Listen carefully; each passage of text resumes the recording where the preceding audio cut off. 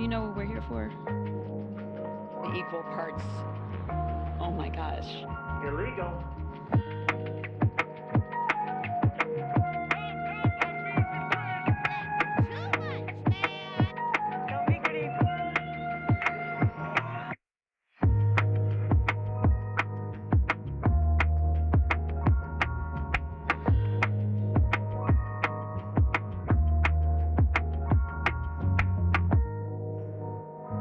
Climate and everything are the same word.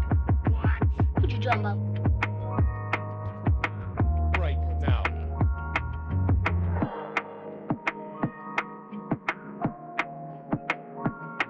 Thanks, Jeff, for the question.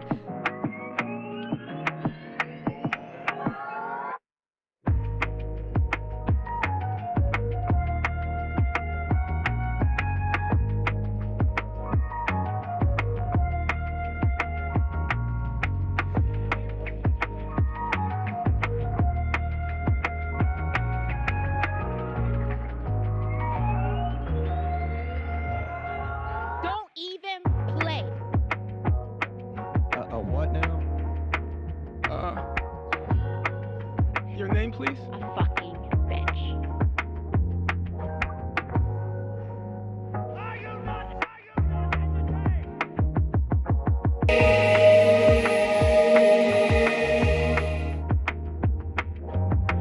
It's a bold strategy, Cotton. Let's see if it pays off for him.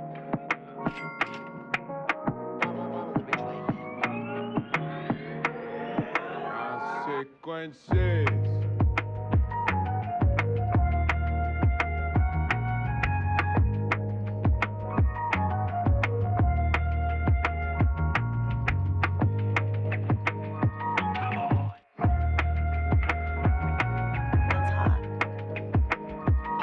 Phrasing. Close enough, just like my wife's vagina. I mean, this woman is dangerous, ladies and gentlemen.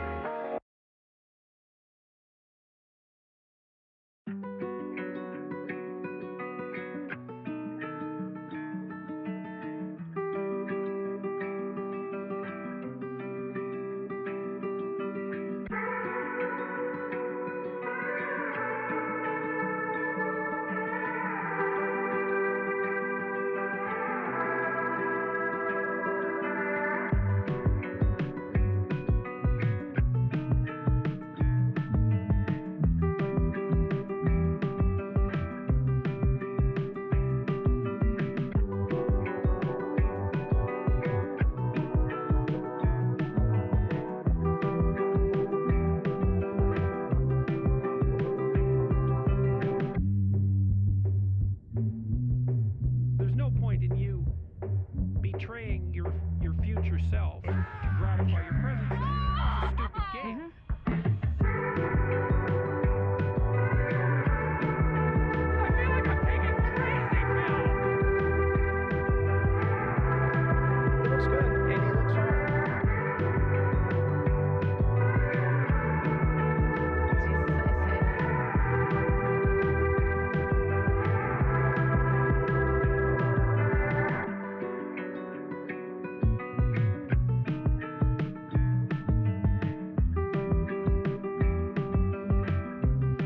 I made a huge, tiny mistake. I did. It's a great day. For being sad.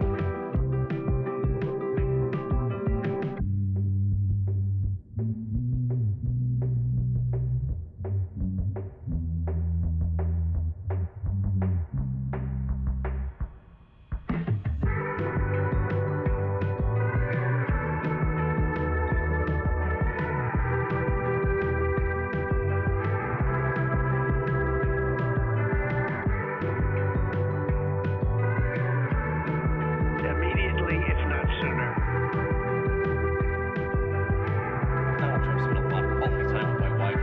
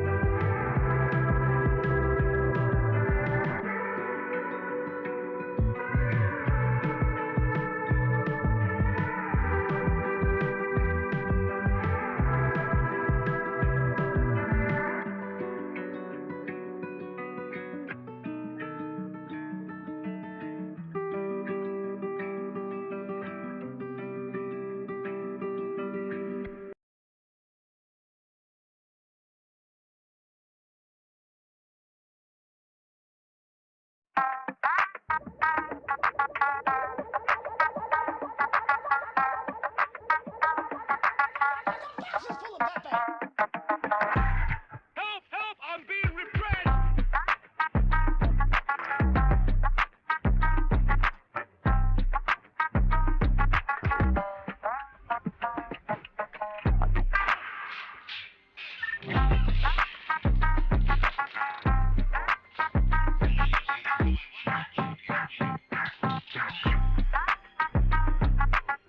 I see that you know your judo well.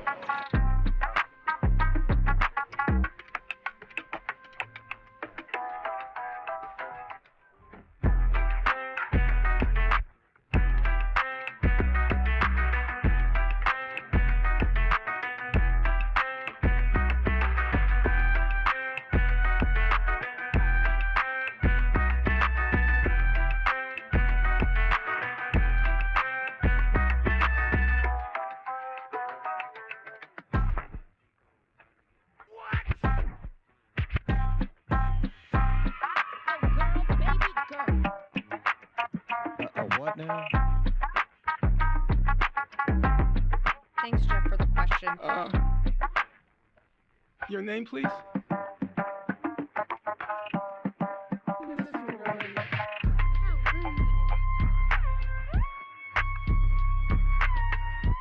You should be ashamed of yourself for having that thought.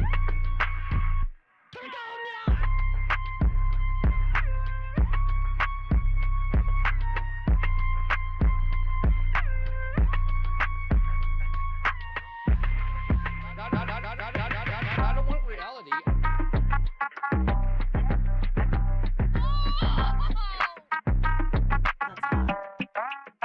So hot right now.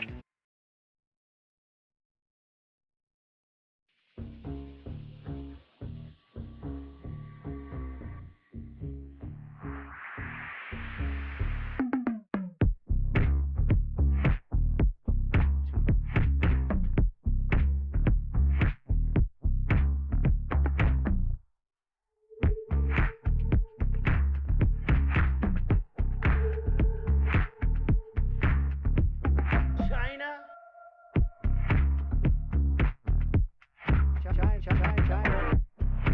Have to have my China. People from China, they love me. Facebook, book.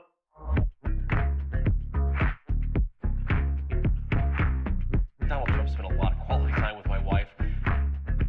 Immediately, if not sooner.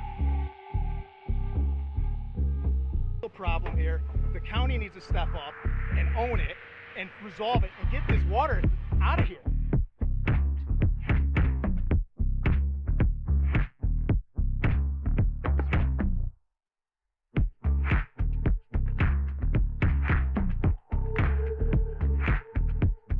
Oh, another curtain.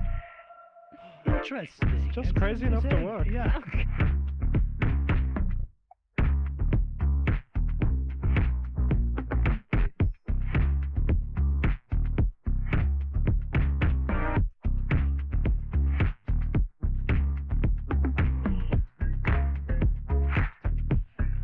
I don't want reality.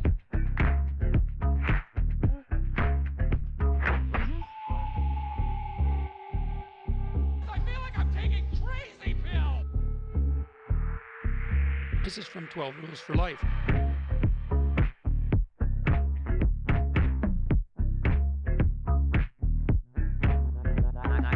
Not gonna do it. Wouldn't be prudent at this juncture.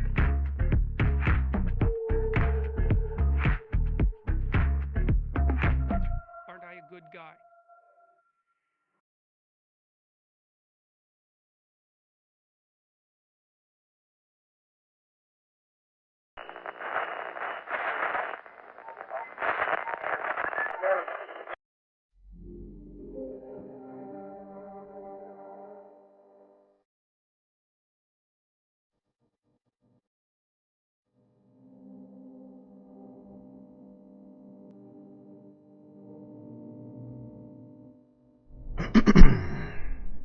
Well, here we are again.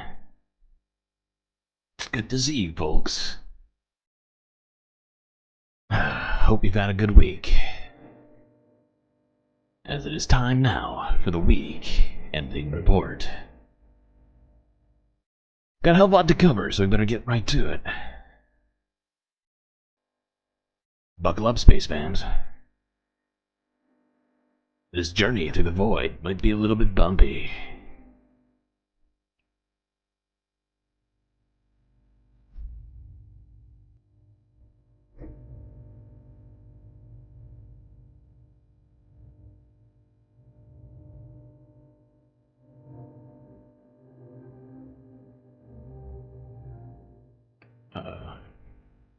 Shorts chat appears. Oh, now everything is lagging. That's good. Not sure why that's happening.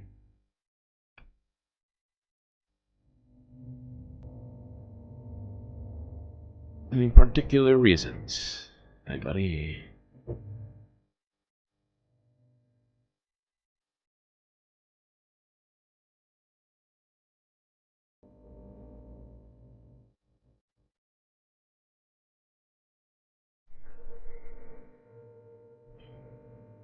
Well, hopefully you can all hear me. I'll at least shout you out while hopefully the YouTube servers catch up with the stream or vice versa.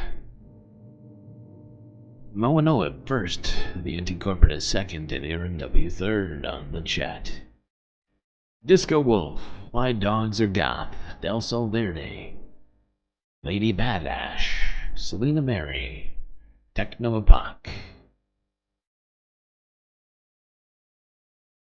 Donald James X. I see you all. Hope you're having a good time. Okay, why is this happening?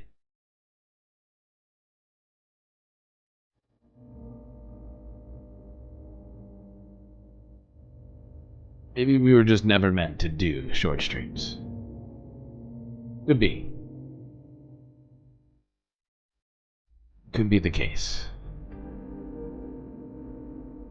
Fact is, this thing was running perfect earlier today without shorts, and now that we're doing shorts, everything is just looks insane. Why is this happening? I want to blame shorts.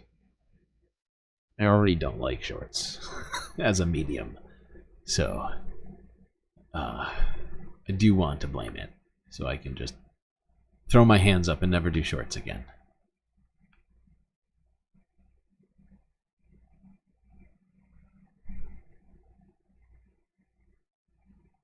This is garbage. Why is this happening? We've got important things to do here, folks. This is unacceptable. Important. Guess I'll just play random old-timey music. I feel like this old-timey music often helps us, for whatever reason. So we're gonna try it again. Short streams are cursed, exactly. So quick to blame shorts? Yes, I am quick to blame shorts. I will be doing that.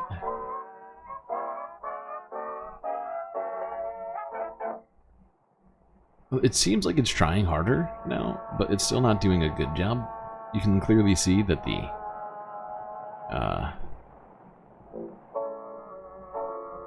yeah, you can see that the void lamp is not doing particularly well right now.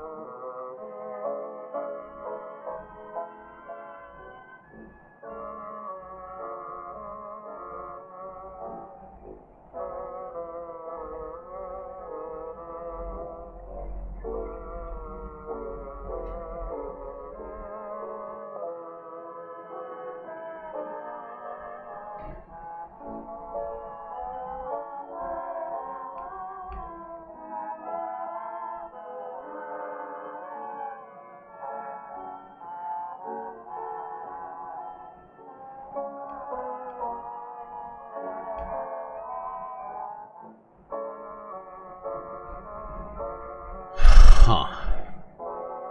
I don't know what to think.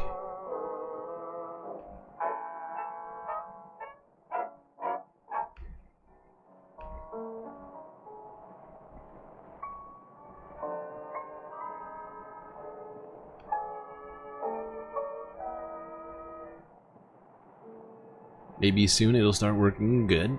Fingers crossed. I have high hopes. High hopes.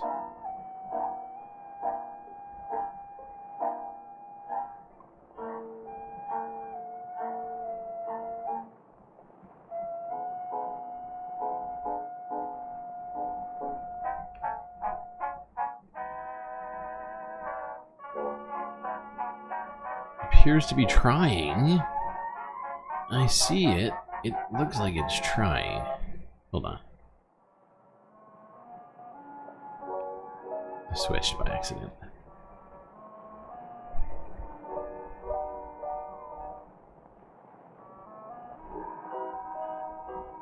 Ooh, look at that. And we're back. Now it's looking good. It's good. It's looking good. Better. It's looking better. I will take this. I will take this the way this is looking. Okay, great. Fantabulous.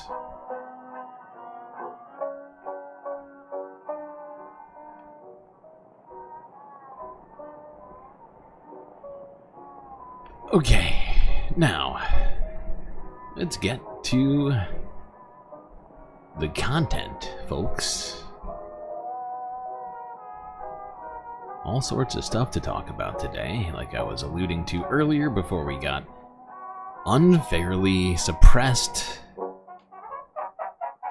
by the YouTube deep state.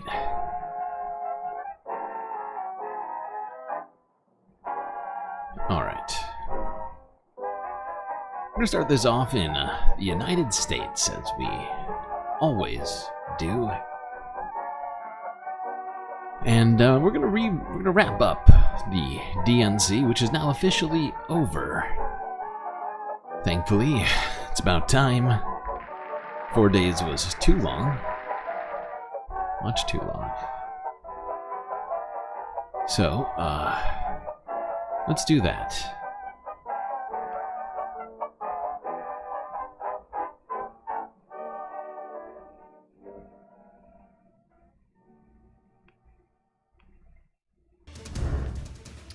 With the Democratic National Convention now concluded and the race for the White House beginning in earnest, we wanted to take a look back at a week that was filled with big names and some significant moments. Let me know in my heart when my days are through. America, America, I gave my best to you. The only personal vanity I want to assert is I'm still younger than Donald Trump. Oh. By what, like 6 months? To run for president with 34 felony convictions. Illegal. Who's going to tell him that the job he's currently seeking might just be one of those black jobs? This weird obsession with crowd sizes.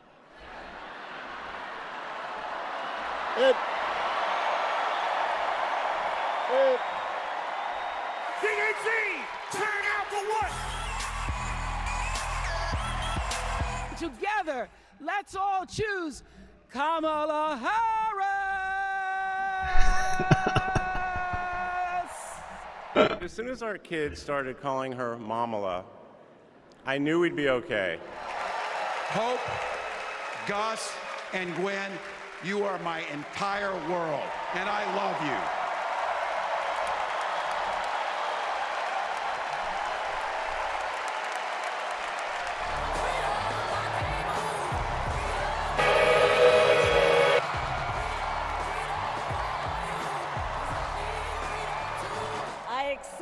Your nomination to be President of the United States of America. And together, let us write the next great chapter in the most extraordinary story ever told.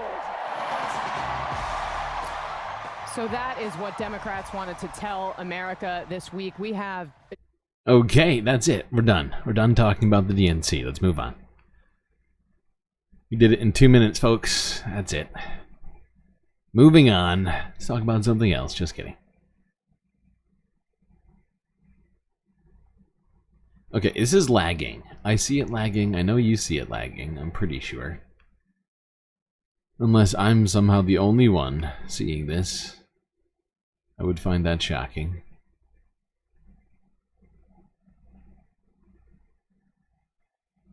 The Aaron Flies just got second on Twitch. Well done. Okay, this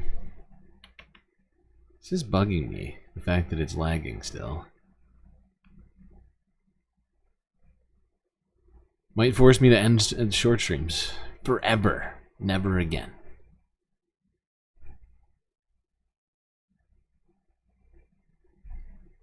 Just do flat streams. That's fine. I can do that. That's fine. I'm fine with that. Because the fact is, we solved the lag problem. We had it solved earlier today. In fact, we were watching stuff. We were doing perfectly fine.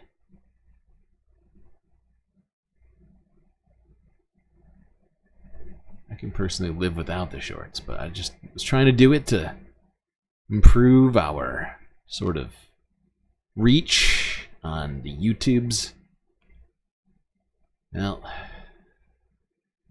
whatever. Let's go here. Majority report. Started off with some fun. Ilhan Omar calls out DNC's refusal to acknowledge Israel's ongoing genocide in Gaza. Let's turn to the uncommitted movement. We're going to have somebody on tomorrow who is an uncommitted delegate, so we'll be able to talk more about this. But I wanted to highlight this video. As we see Alexandria Ocasio-Cortez begin to shift, honestly, her rhetoric in a way that I'm disappointed about. Months ago, she was on the House floor calling it a genocide. And then she did her convention speech as there were major protests outside. And she repeated the State Department Biden administration line about a ceasefire and hostages. That is not happening. It's now quite clear that Benjamin Netanyahu will not agree to a ceasefire, and it needs to be imposed upon them in the form of sanctioning Israel and doing an arms embargo. These are the things that are going to be necessary, because if the war, genocide, stops, Netanyahu is both going to be under criminal prosecution, will be out of power, and the messianic freaks that are a part of his majority coalition government won't stop until they kill every Palestinian that they can, and also maybe attempt to spark a regional war to drag the United States into it. We're like the amount of people that are dead in Gaza, we have no clue. A week or two ago, there was a letter written by American doctors working in Gaza that put that number over 90,000. There are other estimates that put it in the hundreds of thousands. They've killed all the journalists and the record keepers. So that's another part of why they aren't interested in ceasing fire, because war crimes investigations will happen and we'll know the true death toll. If you're alive, but everyone you loved has been killed, yeah, no kidding. You are so emaciated that you'll never retain your full health again, that doesn't count towards the conservative death tolls that we are talking about right now, which are on their own devastating, horrific. Or your limbs are gone. I mean, the trauma that the people in Gaza will live with who survive for the rest of their lives. Keep my shorts on. Well, the fact is if it keeps lagging like this, through the rest of even just this video, I'm probably gonna turn it off. Not gonna lie. Just because I want the streams to look good, right? We spent a bunch of time trying to make it so that it wasn't lagging. And for both streams to be lagging, just because, all three streams to be lagging because of one addition, I gotta spend some more time maybe after this stream to try and work out the bugs, figure out what I can do to reduce that lag. But, I just don't want to have to deal with it. We saw so many Zionists talk about decapitated babies. I just saw another retweeted it, another image of a kid's head splayed open because of a bombing. A little boy, it seemed like, being held up by somebody. I've seen flesh of children that is so torn apart that it looks like putty. So with that said, these protests are righteous, they're necessary, and I'm encouraged to see Ilhan Omar, who I gotta say is probably my favorite member of Congress because she both stands on her principles and plays the inside game as like the Progressive Caucus whip really well. She deserves more credit for her political shrewdness as well as her principles. So and her ability to win in Minnesota, which right, yeah, like people always want to suggest like that's like a majority Somalian migrant district. It is not. I would recommend looking into the demographics. If you that is a single-digit minority in Minnesota, if I'm not mistaken. That's just. It's a white supremacist Minnesomalia sort of talking trope. point, and so that's I love that efficacy, and I made this point the other week, but Cori Bush and Jamal Bowman lost, and I hate that they lost, but in part because I think the members that staved off AIPAC from either, not pouring a ton of resources in or staying away entirely, it was Summer Lee, it was Ilhan Omar, it was Rashida Tlaib. They were all state representatives before they got into Congress. So they had this kind of like infrastructural support. More of a machine. Then, and Cori Bush just didn't have that. Jamal Bowman had the Democratic Party that was actively hostile to him in New York State. So these are things that we just should flag. And now that Ilhan Omar has survived her primary, she's still keeping up the good fight. This is what she had to say at the uncommitted rally outside of the Democratic National Convention just, about an hour ago.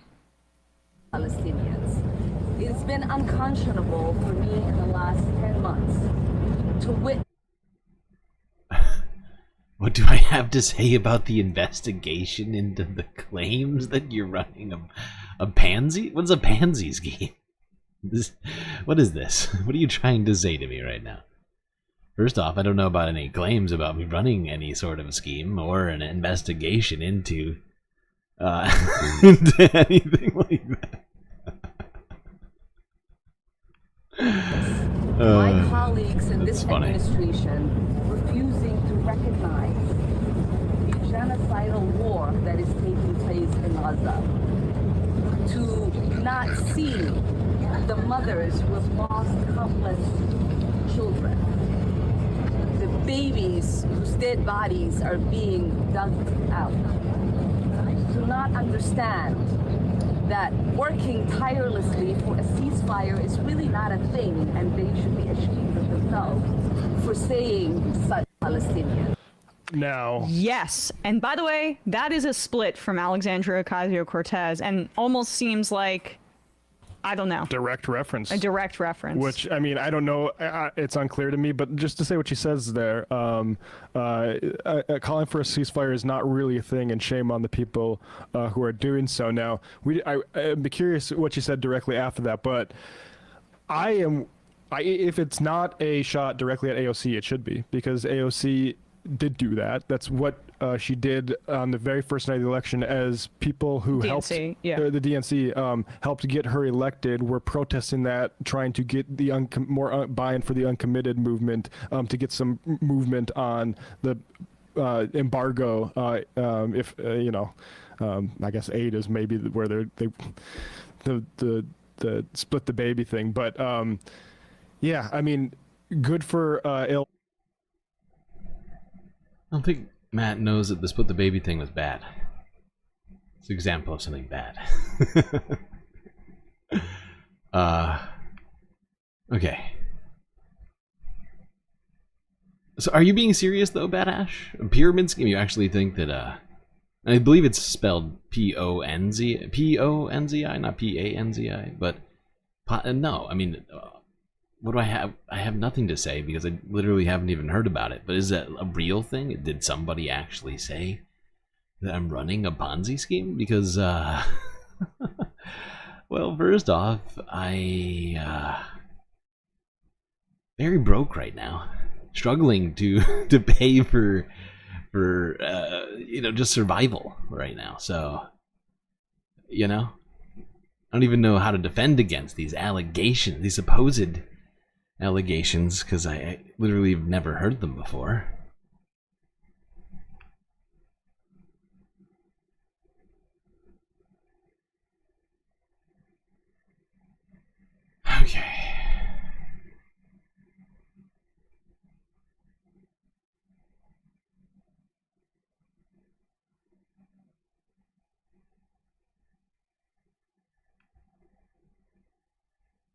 What are we doing? Okay, yeah, let's do this. This is the first of the Hassan related bids here. I only recently heard about the fact that Hassan was actually at the DNC. He even got DNC credentials and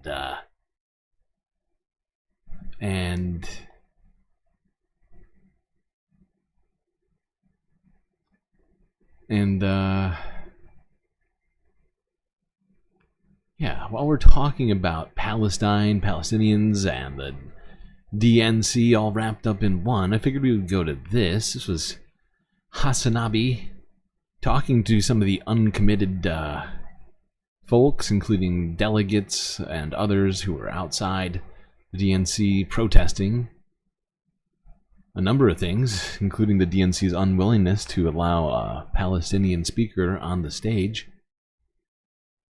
Yes, someone did. It's you, because I'm not sharing. Wait, so Badass, you're saying that you're the one who's accusing me of running a Ponzi scheme because I'm not sharing. You're saying I'm not sharing the wealth from the enormous amount of funds I'm receiving from Patreon? Is that what you're saying? I'm not. There's no kickbacks for viewers. Is that what makes it a Ponzi scheme? I'm so sorry. So sorry to disappoint you.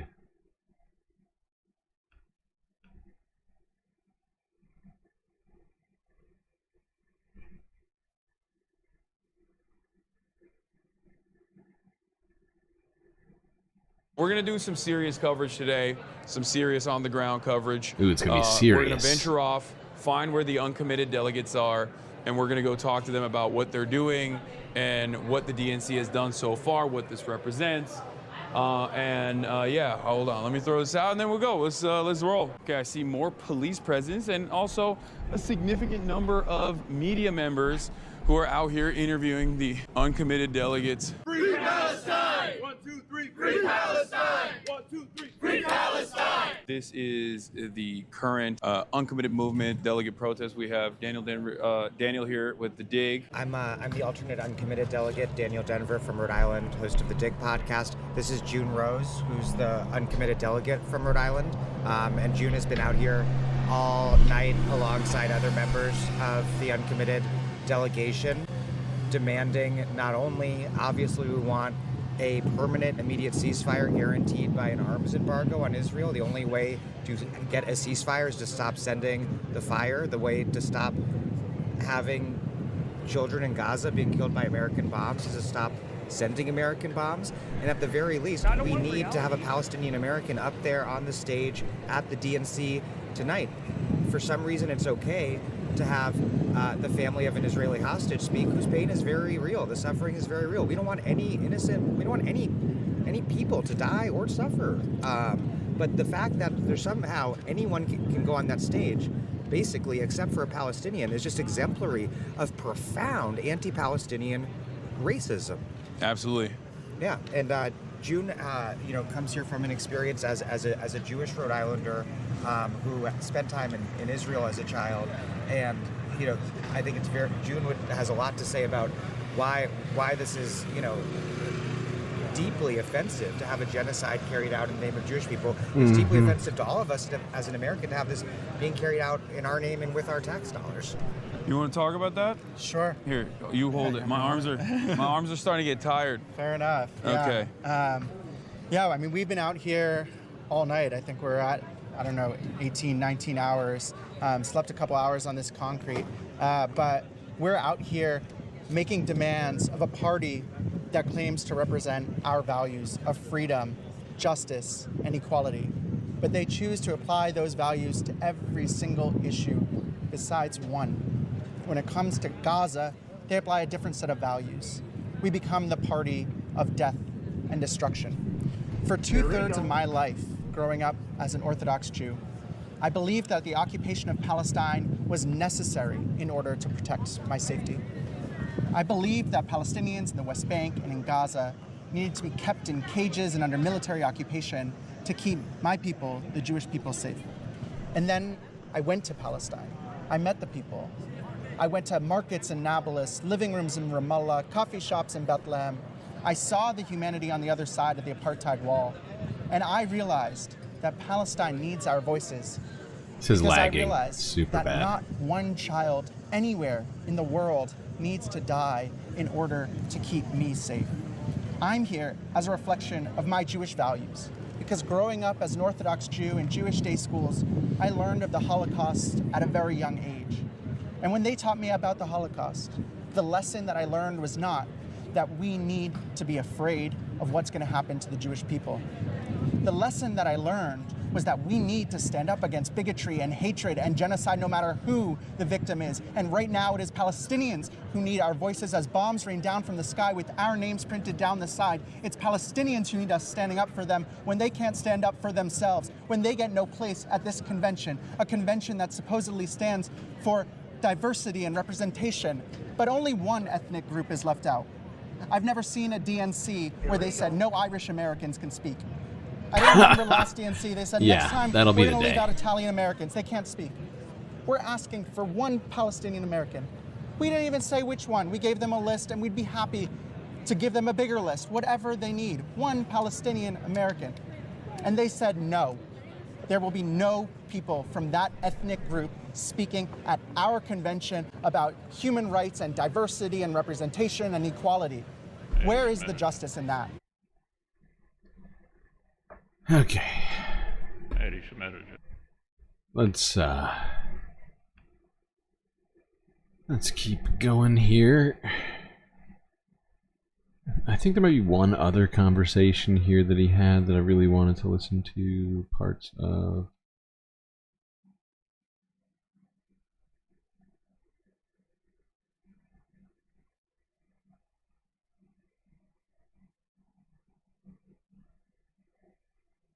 No, we're just gonna move on. We're gonna move on. We got other videos to look at today. Let's go here. Bernie Sanders calls out the AIPAC and its Republican backers during DNC speech.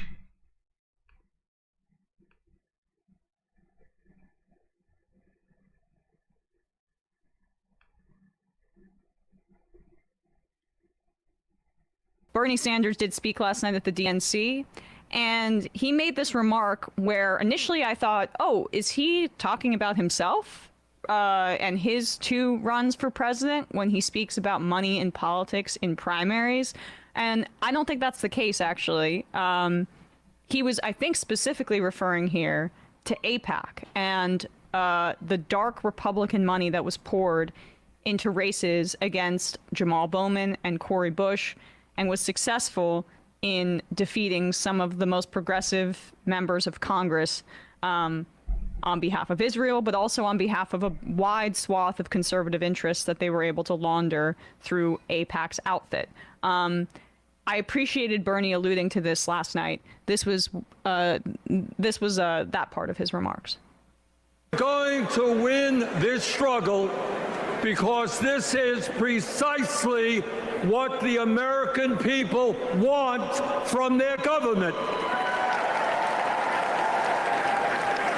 And my friends, at the very top of that to-do list is the need to get big money out of our political process.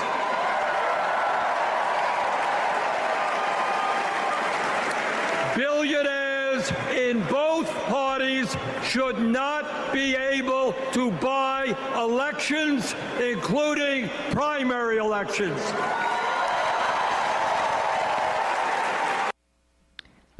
I think that is what he was referencing, not his primary, although it would apply in that instance as well. Right. You know, this is an urgent problem in how Israel aligned, whether it's the DMFI or AIPAC, are just buying elections and foreclosing and going after the squad. And it's not to say that like a larger part of it was just say how Bowman's district was redrawn, for instance. Like it's not exclusively like a left problem, but they are picking. But it was people that can- redrawn, I mean, by a Right. very conservative party chair. Exactly, Who yeah. did not like AOC, although now. Yeah. Yeah, totally. Got more to talk about with this here DNC. Bunch of things.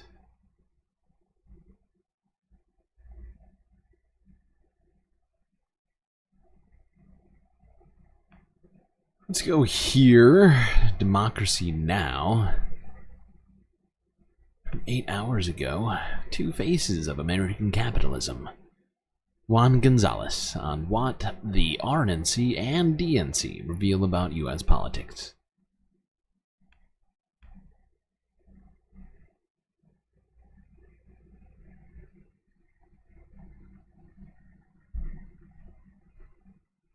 Juan, we began this week with you and Bill Ayers going back to 1968, talking about the protests of the time.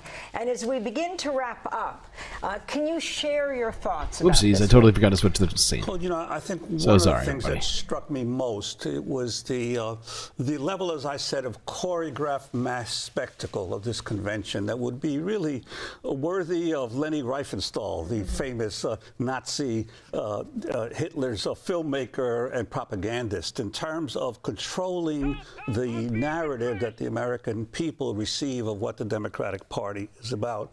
We've seen that both the Republican convention and the Democratic convention show the two faces of American capitalism. On the one hand, with the Republicans, you have a party of white supremacist capitalism, of anti-immigrant xenophobia, of patriarchy, and of war on the working class. And now, this past week, we've seen the party of multiracial neoliberal capitalism, for a party that seeks a kinder and gentler form of mass deportation and border militarization, and one that is even more aggressive in the imperial policies of the United States than even the Republican Party, if you consider that. And both parties sort of having a disconnect with the rest of the world. I was stunned by all the chants of USA, USA, USA throughout the Democratic Convention, when the reality is that the United States has never been lower in its prestige and never more discredited around the world than it is today, as a result of, especially of its the war in Gaza, but of all the attempts at regime change and controlling other countries and forcing other countries to do what it wants. And it reminds me constantly that one person, one vote is a dangerous concept because there's always the possibility that the masses of people will act in ways that the rulers don't want. So the necessity to control the narrative, to control what is the people consider possible, is so it's so important to our ruling classes, and that's why they invest so much time and so much effort in this choreographing of spectacle to somehow or other prevent the people from thinking of other possibilities. And so I think that. Yeah, Juan Gonzalez makes a great point, as usual. I mean, he's a man who's constantly on point with things, and you know, the United States in entirety is at the hand of so many bad things around the world, and yet both national conventions, RNC and DNC, were filled with a lot of nationalism. And I think the reason for that, the reason why Democrats are also doing this right now, I think it's because they were trying to fill that space and hopefully win over, you know, overtly nationalistic sorts of people who, you know, and it may be effective, I don't know, but you know, it's definitely it definitely says something about our state of things. And the fact is, if you look at both of these conventions, it was filled with incredibly rich donors and celebrities and all these other sorts of things, all this money flying around, and you know, God, Yet there was one thing that seemed to be somewhat, what do you want to call it? A through line between both of these conventions is the sort of utter and blatant disregard for Palestinian lives, people in Gaza and the West Bank, and in the Middle East in general. In fact, I mean, there was some differences. I mean, at the RNC, there was, if I recall, some direct calls for more violence in Gaza. At least I don't think we heard any of that necessarily, not blatantly at least. Although there were certainly some that you could glean from the subtext.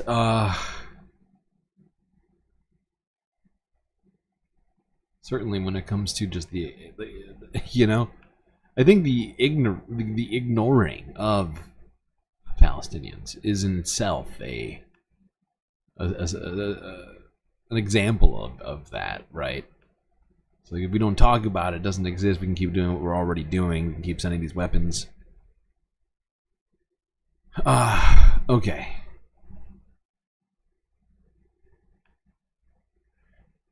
Let's go here.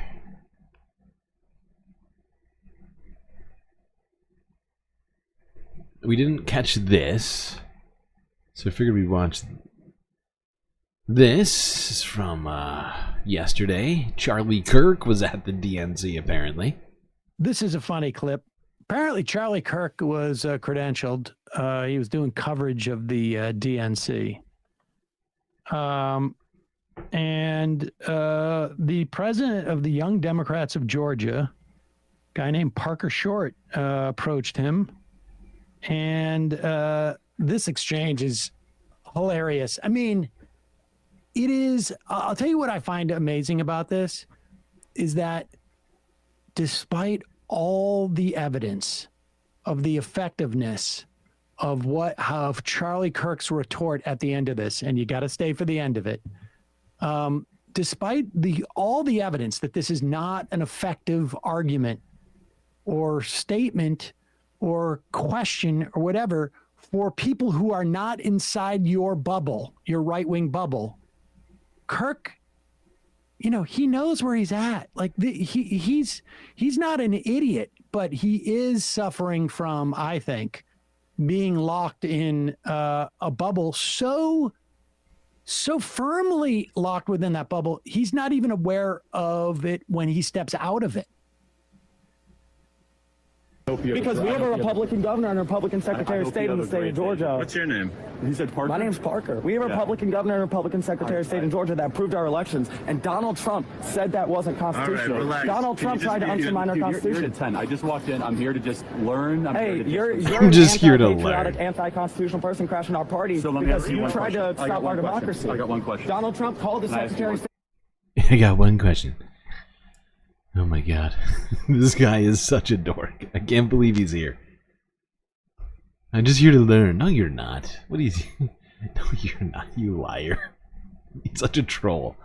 I'm just here to learn. Let me ask you one question, I though. just walked in. I'm here to just learn. Hey, you're an anti-patriotic, anti-constitutional person crashing our party So let me because ask you you one tried question. to I got stop one our question. democracy. I got one question. Donald Trump called the Can I ask you Secretary one of State of question? Georgia and told him to find him some votes. What is a woman? Oh my Jesus God. That is so fucking weird. He says, you're an unconstitutional asshole. He's like, tell me what's a woman.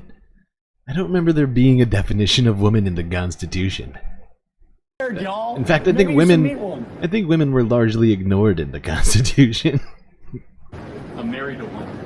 I'm married to one. What a turd. Because we have There you go. I'm married to one. But the best part is like Close it up, just like my wife's vagina. You know, I just saw something in chat I just want to address, which made me very sad. Jerry lost a gummy. Jerry had a gummy, and now lost. Now it's lost, and it's gone. And I think we should all put out our best vibes, our best gummy finding vibes, for Jerry, so that she may find that gummy. I'm just putting that out there. You don't have to. Like, what's your response to Donald Trump, being caught on tape, essentially, like fishing for more votes? What's a woman? I mean, it's just like the dude, they are just locked in a bubble. I mean, I have no illusions as to who, is in our audience. We'll occasionally get libertarians. We'll have some disagreement about Israel, Gaza. We'll have, every now and then somebody from Rumble will call in. But if I walk into the Republican National Convention, I'm going to anticipate talking to people who don't agree with what I agree with. And I'm going to approach them with the most effective argument I have. I've never heard of that. And Charlie Kirk deploys What's a Woman? Wait, you're telling me that Charlie Kirk was somehow supposed to glean from the information available, the fact that he was going to a national election convention of a party that he's oppositional to. You're telling me that he was supposed to somehow take all that information in and then use it to come to some sort of conclusion, that being he might run into somebody who disagrees with him? Get out. Get out. I don't believe it. I don't believe it.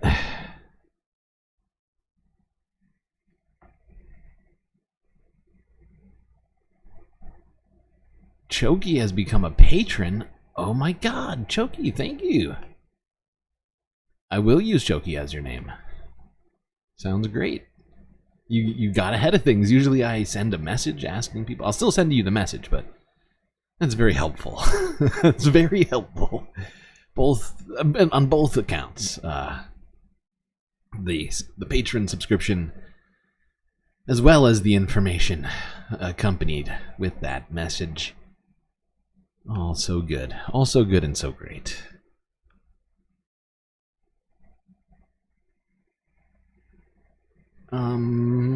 Let's go here.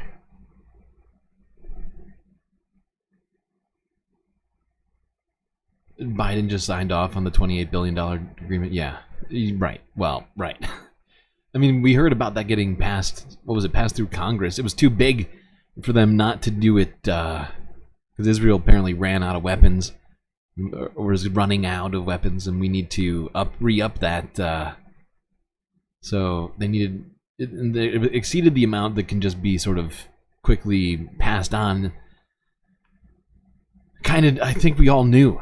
I think if you were at all paying attention to how Biden's been dealing with this, that's what was going to happen. He's going to give Israel weapons while saying we need a ceasefire. It's a paradoxical situation that we are living in. Now, I'm afraid I'm not going to be able to add your patron, your name to the patron shout out for the end of the show. Not while I'm streaming. It's a little too much. That's too much, man! But I will get it for next stream. Okay, let's go here. This is from Forbes. Breaking news. Always with the clips. Over here at the Forbes Clip Factory. Let's see some of Kamala Harris's, I think, well, not nieces, well, nieces and stepdaughter. Ella Emhoff, Mina Harris, and Helena Hudlin.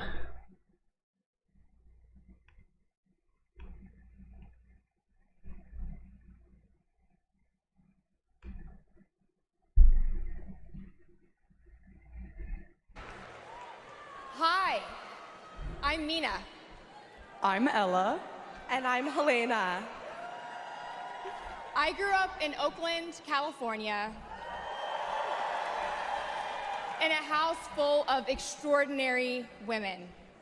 My mom, my grandma, and my auntie, who showed me the meaning of service, helping her sister, a 17-year-old single mom, fighting for justice for the American people, and still cooking Sunday family dinner. She guided me, now she's guiding my own children, and I know she'll guide our country forward. Kamala came into my life when I was 14. famously a very easy time for a teenager. Like a lot of young people, I didn't always understand what I was feeling. But no matter what, Kamala was there for me. She was patient, caring, and always took me seriously. She's never stopped listening to me, and she's not going to stop listening to all of us. So, Ella, if you're not aware, has been involved in pro-Palestinian activist sort of things. Now, unfortunately, during the speech, she does not mention it. I feel like she was promised to be put into the gulag, or perhaps at least grounded for eternity. Although I'm pretty sure she's a grown woman, so she could technically do whatever she wants. But, you know, I was a little disappointed that she didn't say anything about Gaza, because I know what her feelings are about this, but, I don't know, I'm just... Kamala Harris is my godmother. To me, her advice means everything. Whether it's pursuing my passions, making an impact, or finding hope when the world doesn't feel so hopeful. She taught me that making a difference means giving your whole heart and taking action. She's fighting for economic opportunity, LGBTQ+ equality, and reproductive freedom, because we are not going back. She's fighting for social justice, health justice, environmental justice. And she isn't alone. We're all in this fight together. I hope we get all those things done. I truly do. She probably wasn't allowed to. Yeah, that's what I'm saying. I know. Like, I know that they told her not to say anything.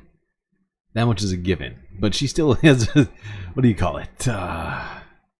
Freedom. Rid of the Second Amendment? So, you know, she could have technically said something. I don't think that the Secret Service could have gotten up there fast enough to stop her. If she really tried. You didn't think about the shout out? Well, hey, that's even more cool that you didn't even think about the benefits, you just wanted to support, and I appreciate that. By the way, anybody here who's not in the Discord, you should definitely get in there, as we have continued galactic conversations and other such space fams related stuff going on there, as well as if you're a patron, you get access to the secret Discord channel. Among the myriad channels that we have in the Discord, there's one secret Discord channel just for the patrons.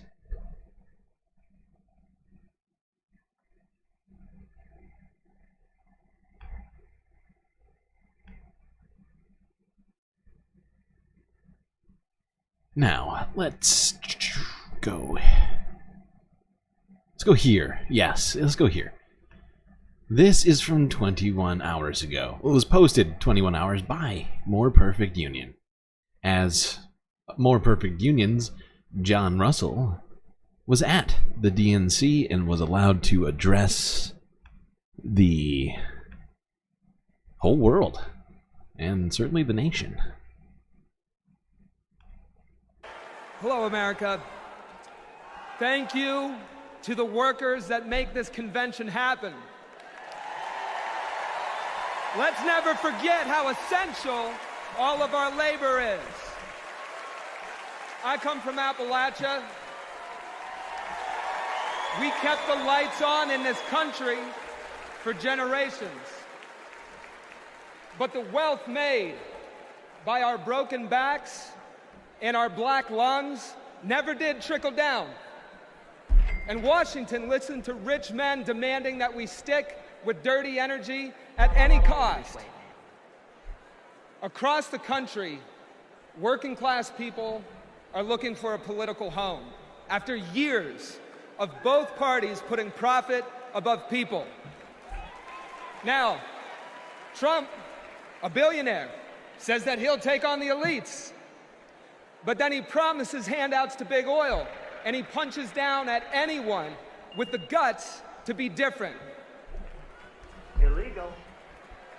But populism that insists we are too different to get along, is just divide and conquer by a different name.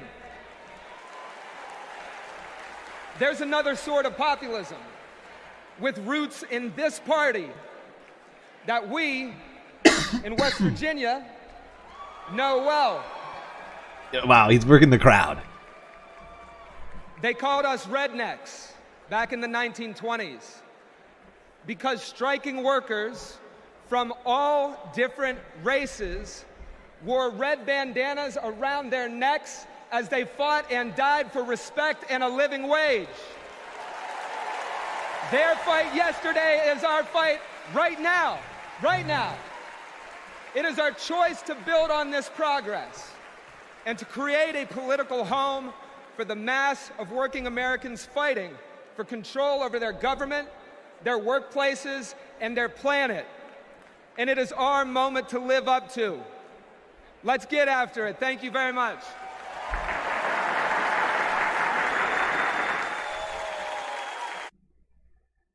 Awesome. I thought it was pretty interesting to see DNC attempting to embrace leftist online creators such as More Perfect Union, such as Hassan, aka Hassanabi. Now I'm just teasing you because we're not going to get to any of that extra Hassan content quite yet. Let's go here. This is the majority report. If you've missed any of the majority report this week, we're hitting it hard today. We're hitting it hard at the majority report for the first half. Let's go here. The MR from a day ago. Walls shifts civic-minded politics back to Dem Party frontline.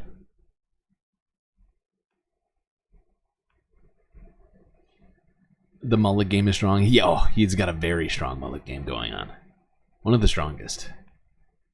Last night, there were a lot of things that we criticized about the evening.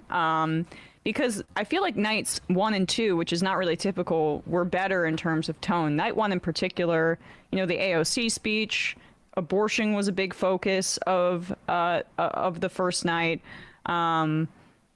The second night also had Bernie Sanders speak and things like that.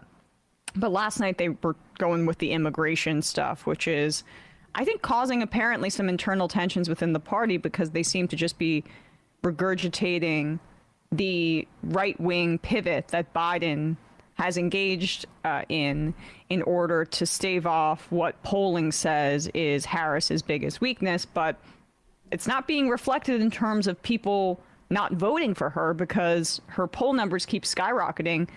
Or at least, there's still a lot of work to do. She's in a much better position than Biden was. So I wish that they were a little bit, oh shit, more principled on that matter. I'd like more Jillian Castro. I think maybe. Yeah. I'm totally sorry, chat. I just realized something. You have likes, don't you? How many is the question? Good God, 20 likes. 20 likes and I haven't given you any. Aside from a rollover Sam Cedar. That's a 19. That is a 12.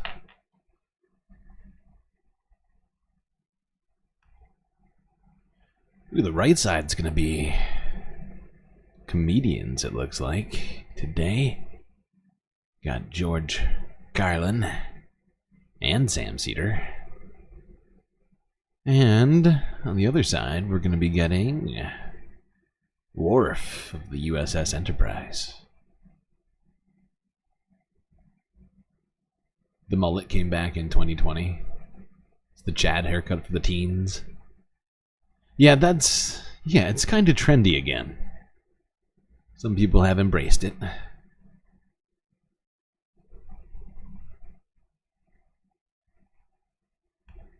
And I understand people's very mixed points of view on this. I think it's somewhat contentious.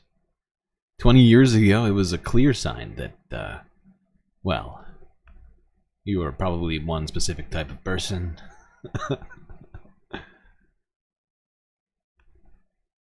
Okay.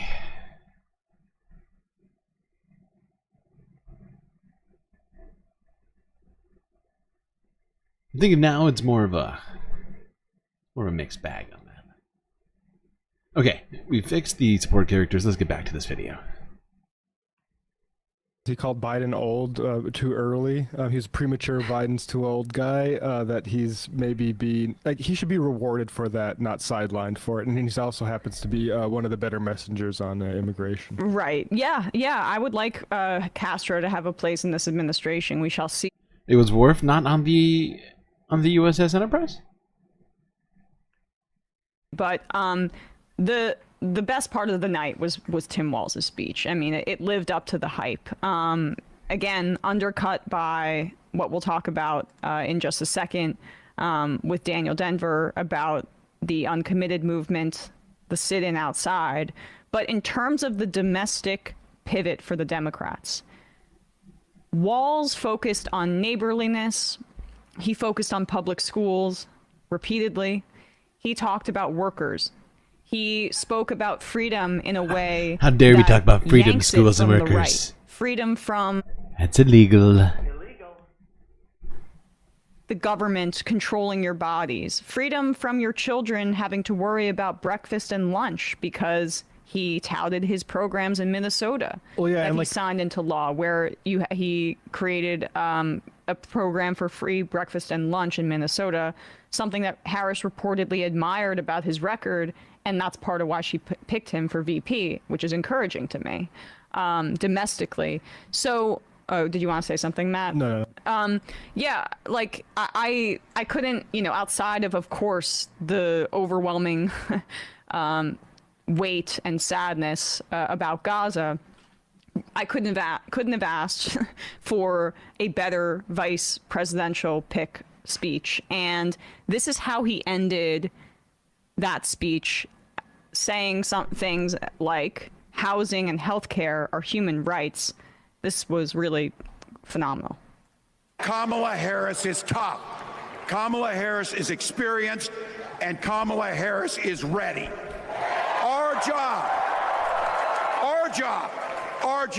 Our job for everyone watching is to get in the trenches and do the blocking and tackling. 1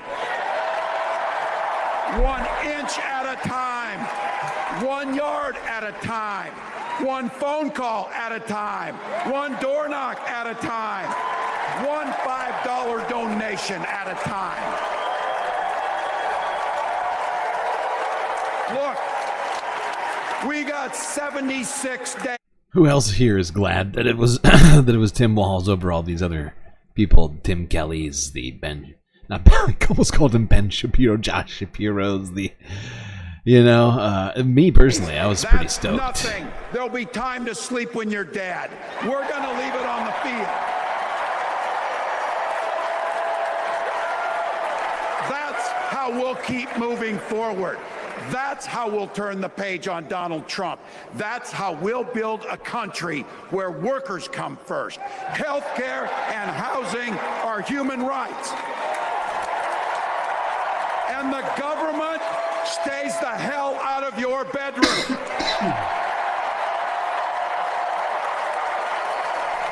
That's how we make America a place where no child is left hungry, where no community is left behind, where nobody gets told they don't belong. That's how we're gonna fight. And as the next president of the United States always says, when we fight,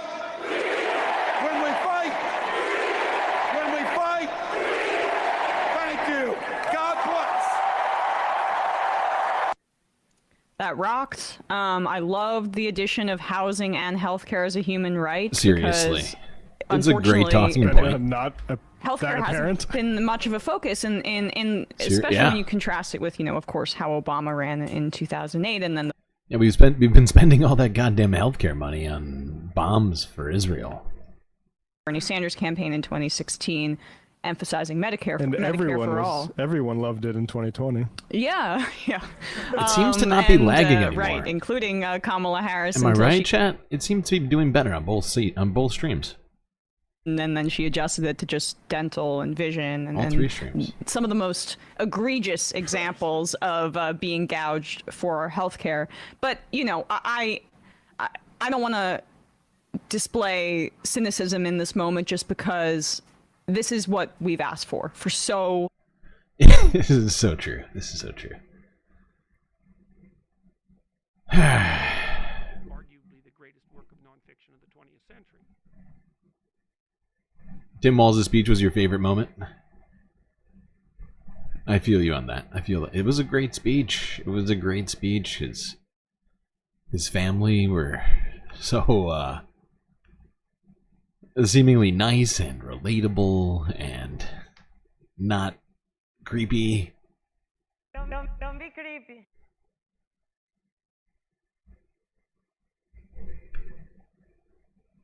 Okay.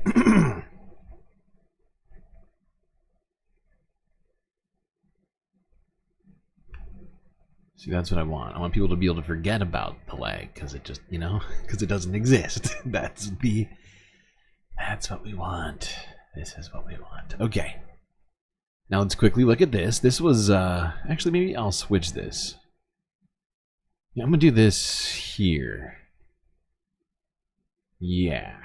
Yeah. That makes more sense. That makes more sense. Why didn't I? Okay, whatever. That's fine. Alright, let's go here. This is, these are 2 people that you probably are all familiar with. Hasanabi and Cenk Uygur. What's up? He's eating a fucking hot dog. I wanted to show on. Oh my god. Hold on, wait. The OG before. Wait, wait, I'm sorry. My software's lagging. Let me wait. I'm gonna make sure that you can all see this. So like I was saying, Hassan got credentials for the DNC. That's why he's on the thumbnail. He was there. He was interviewing people. He was, as we saw earlier, he was outside. He was inside. He was all over the place doing his thing. Oh, it's working. Fantastic. Okay. Of course, Cenk had a pass as well, and he found him at the DNC. So let's watch them talk. As you can see, Cenk's got a hot dog and probably a free bottle of water, I would guess, but who knows.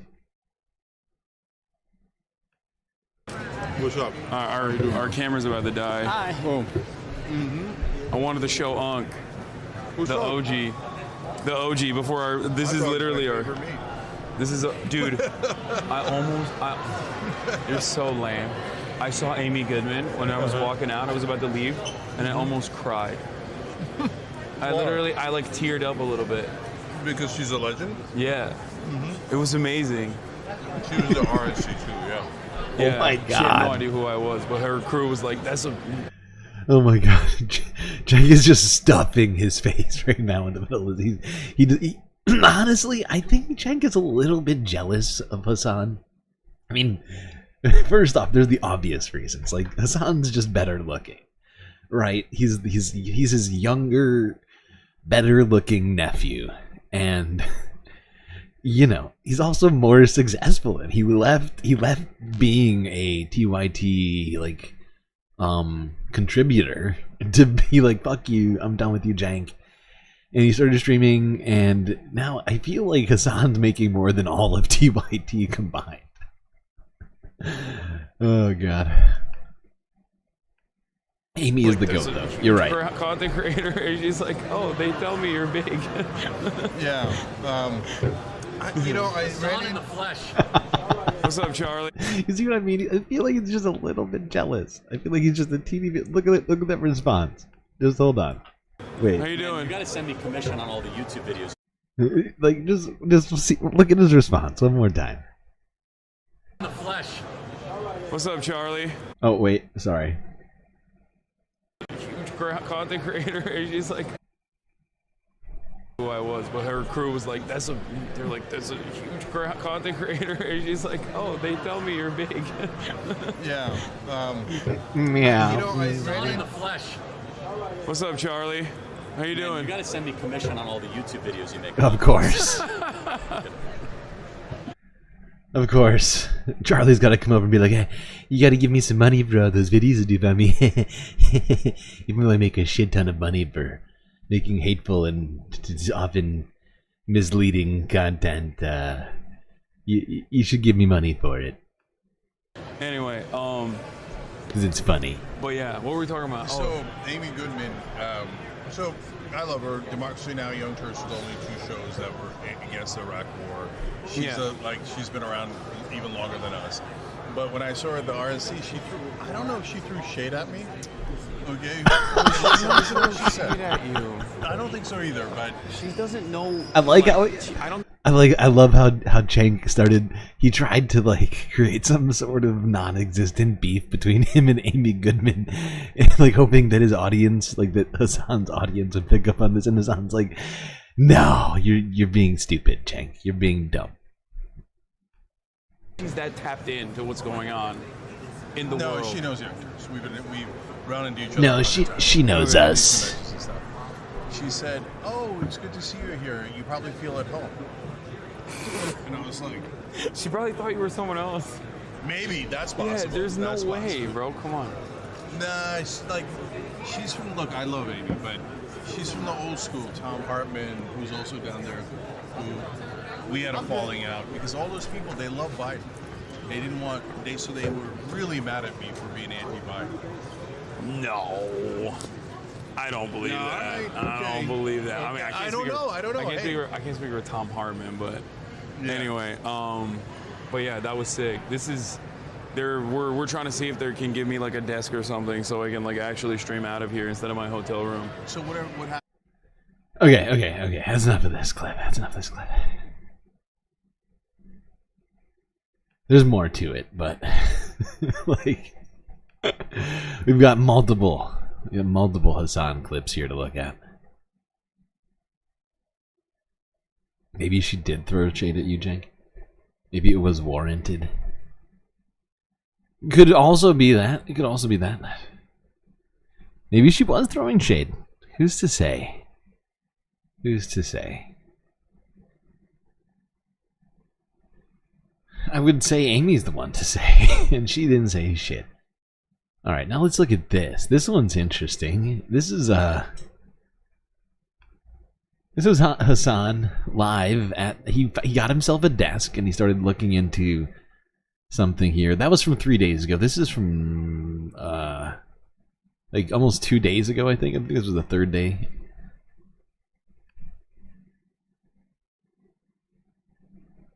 Apparently, some Republicans decided to try and crash the DNC.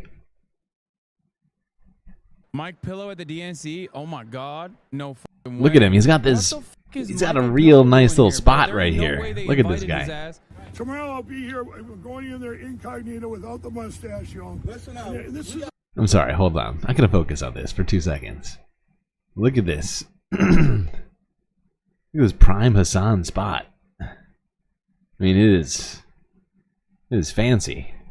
Mike Pillow at the DNC? Oh my God! No fucking way. What the fuck is Michael Pillow doing here? Look at bro? this. There ain't no way they invited Pause. Look at this. Look at this booth. Look at this booth. The VIP booth over here. The Hassan VIP booth. Tomorrow I'll be here. I'm going in there incognito without the mustache, y'all. Listen up. This is the conversation. Hey, this is the. Wait, he's gonna shave the mustache to go into the fucking DNC? Oh hell no. Illegal. Mike Pillow looks like he's mainlining his drugs lately. Bro, a little bit of crack dust and this shit is over. You understand me? A little bit of crack, bro. Just a little bit. Oh my God, I should have talked to the fucking dudes last night. Okay, hold on. I'm gonna line up a couple of these other ones that he found. Where is it? Oh my God, here it is. 7,000 votes. This happened last week. Oh my God, he's yelling at a child. Baby, what is going on? Judge ruled in Georgia. Oh my God, he really did shave. He really did shave the mustache too. Holy shit. Sorry, hold on. Sorry, stream software is being a butthead. There we go. Oh, wait. Alright, here we go. The tent smaller. Mike Lindell is running amok. Oh my God, he looks so creepy. Why is Mike Lindell debating a baby, bro? 250. It's like a 12-year-old child. Why is Mike Lindell debating a f***ing baby? What is going on? Judge ruled in Georgia that are missing from the 2020 election. So this just came out. You're behind. You should. So your sources trust me, bro? That's your source? Your sources trust me, bro. Goddamn, that kid just melted Mike Lindell. Oh my God. Seriously though, he just got destroyed by that child. Being wrecked by a baby and yelling. 257,000 votes. This happened last week. A judge ruled in Georgia that are missing. I love how this guy. Whoa. This just came out. You're behind. You should. So your sources trust me, bro? That's your Wait, source? hold on. The source. It's in your papers in Georgia. Is this why? Is this why this thing is acting slow? My software is trying to run updates right now. Are you kidding me right now? Is this a joke? Oh my God, this is why everything is running slow right now. My goddamn Streamlabs software is trying to run an update. Why are you doing this? Why? Hold on. I'm sorry. Please hold. Everybody, please hold. I am very sorry. I'm sorry. We were in the middle of peak enjoyment watching Mike Lindell get wrecked by a goddamn baby. And now my fucking stream software is trying to oppress us. This is utterly... Who asked? No one asked for this. No, literally no one asked for this. Okay, thank God. Alright, I fixed it. I canceled it. I figured out how to stop it. Okay, great. For a second, I was gonna be like, dude, if I have to restart my goddamn stream software because of this, I would have been so mad. Okay. Okay, I think we're good.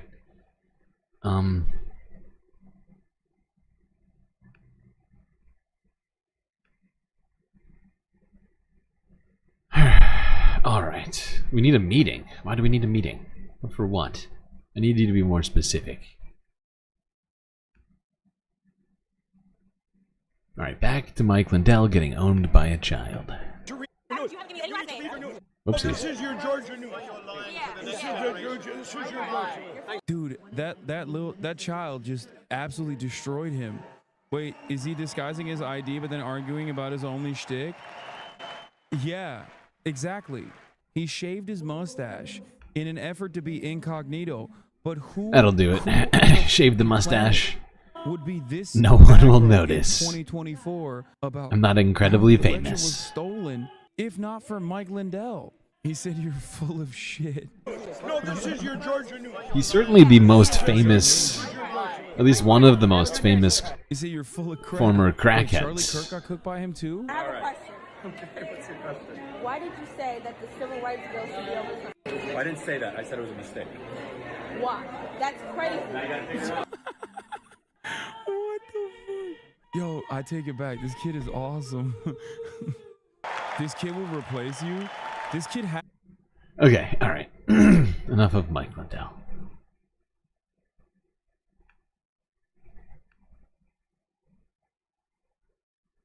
I feel like that freaking update made everything slower suddenly. Is there something else running that I don't want running?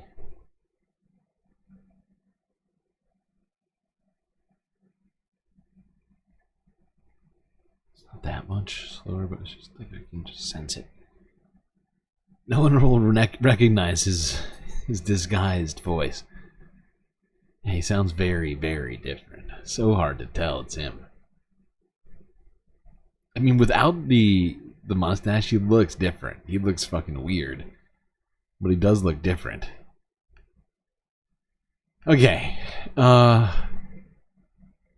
So, not sure what happened entirely. Now, Hassan makes some claims in this next video.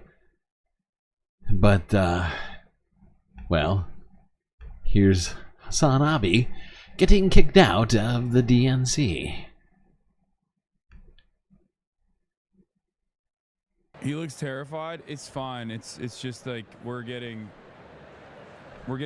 booted. We're getting booted from this space. Booted. We're fine. We're fine for now. In this, well, we're not fine for now. We're like literally, like we're permanently done here, bro. That's so whack.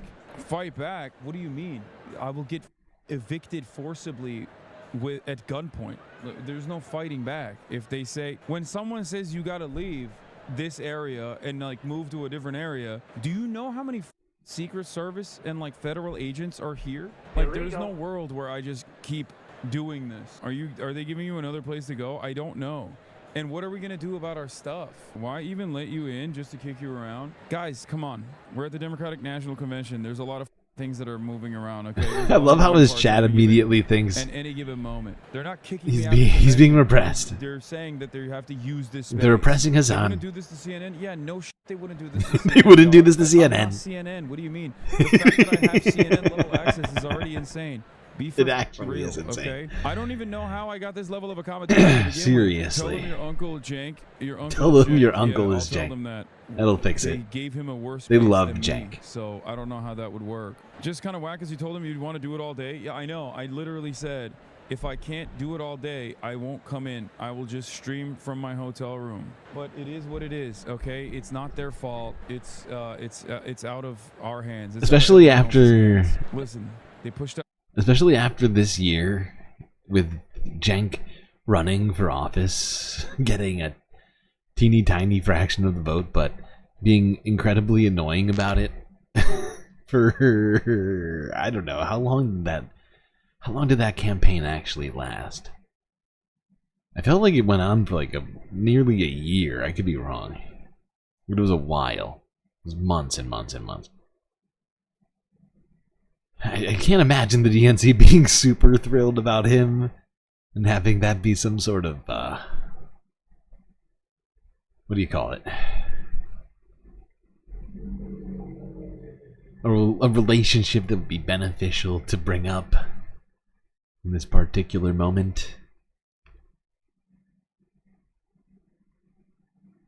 They gave him a worse seat than you. Did you have a seat at the DNC, Selena?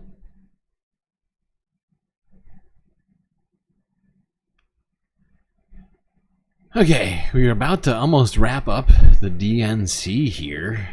Getting very close. Let's go to this here. This is Associate Press, 23 hours. Kamala Harris accepting presidential nomination at DNC. And every day in the courtroom, I stood proudly before a judge and I said 5 words: Kamala Harris, for the people.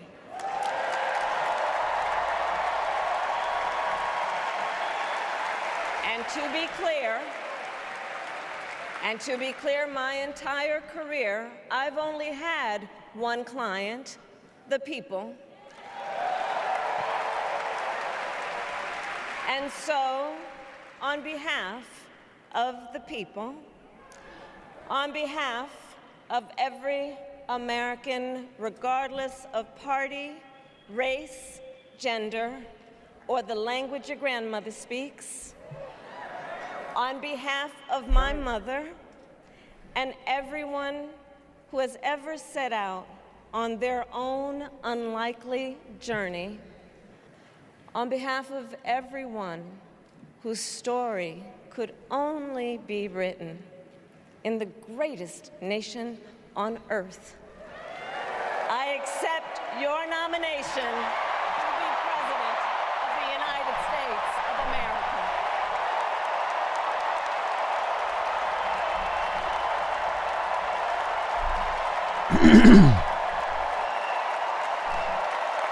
This is definitely a historic moment. Our nation with this election has a precious, fleeting opportunity to move past the bitterness, cynicism, and divisive battles of the past, a chance to chart a new way forward.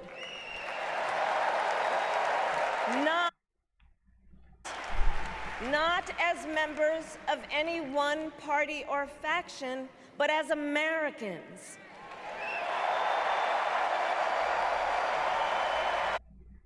Okay, so that was basically her final sort of words there, I think, if I'm not mistaken.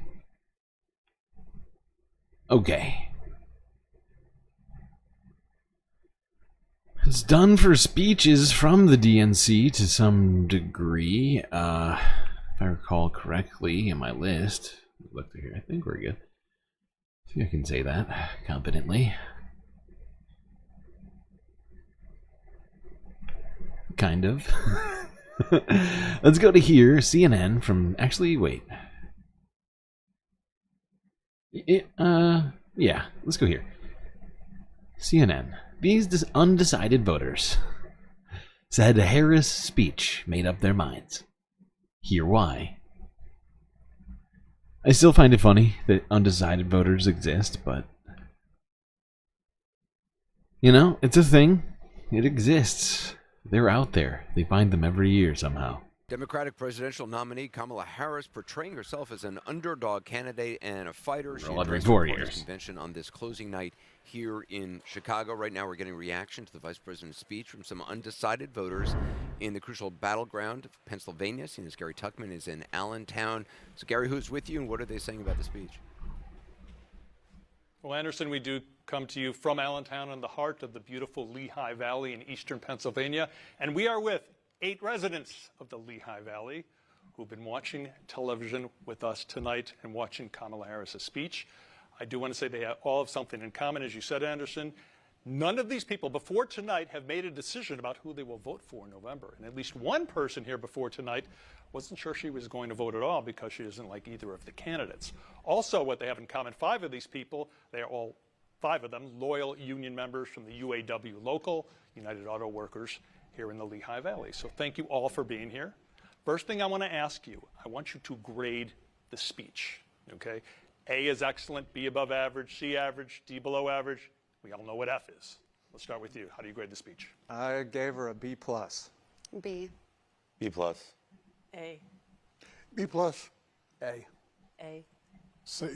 C. So That's pretty good grades. Pretty good. It's basically like an A- average or something, somewhere in there. It's pretty damn good. It's what you would want as a result of this, you know. I mean, a lot of this I do feel like is intended to speak to these supposed undecided centrists out there. True low information moderates who've been waiting 4 years to pay attention to politics again, and you just woke up yesterday, turned on the TV, and saw the DNC. Now they're making decisions, I guess.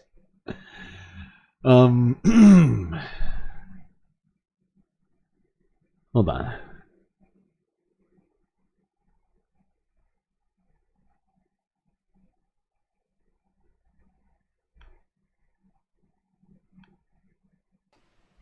Per se, vote for someone that is a backup. all right, well, but I'm going to ask you shortly. You're obviously not ready to vote for Kamala Harris. Right. I'm sure about that. Right. But what I want to ask all of you all together at this point, like I said, none of you were ready to make a commitment to any candidate in November. Please raise your hand right now if you're now ready to make a commitment after today. Wow. I'm just kind of surprised about it. We haven't rehearsed this. Blam. I will attest to this. 7 of you are now ready. Scott? Yes, I'm going to vote for Kamala Harris. Andy? Yeah. Okay. Chat thinks this is fake. My dogs. Do you think this is bullshit? You presume one of those guys was fake? Like AI? You think they made him with AI? One of those guys is AI. So it was actually just 6 people out of 7? Rather than 7 of 8? Okay. Okay. I'll write that down. Alright, let's go here. This is CNN from 13 hours ago. A tale of 2 parties. The DNC and RNC, side by side.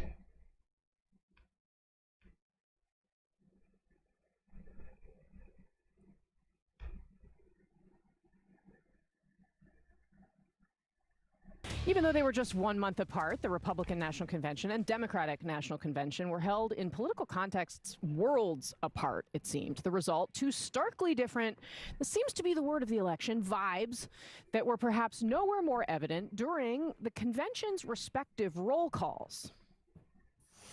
I'd like to welcome you all to the Democratic National Convention roll call. Let us commence with the call of the roll of the states. Another round of shots. DNC, turn out for what? Iowa, 40 delegates. Dude, you gotta do it. You gotta do it right now. That sounded sketchy. New Mexico cast all 22 votes for the next president of the United States, Donald J. Trump. Boring. Okay. That said quite a bit. Joining me now, CNN political commentator Michael Smirkana. She's also the host of CNN's... Okay, cool. But yeah, I mean, there was kind of a stark difference between the 2 conventions. A very stark difference. I'll say that much, at least in terms of message and energy. Now, we talked earlier about some of the similarities. Alright, let's go on. That's enough. Let's go here. This was basically breaking news earlier today. Here's the Hill's live stream from 7 hours ago, happening now.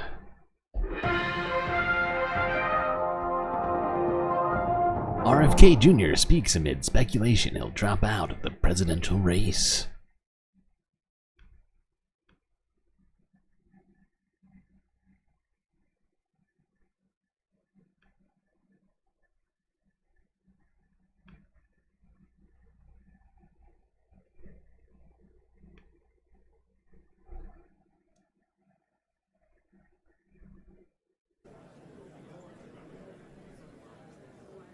Okay, actually, forgot.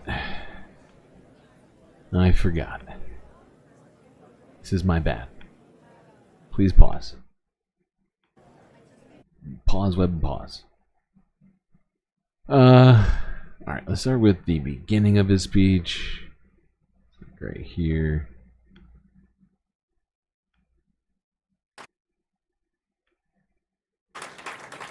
Hello, everyone. Welcome so much for being here. I'd like to introduce everyone to bring on Robert F. Kennedy Jr.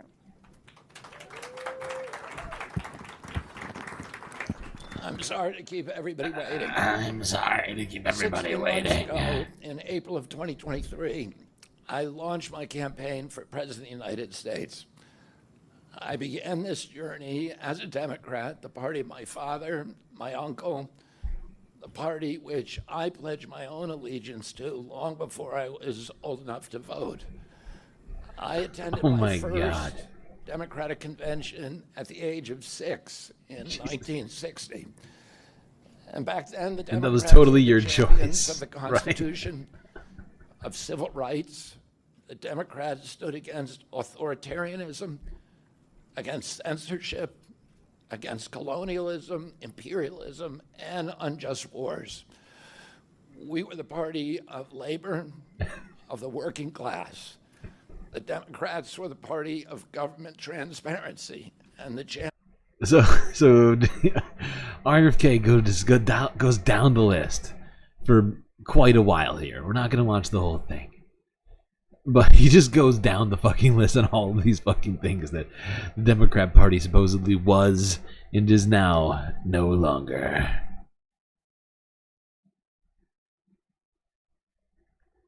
Welcome to the Holiday Inn Express Conference Rooms B. Yes. That is what this is. Alright, let's just catch some of them. I mean, there's a lot of really dumb stuff in here.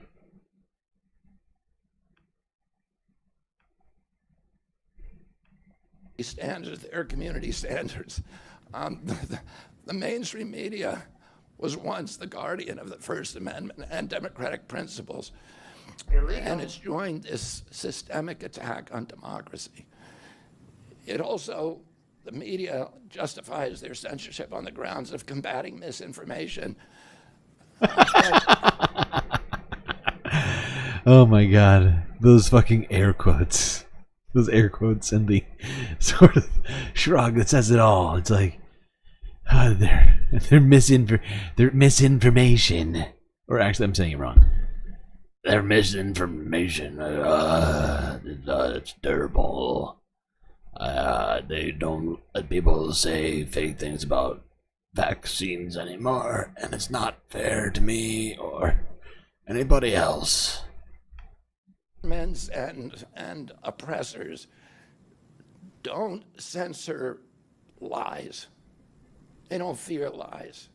They fear the truth, and that's what they censor.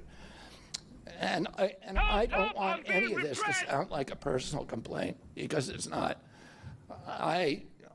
For me, it's all part of a journey, and it's a journey that I signed up with. It's all part of a journey. I keep thinking Donald Trump. It's hard to do the RFK. Maybe I'll get it. No, I don't even have to, because he's gone, and it's fine. I'm fine with that. I'm fine with that. I can live with that. He says a bunch of other really dumb stuff. Another 38 minutes. This was one of the primary reasons for my running for president, along with ending censorship in the Ukraine war. It's the reason I've made the heart-wrenching decision to suspend my campaign and to support President Trump. This decision is agonizing for me because of the difficulties it causes my wife, and my children, and my friends.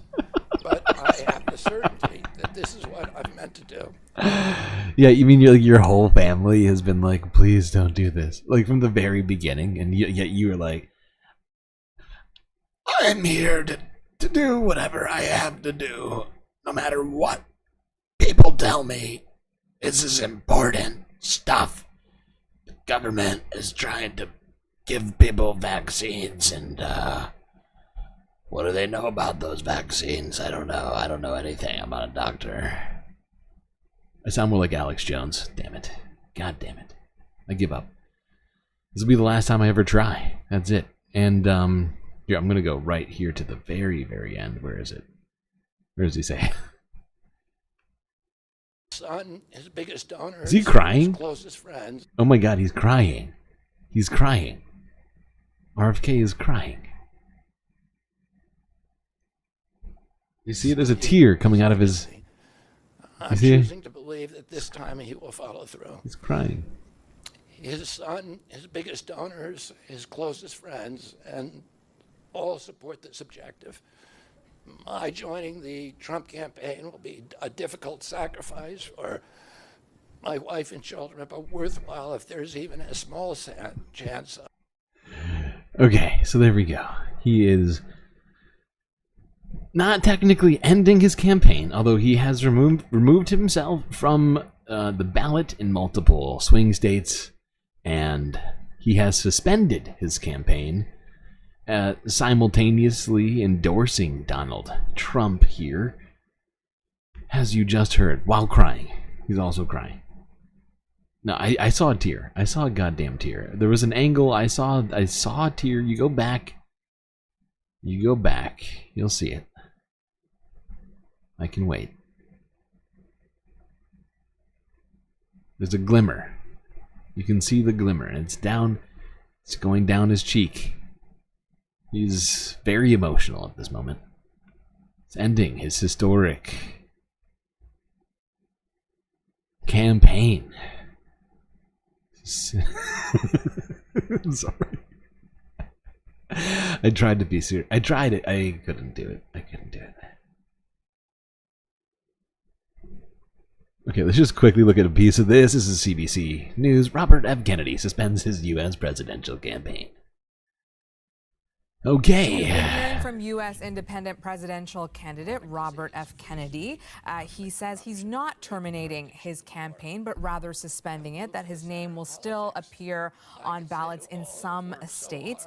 He does tout some name recognition, of course, coming from an American storied family. He did make reference to both his uncle, all his uncles, I should say, in that speech multiple times, but in his own individual capacity, he's well known now for being a very controversial figure and speaking about several conspiracy theories. As you heard there, he did take aim at the Democratic Party, calling them several names, saying that they are not the party of the past, and that's why he's running as an independent candidate. Again, he's not terminating his candidacy, he's suspending it. To understand what that means, we're going to go to New York.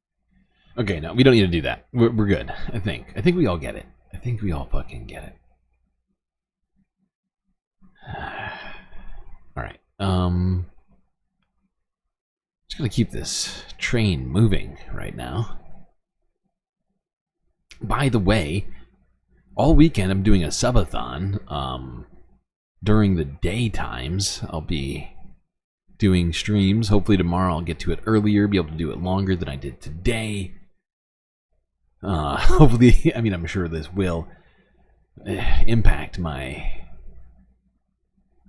research for the evening streams, but I'm going to be doing both. I'm going to be doing subathons during the day, late night space radio, as always, at night. But yeah, that's not the end of the situation. Let's go to this. Here was Donald Trump earlier today inside of what appeared to be an Applebee's, saying thank you to Bobby after RFK Jr. endorsed him for president.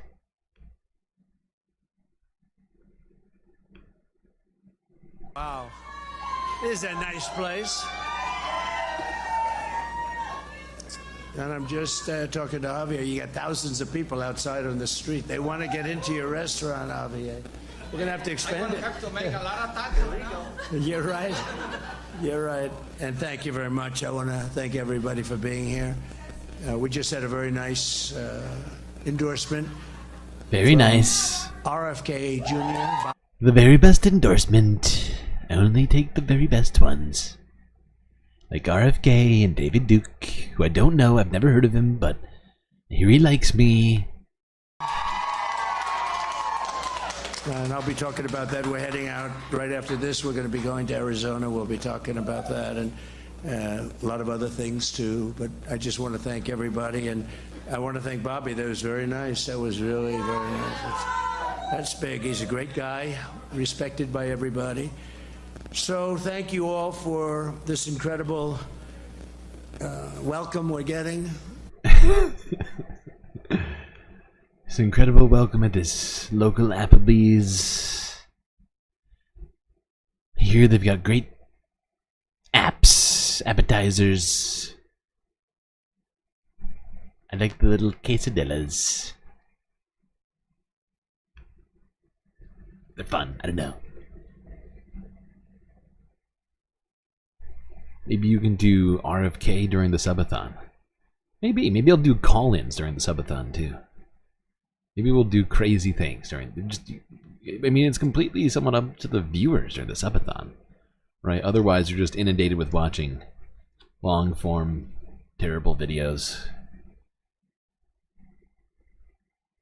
So it's really up to the patrons and the people donating.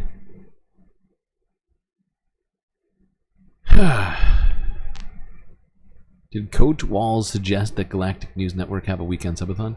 Yes. Yes, we got a email from the Walls campaign saying we should do a subathon this weekend, and so of course I obliged. The future vice president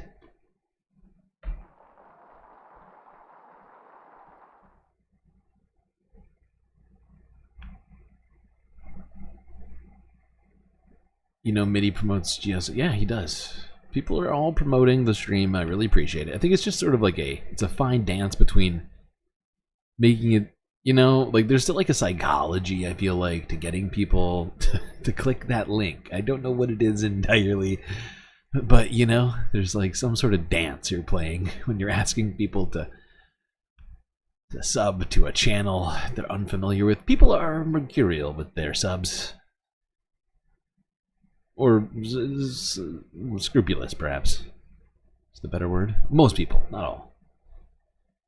I think most people, they require some sort of urging in a certain way, and I don't know what it is. Or maybe lack of urging. I don't know. That's what it is. Psychologically, I don't know. It's hard to say. I'm not in these people's heads. The unsubscribed. I'm really just pontificating. People want to hear Bob's RFK Jr. impression, it seems. You think the letter hack should ever would be interesting?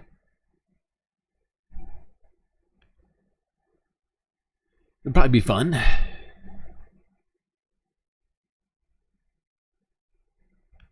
The psychology of Stockholm syndrome. You think that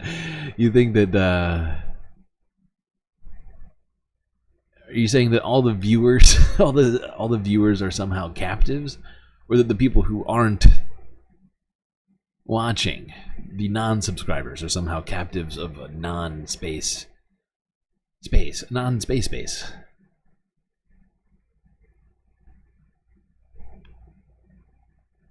Okay. Oh, all right. Now let's go here.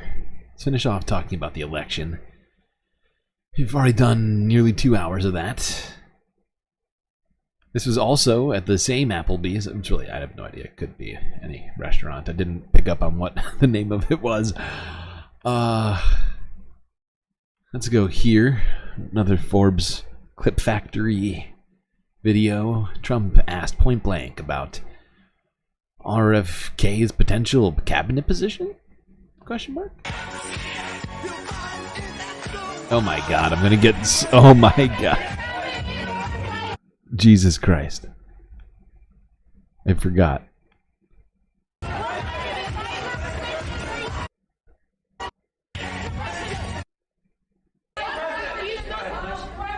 President, what kind of cabinet or advisor positions are you considering for RFK Jr.?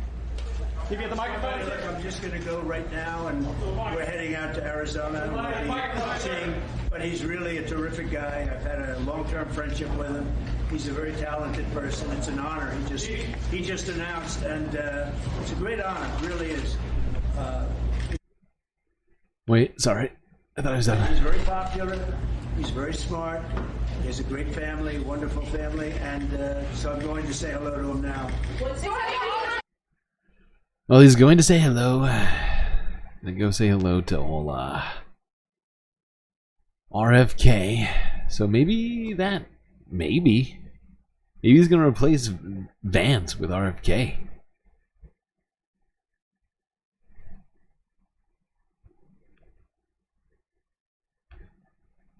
Never know.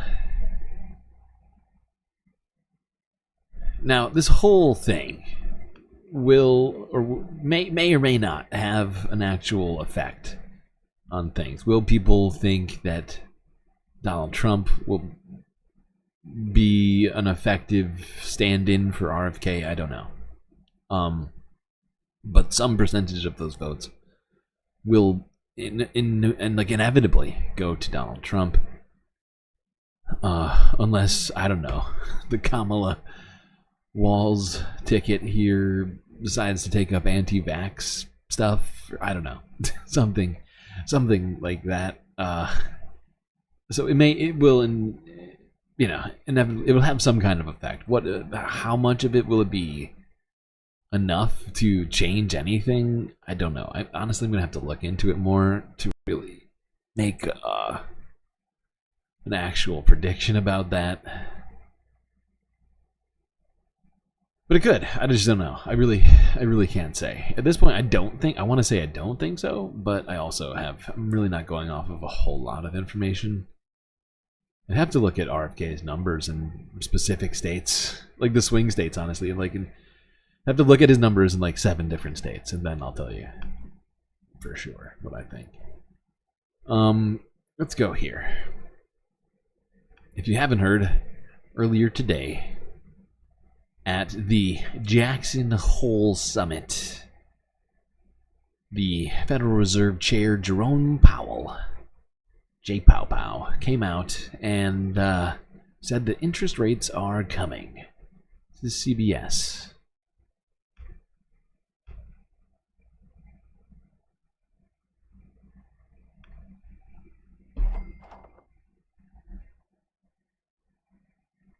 We've constantly been hearing one of the top issues for American voters is the economy. And today, Fed Reserve Chair Jerome Powell gave his annual remarks at the Fed's yearly retreat in Jackson Hole, Wyoming.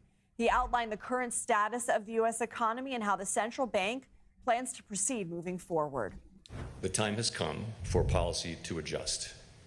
The direction of travel is clear, and the timing and pace of rate cuts will depend on incoming data, the evolving outlook, and the balance of risks.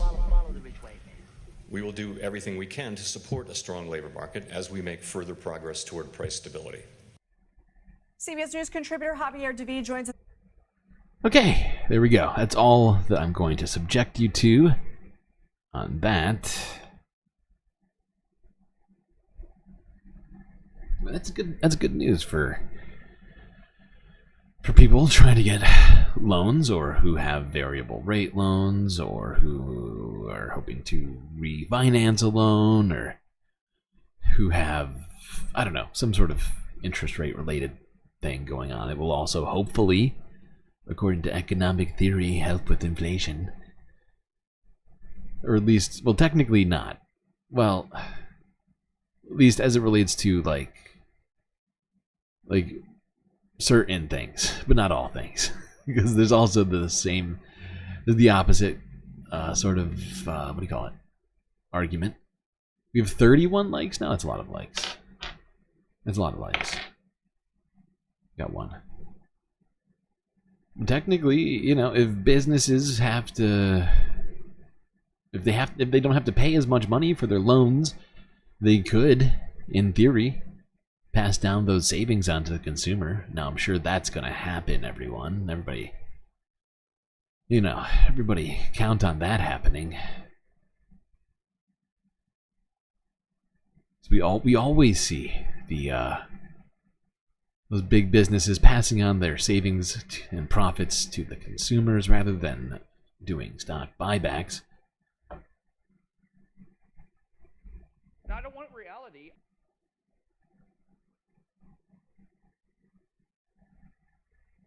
Ooh, that's a bacula. Let's see if I can get this bacula going for you.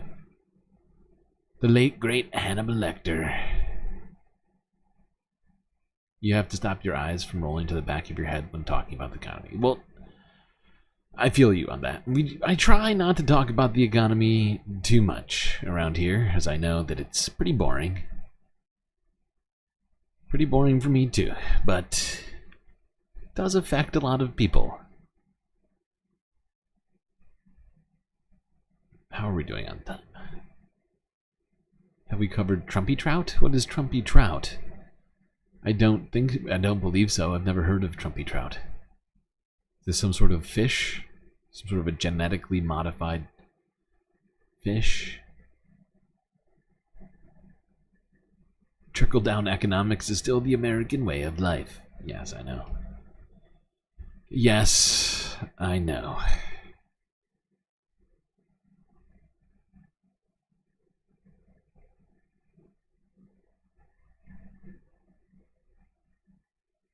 I mean, that's what they're always doing. That's their belief system, essentially.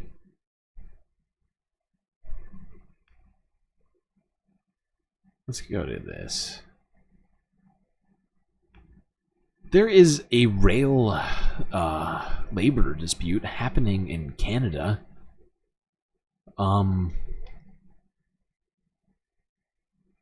Major freight railroads have locked out workers, and has caused a whole bunch of stuff happening here. Teamsters are out in force to some degree.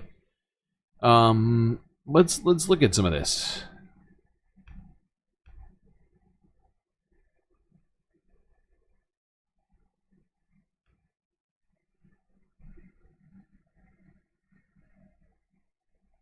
Both of Canada's major freight rail networks are at a standstill this morning. The workers' union and the rail companies have been negotiating for months, but failed to resolve a labor dispute, and the shutdown could impact businesses here in the U.S. According to the Department of Transportation, billions of dollars of goods move between Canada and the U.S. via train every month. For more on this, we're going to bring in Patrick Anderson. He's the principal and CEO of Anderson Economic Group. Thanks for joining us. I was taught in school as a good Canadian that Canada and the U.S. are the #1 trading partner for each other. So I don't know if that's still the case, but I imagine this is going to have quite an economic impact. What will that be, or what could that be? That's right. Canada and the U.S. are tightly integrated, particularly in the auto industry. And in energy, a lot of the United States runs on Canadian oil, tar sands, other things. And a lot of what we consider American cars are actually assembled in Canada. And so there's a lot of trade that goes back and forth, particularly between Michigan and Ontario. So cars and tar sands won't be coming across the border? That's so sad. Oh, no. Oh. Oh, God. I'm sure you can all tell just how disappointed I am by that. Oh, wow. That is disappointing. So unfortunate. Now, of course, there's other things that we ship between Canada and the United States, which are, in fact, important.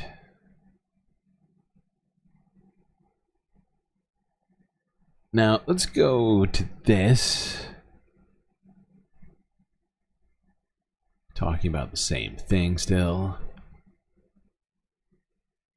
You can't type a URL. 10,000 Canadian rail employees are now locked out of work after months of labor negotiations failed. It is the first time that the Canadian National Railway and Canadian Pacific Kansas City have shut down at the same time. Yeah, you can't type URLs in chat on YouTube or Twitch, I don't think.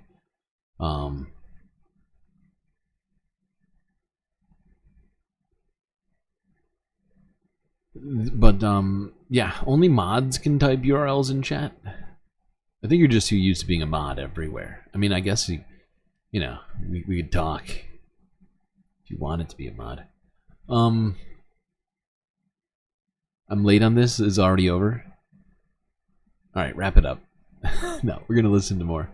Both companies said But they end thank the you for that lockout if information. The Teamsters Union agrees to binding arbitration, while the union says it remains at the bargaining table. Now, the ratings agency Moody's estimates that this lockout could cost Canada, you see it right there, the equivalent of about $251 million per day. CBS News senior business and technology correspondent Jolene Kent is following this story from Los Angeles. Okay, that's good enough. If Bad Ash is correct, this dispute is at least slightly resolved to some degree, although there appears to be, if Bad Ash is correct, some contention still.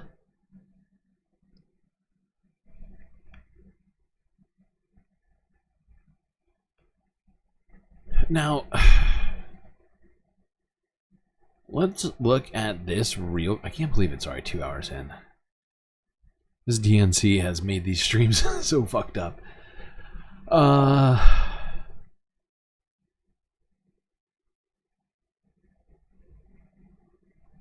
Maybe I should pause. No, we're gonna keep powering through this. Let's go to this. CBC. Actually, no, we're going to skip this one. Do this tomorrow. CBS New York. 2 days ago, Representative Richie Torres discusses massive Social Security data breach. Illegal.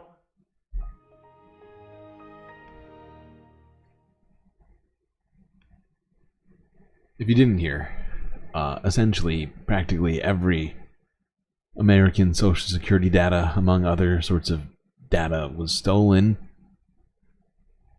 last week. This is breaking news. Well, over the weekend, National Public Data confirmed they had suffered a massive breach impacting millions of Americans. Congressman Richie Torres is holding a press conference right now to discuss the nature of the breach, the impact it has had on the Bronx and all New Yorkers, what they need to know to protect themselves moving. Numbers of millions of Americans.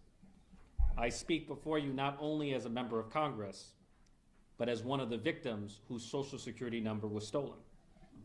I am among the millions of Americans whose Social Security number was breached and then leaked on the dark web. The Social Security data breach serves as a painful reminder that America has no federal data privacy law to protect the American people. When it comes to cyberspace, there is no law and order, only lawlessness and disorder. In cyberspace, a private company like National Public Data and a cyber criminal like US DoD has nothing but contempt for the data security and data privacy of everyday Americans. We live in a cyber world where your most sensitive data can be collected without your knowledge or consent by a private company and then stolen by a cyber criminal, leaving you wide open to identity theft.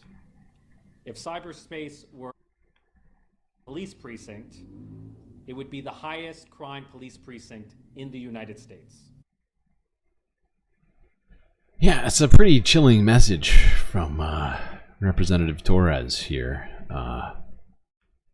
And I have been trying to wrap my head around this whole situation this whole time and figure out exactly what... It doesn't seem like a whole lot has been done. We've been notified, technically, at this point. I don't remember getting, like, a call from the government or anything like that. But, I mean, the media picked it up enough that we covered it here. But, you know, it's the sort of thing that's, like, concerning enough that I feel like everybody should be worried about what this means for them.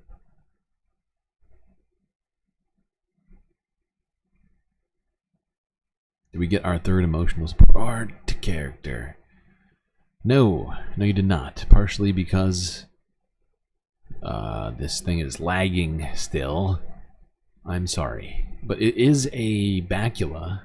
And I added him to one of the TVs, so he should be there for part of this.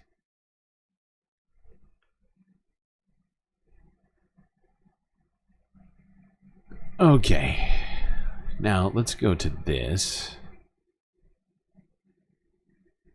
This is a more perfect union from 12 hours ago. What AT&T doesn't want you to know. Illegal.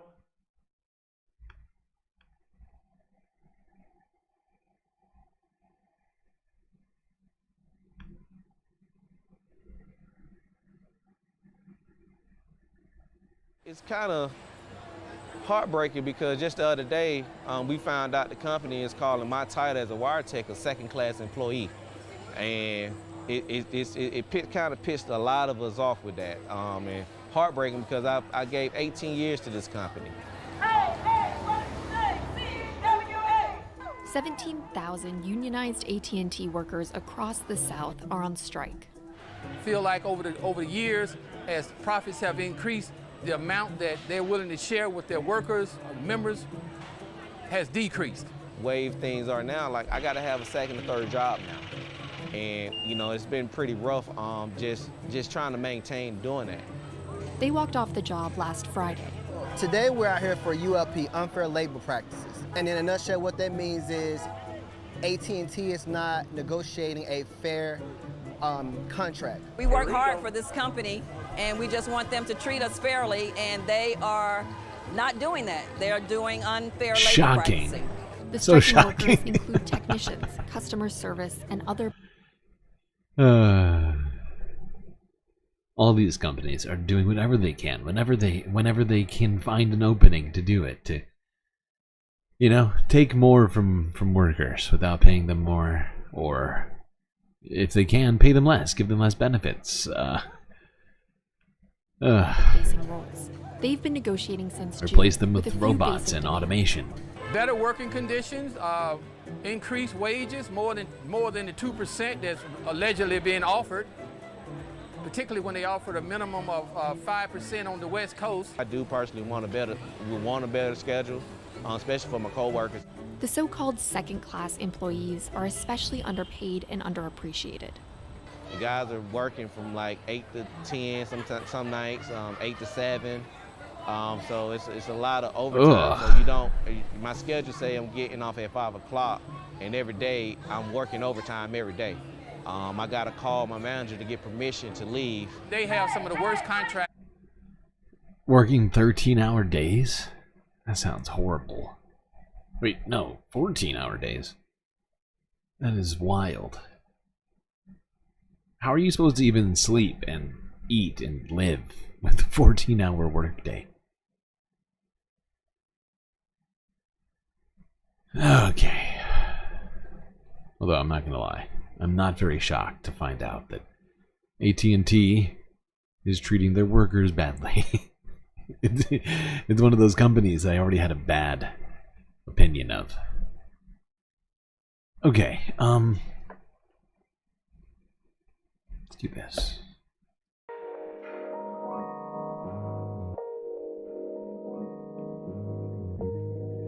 Well, I hope everybody has been enjoying the stream so far. If you haven't already, hit that like button and don't forget to subscribe. Subathon all weekend. If you're not subscribed, hit that button. What's stopping you from it? It's free. Completely free, and it helps this channel out immensely. Still need to get to 500 to even get YouTube to consider monetizing this channel. What else was I saying?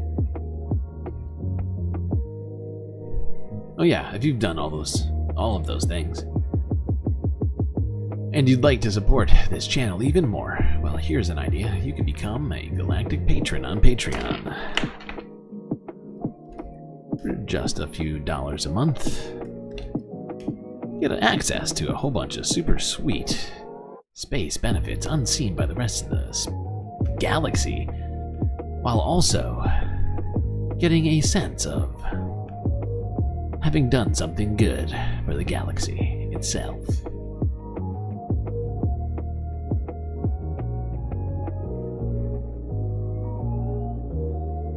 Alright, chat. Link is in the bio as well as in the YouTube chat. Does this work in Shorts chat too? I wonder. I'll try. Yeah, enjoy this galactic intermission. Grab yourselves a drink and a snack. Maybe hit the bathroom if you haven't done that in a while, and I will be right back.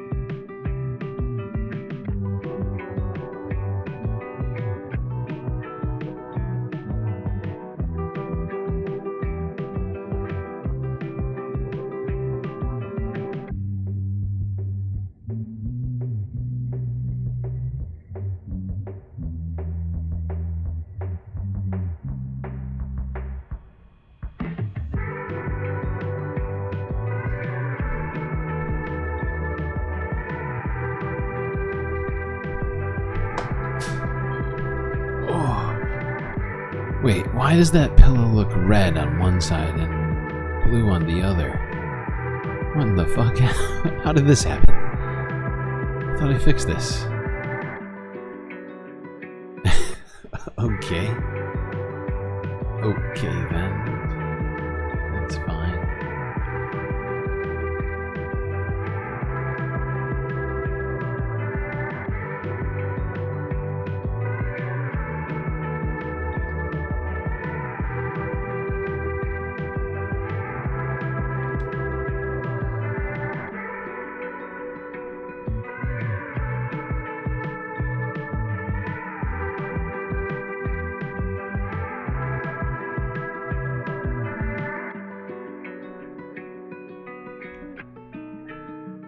Okay, what else we got going on?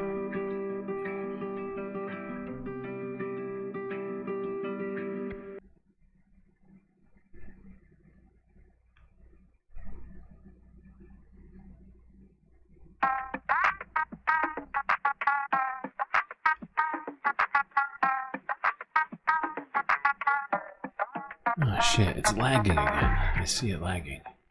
Why is this happening? You know what? I'm actually going to end the short stream. There's only a few people on there right now. Just to help in the back half here. Yeah, it seems choppy, I agree. I think it might be partly due to this.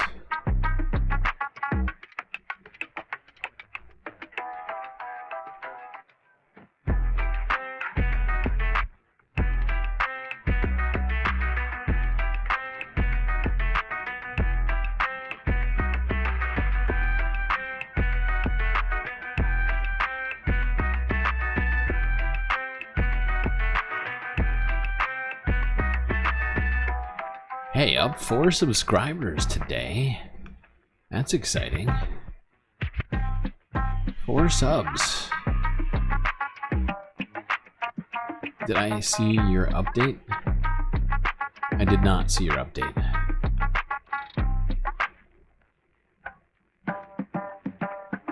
Being a good correspondent. Sorry, I did not see that.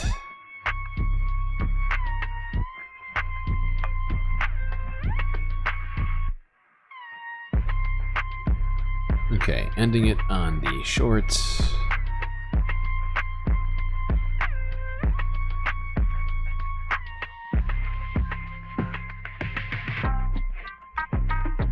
So if you're there, go to the horizontal now. Or Twitch. One of the two.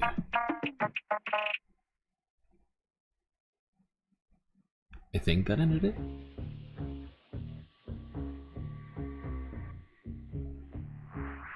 Let me double check. Just make sure it's over. Make sure I've turned this off. Okay, perfect. Great.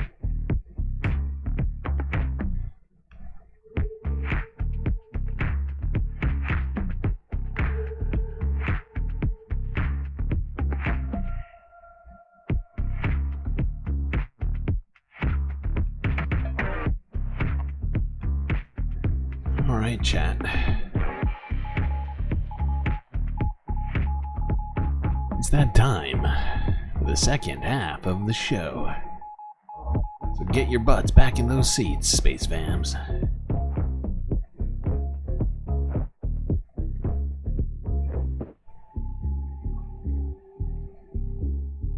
I did not see your updates though, unfortunately.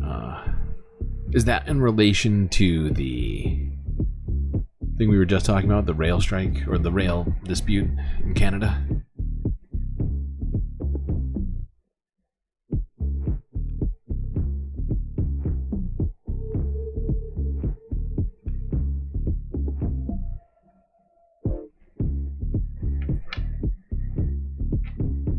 Okay.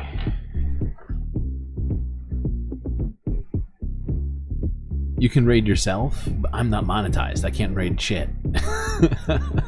Although I appreciate it, Narwhal. Thank you for letting me know that. Maybe one day when I'm actually monetized, I'll I'll do that. But today is not going to be that day. For two reasons. I've already ended the short stream, and also I just can't do it. I just can't do it. I'm not cool enough. YouTube has determined that I'm not cool enough, so there you go. I would point this out, though. I'm excited. In the last 24 hours, we've gone up for subscribers on YouTube, getting us even closer. Only 2 subs away from 250 now. Nearly halfway there. Not quite. Let's start here. The second half. CBS News from a day ago. Mexico falling behind on water commitments to the U.S. I wonder why. Oh shit, it's muted.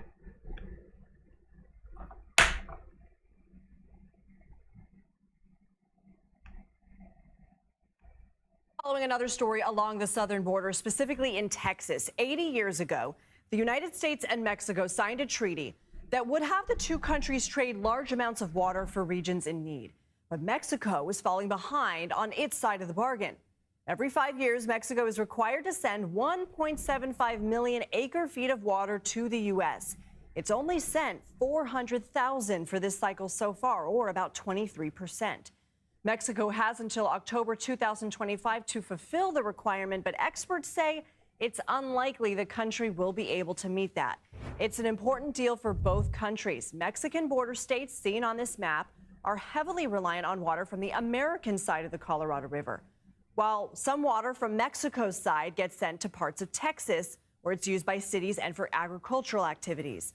But with Mexico not fulfilling its end of the water deal, Texas is beginning to feel the effects. And the fact is, there's multiple areas in Mexico right now that are dealing with severe water shortages and other problems.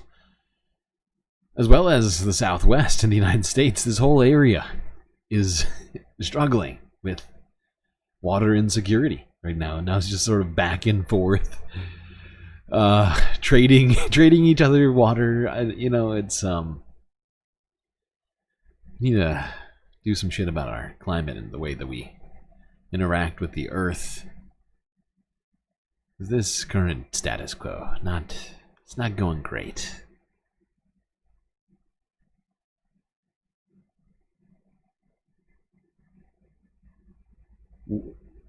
What you can do, tried to do shorts earlier and got overwhelmed.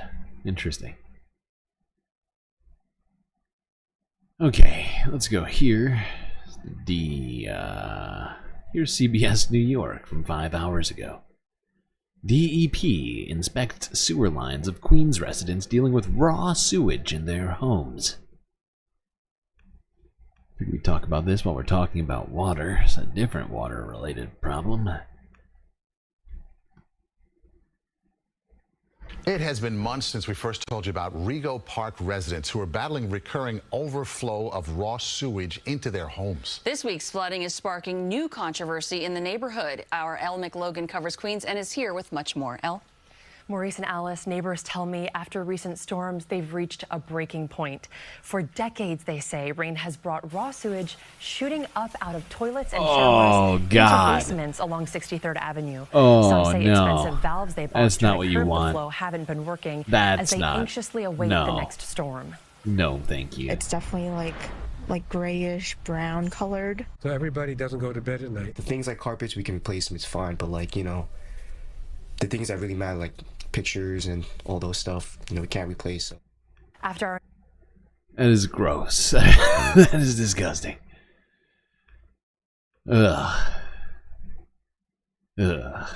Okay, we're gonna move on from that. Save this one for tomorrow. Let's go to this. Here's something you might not know, but probably should, considering the prevalence of batteries in our society. Let's watch this quick, what do you want to call it? Public service announcement from CBS New York from 3 hours ago. Here's your guide to the do's and don'ts of battery disposal.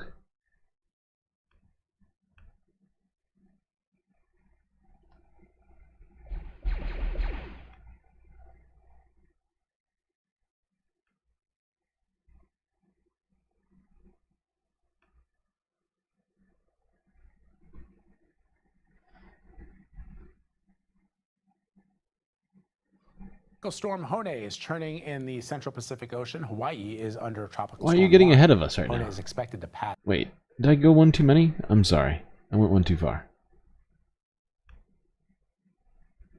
That's my bad. Stark reminder about lithium-ion batteries. Tough one to ignore. A burning pile of trash here dumped on a suburban street this week after one of the batteries started burning in the back of a garbage truck. Tony Aiello with more on the do's and don'ts of battery disposal. This is out of a power drill. Under controlled conditions at a Westchester fire training site. Currently at about 150 degrees. It doesn't take Pretty much heat anything. before a lithium-ion battery pack sparks into flame. You're looking at temperatures in excess of 1,200 degrees there. So the danger is when you use these things improperly or unsafely. If you're properly using it, there's not a problem with it. Proper usage means proper disposal. A small lithium-ion battery put in the trash caused this fire Wednesday in Portchester. Sanitation crews dumped the load to keep their truck from burning. When it comes to rechargeable batteries, all of them are required to be recycled in the state of New York. Could you imagine just like, I don't know, walking down the street or like coming out of your apartment or whatever and just seeing a pile of burning trash on the street in front of you? Oh my God. It would be wild. But yeah, fact is that the heat, the pressure inside of garbage trucks, batteries should not be thrown away. They should be disposed of properly. There's ways to do this. There's sites.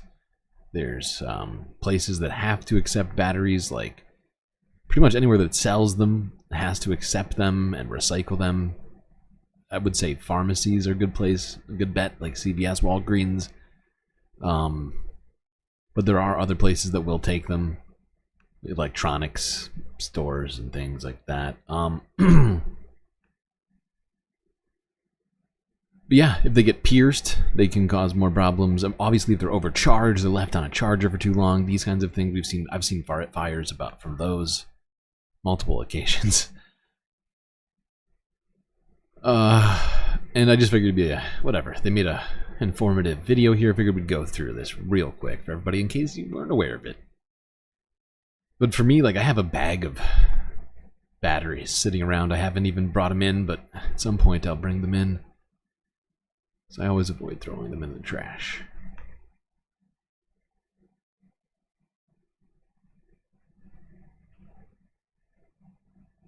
Okay, now let's go to this video. Here's CBS News from 9 hours ago. Tropical storm Hone may hit Hawaii's Big Island.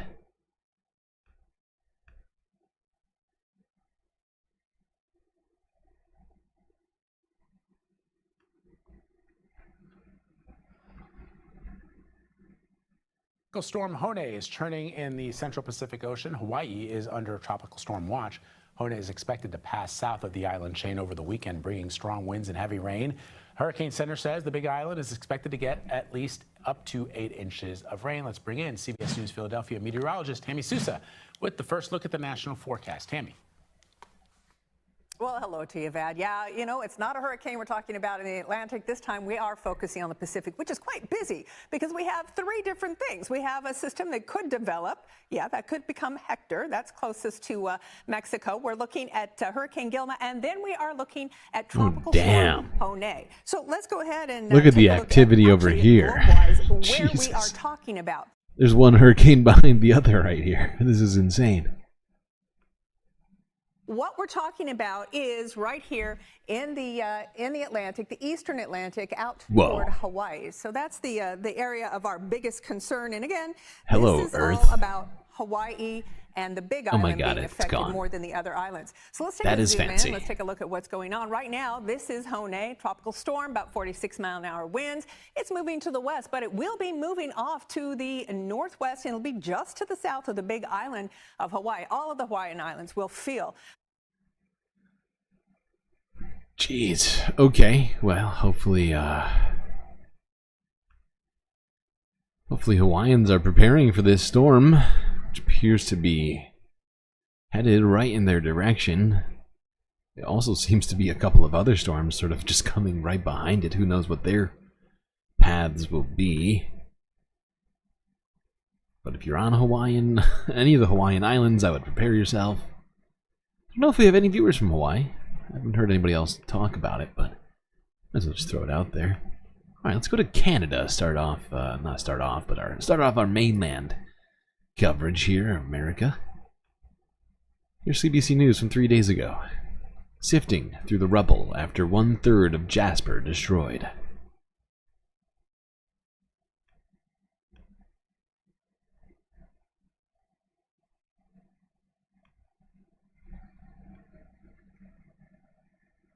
Hello, I'm Matt Galloway, and this is the Current Podcast. It felt like I was on another planet. Like it really did. It just didn't feel real at all. I was losing my bearings everywhere. I'm going, what street am I on? Where am I? Because you've lost every single bearing you've ever known in your entire life. It's gone. Loni Klettel has lived her whole life in Jasper, Alberta. Her home burned to the ground in the devastating wildfire that tore through the town last month. Loni was able to assess the damage in person for the first time on Friday. Jasperites have been allowed back into town since then. For many, trekking through the wreckage has not been easy. It was completely overwhelming, and I don't think it was expected for everybody to feel the way we're feeling now that we're back on the town site.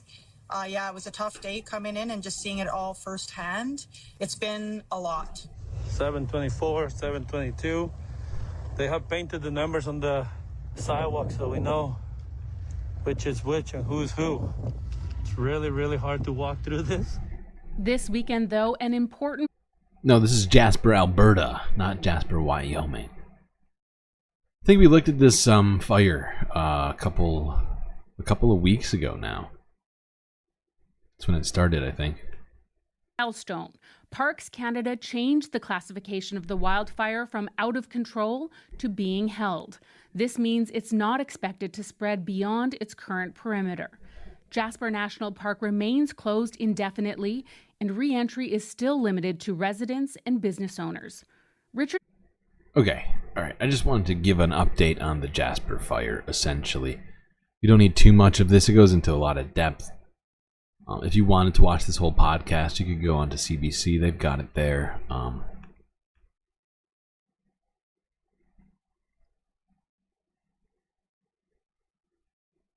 Now, let's go here, California.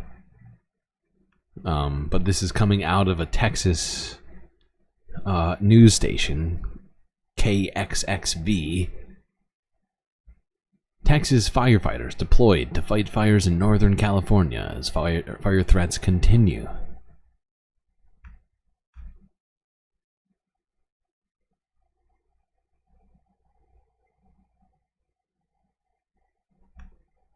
As temperatures rise, it boils down to team effort to make a difference. Our producer Taylor Helms reached out to the Texas A&M Forest Service about our local firefighters' impact in Northern California. 100 engines from Texas have driven halfway across the country here to California, here to, our little spot of Northern California to help fight this fire. And so we are extremely appreciative of the governor and of the response of Texas. Texas A&M Forest Service was part of our state's response to the park fire that's been burning in Northern California for more than 3 weeks now.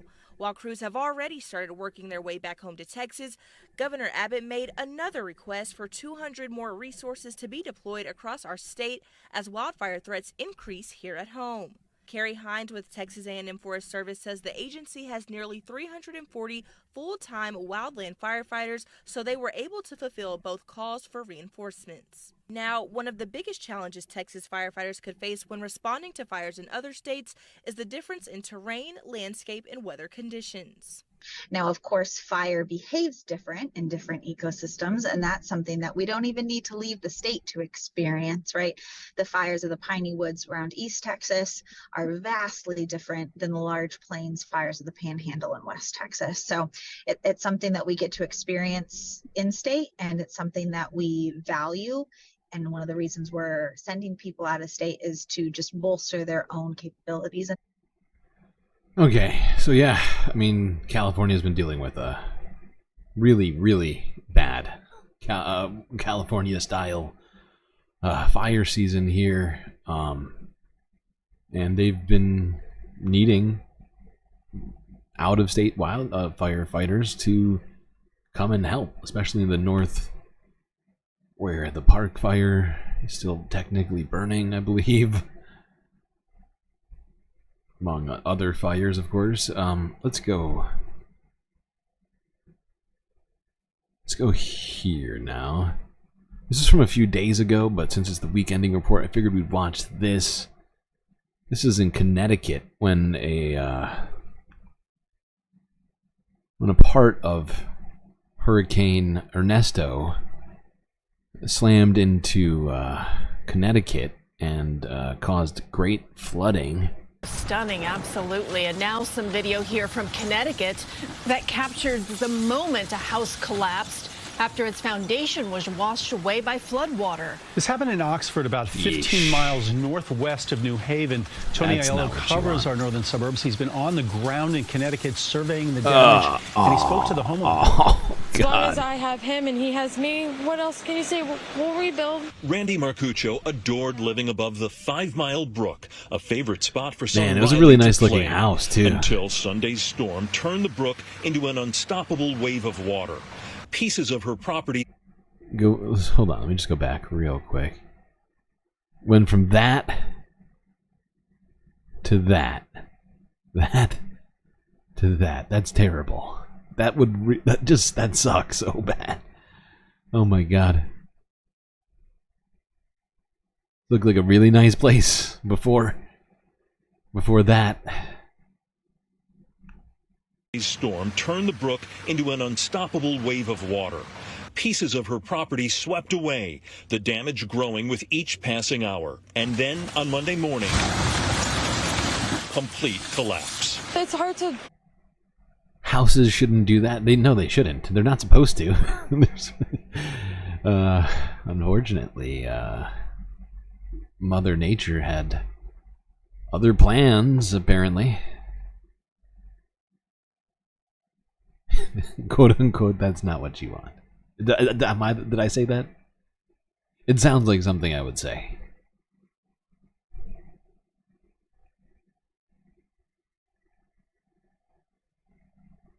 Yeah. Okay. Now let's look at another situation happening just south of Connecticut in New Jersey. Backyards of Summit, New Jersey homes eroding into brook. This is from 5 hours ago out of CBS New York.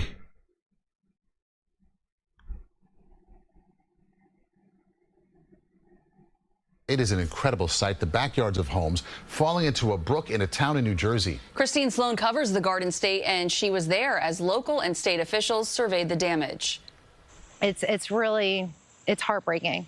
Adriana Alarcon says in the last several years, every storm has taken away a chunk of her backyard in Summit, New Jersey, and her property's falling into a brook. We've been losing tons of land over the years. We've replaced our fence 3 times. That fence came down again after recent rainfall that she says took more land. Damn. This picture shows what the yard looked like in 2017. I just realized something. A handful of homes by the brook along Springfield Avenue and Summit Road are also seeing their yards disappear. The homeowners partly blame. Hold on, sorry.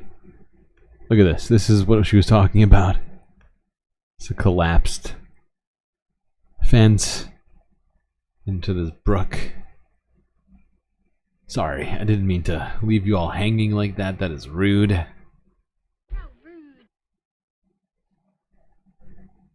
Oh, that's the rich part of North Jersey, too. Yeah, it is. That's why they had the money to replace the fence 3 times until they started complaining about it.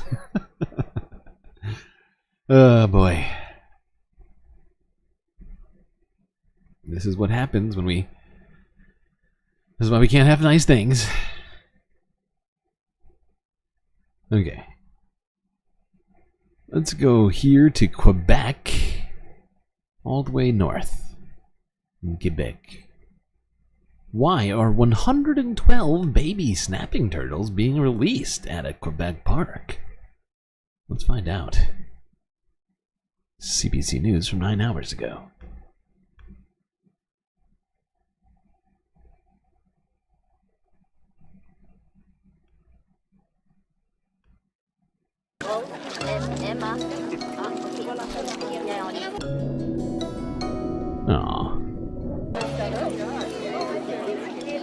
The story began 2 years ago with the Parc National d'Oka. They start to look at our nest to make sure that any nest can survive. We ask them if it's possible to take eggs at the aquarium to put them in incubator just to increase the possibility of eggs to survive. We received first eggs in June, and after that we just look at them each day to make sure that the temperature and the humidity was right. August 10, the first eggs hatch, and we are really happy because we have a success with all eggs. We released 112 little turtles at the National Park. The species is not endangered, but all reptiles have a really big pressure on their environment with the climate change and with the destruction of their environment. The nests are really fragile, and in the wild with many animals can eat eggs, and with the temperature it's really easy to destroy a nest. So yeah, they're helping the local snapping turtle population here thrive. The turtle population thrive. They're thriving. They're thriving here in Quebec.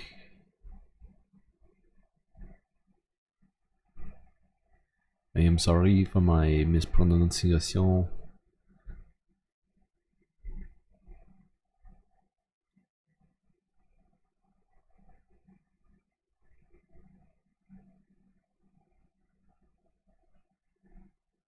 David Feldman is starting soon. I was unappreciative of his Biden takes for a while there. I mean, now Biden's gone, so it's hard to have a bad Biden take.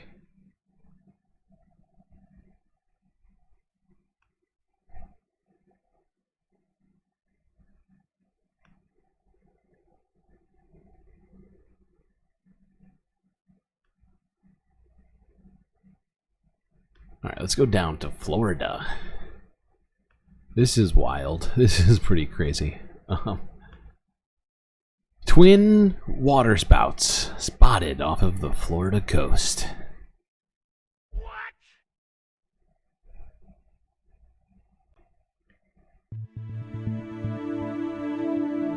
Jesus Christ, look at that.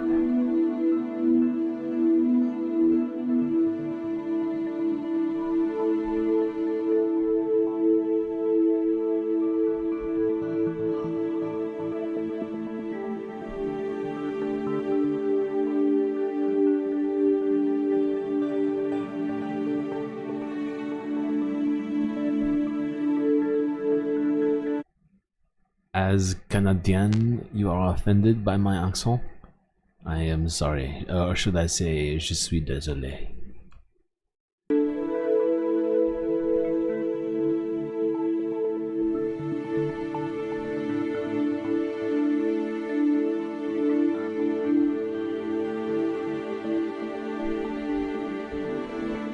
This one guy is like booking it. He's like, or lady, this person in this boat is booking it hard. You can still just want to go back. It's like, fuck this, getting out of here.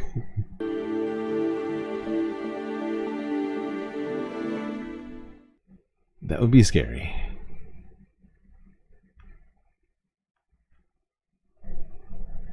Alright, I won't do any more French Canadian accents.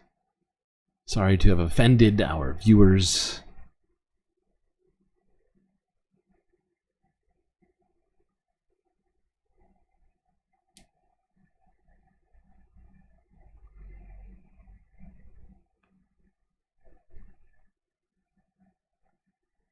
Alright, let's go across the pond.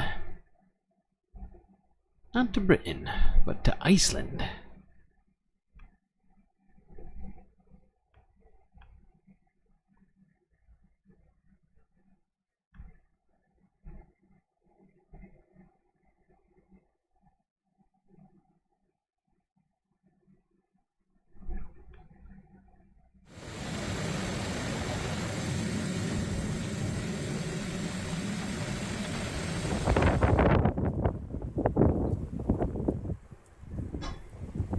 That's right, sea tornado. But this is a volcano. That's what you're looking at there. Let's just go straight to this one. Yeah, I've never seen a double like that one either. A volcano in southwestern Iceland erupted on Thursday. I'm sorry for taking your job, Badash. December. Footage filmed from a helicopter shows glowing hot lava spewing from the site of a new fissure and smoke filling the air above. The total length of the fissure measures about 3.9 kilometers, extending by 1.5 kilometers in about 40 minutes. That's according to the Icelandic Meteorological Office. The eruption has forced road closures, but the lava is not flowing toward the nearby town of huge. The town was evacuated late last year when the volcano came to life after laying dormant for 8 years. It's just like a massive crack in the earth opened up and just started spewing out hot fire. This is crazy. Okay, cool. Again with the volcano? Yes, this is again with the volcano. It is the week ending report. Years. We were at the Blue Lagoon. And when we got there, they warned us that there might be some sort of event happening with one of the local volcanoes. And they said specifically, they said it could happen any hour or it might not happen for a couple of months. But just to let you know, when you hear the air raid sirens, it's time to get out and evacuate. You'll have 10 minutes to do so. So, yeah, we were there. And the next thing you know, the sirens are going off and we have to rush out of the Blue Lagoon and back to our hotel. There was definitely a sense of urgency as we were trying to get out of there. You know, the staff was throwing all of our belongings into our bag. No kidding. And saying, you got to get out of here. Yeah, we gotta get the fuck out of here. Set up a caravan of cars to take us to a safe spot. And it was calm, but it was definitely rushed. You know, they were.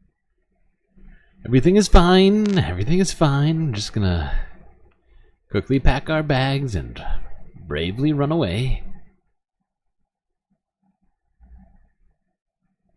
Okay. Now, what else do we have? Yes. All right. Let's go to this. This is just a fun story. This is Reuters from 8 hours ago. These lifeguards patrol a Spanish beach. These lifeguards might be a little different than what you're used to.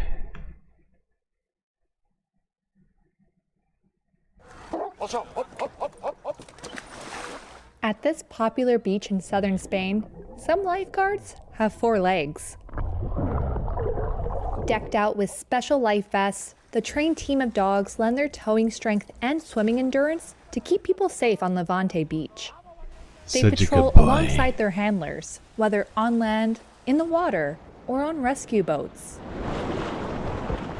Global canine instructor Miguel Sanchez says the dogs are an added layer of security for beachgoers. They can detect currents in the sea, but humans do not. That is, they are not always going to come out where they go in. They feel the current under their paws, and for example, if the current is at 45 degrees to port, they let themselves be carried away. They go into neutral gear and let themselves be carried along the current so that they get less tired. It is extraordinary. That's why sometimes when dogs go in the water, they start to move in circles. It is not that they do not know what they are doing, but they are looking for the currents in order to be able to leave the water. It is extraordinary. The team is made up mostly of Labrador and Newfoundland breeds. They're so cute. They can save me any day. I mean, I'm a fairly strong swimmer, but just saying, if I were in peril, I would love to have one of these dogs here saving my life. Yes, Bob is right. They do seem like very good boys who deserve treats. So many treats.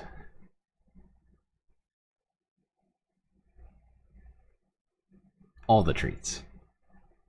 Okay, let's go on to something that's slightly less fun. In fact, it's a great deal less fun, unfortunately. I'm sorry. I am very sorry.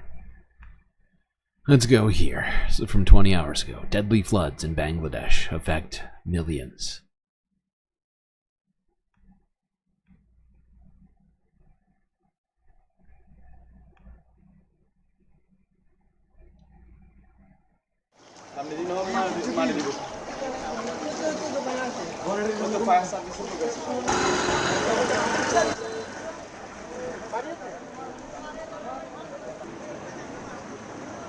Good God. This is apocalyptic.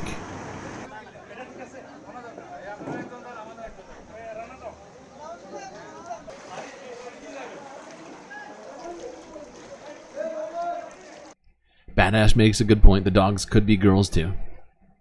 I'm sure it's not gender exclusionary or specific. I'm sure both boy and girl dogs are out there saving lives. Everybody remember that. Write that down.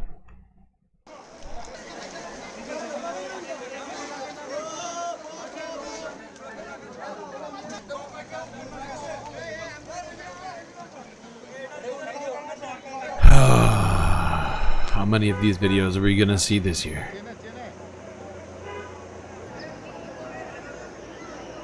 This is ridiculous. All right, let's go to another one. This is showing more rescuers struggling to save people from this storm.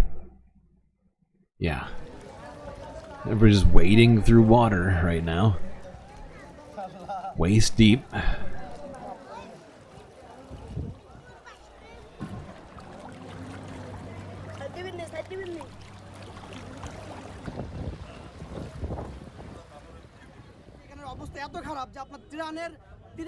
The situation is so grave. There's a lot of aid, but if we're not able to rescue those who are stuck, who will we give it to?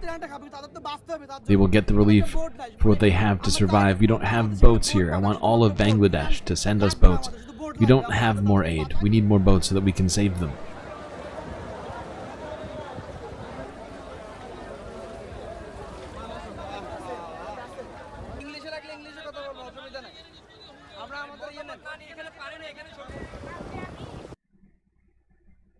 Now, if you recall, Bangladesh just got done essentially overthrowing its government. So this is quite a calamitous situation to have happen directly after it. Yes, that's right, Sasha. They've been having some stuff going on. Deadly floods in western Bangladesh submerged homes and marooned millions of people.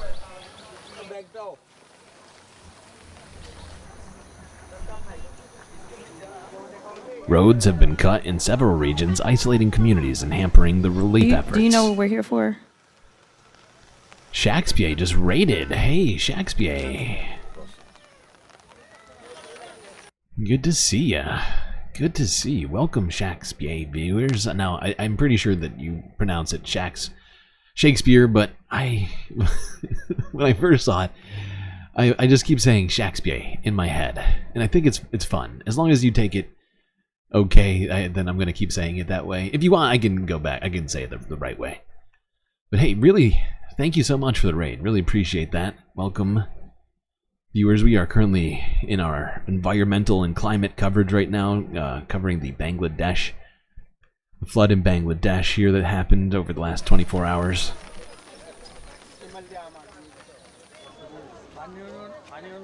No, normal. Well, I mean, honestly, I don't know. Maybe we can see this as. I know you're saying this is not their year, but hey, maybe this is some sort of a sign, right? Like they cleanse themselves of corruption in their government, and then floods came in and cleansed the rest. Okay, I'm trying to be very positive about a clearly horrible situation, but hey, I'm trying to find the silver lining here, people. Just trying my best. Shakespeare works perfectly fine. Fantastic.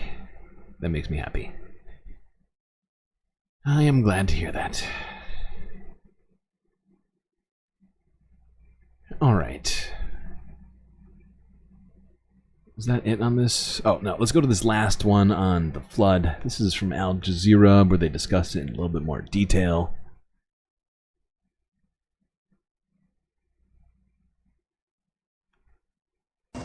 Vast areas of Bangladesh's eastern, northeastern, and southeastern regions are underwater. It was caused by heavy rain and surge of water from upstream India. Tens of thousands of people are stranded, still awaiting for rescue. Many government buildings and schools have been converted into temporary shelters. Shahida Begum and her family said they barely escaped the sudden flash flood with what little they had. We came here to the school shelter late last night with our belongings, including our livestock, as our homes went underwater. Now we're worried about the future, how we're going to get food and where we're going to live, because everything got washed away.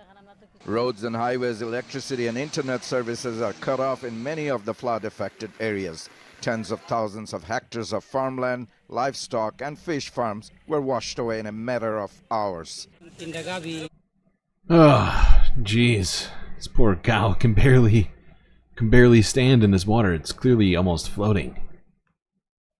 By the way, how was the stream, Shakespeare? What were you talking about today? I saw you went live, I think, while I was streaming today. Or maybe right before it. I can't remember. I know it was happening right around the time I was getting things going.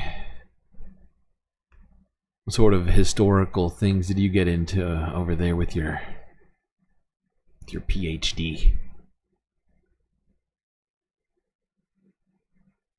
The silver lining is that it's not us yet. That's too cynical. That's too cynical. I can't get on board with that sentiment. Okay. Where are we at? Do we take another? We'll do a really quick one.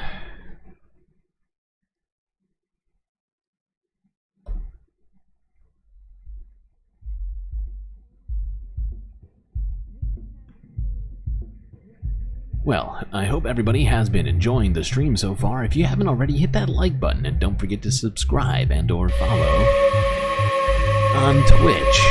But we are trying real hard to get the subscriber numbers up on YouTube, so if you're on the Twitch, come check out my YouTube, Galactic News Network, on YouTube when you get a chance. We're still about 250 subs short of being able to monetize this here channel. If you've already liked, subscribed, and or followed, thank you very much. And if for whatever reason you're thinking to yourself, I'd like to support the Galactic News Network even more than just a simple like and or subscribe, well, here's an idea. You could become a Patreon supporter. Become a Galactic Patreon supporter for just a few dollars a month and gaining access to a whole cornucopia of galactic benefits unseen by the rest of the goddamn Milky Way. As well as getting a sense of satisfaction in having done something galactically good. Anyway, chat, gonna give you a quick space intermission here, and we'll be right back to it, so grab yourselves a drink, a snack, and I'll be right back.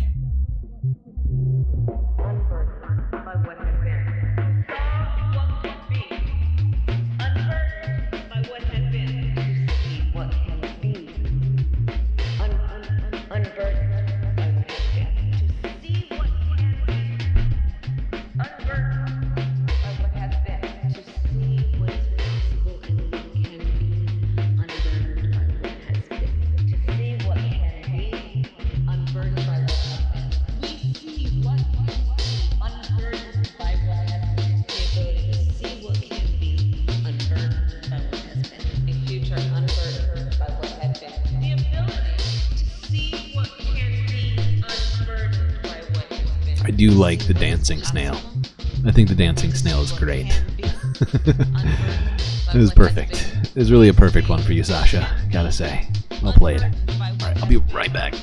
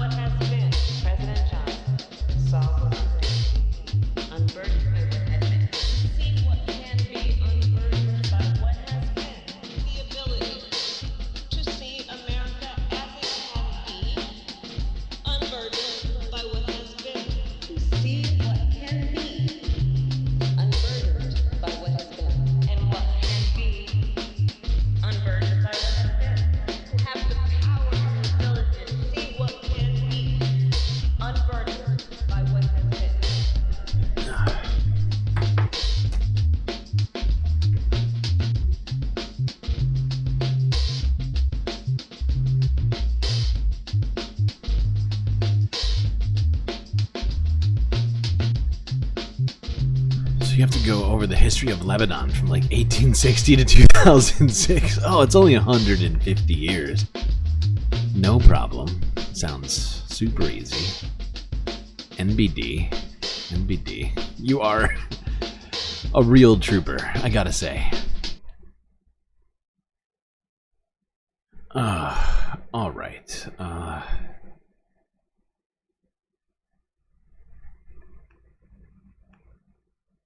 That's gonna be end of the galactic intermission. Get yourself back in your chairs, space fams, as it is time for the final half of the show. Is that a donut beside the yacht? That is not a donut. Well, it's kind of a donut. It's a donut shape. But it is, in fact, hold on, I'll go back to the lake real quick. It's hard to see, but that's actually me sitting in a inner tube in the lake, just enjoying the lake. Space Lake is a very, very calming, zen place to hang out. You too can float sort of idly in the lake by becoming a galactic patron.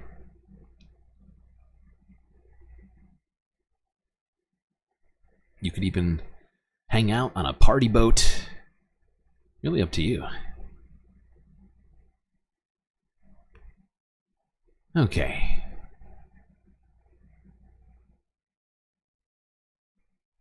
Let's yes, exactly. It's me and an inflatable water donut. Just trying to take, just trying to take in the space. Good life.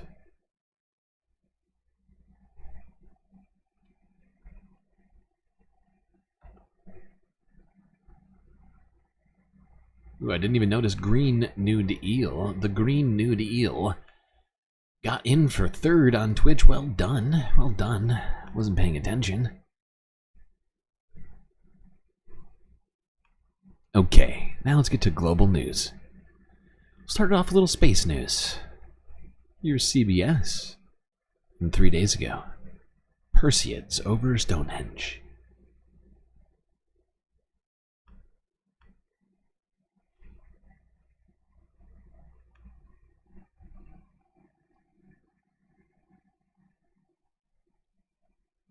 I always like to remember them as ancient fireworks. The photograph that I captured on Friday the 9th of August was this photograph I've had pictured in my mind for a very long time. So it's capturing the iconic monument that is Stonehenge. So we're capturing the Milky Way running vertically down towards the monument and the Perseid meteor shower, so raining on down. The Perseid meteor shower is created by one of the oldest objects of our solar system, comets. And over a period of 3 hours, I was able to capture 43 sub-exposures. And so then by layering up, you get that effect of the meteors raining down. I thought this is such a pertinent narrative through that sense of mystery and time. As a delegate of the International Dark Skies Association, I believe it's so important to protect our environment, culture, and heritage. Globally, we are seeing the impact of artificial light at night and the impacts of light pollution, especially when we see dark sky places under threat more than ever before. And also, I must mention, mega satellite constellations. The view of the night sky, it could well change within the period of our lifetime, so it's so important to address those issues. And so that's why... Yeah, so this guy captured some pretty amazing photos outside of Stonehenge of the Perseid meteor shower. He also happens to be an advocate for dark skies, which is tough in this era of human development. The Perseid meteor shower is terrifying. Okay, one of our chatters is terrified by the Perseid meteor shower. Totally fair. I can understand, as somebody who's up here, floating through space, does pose some dangers.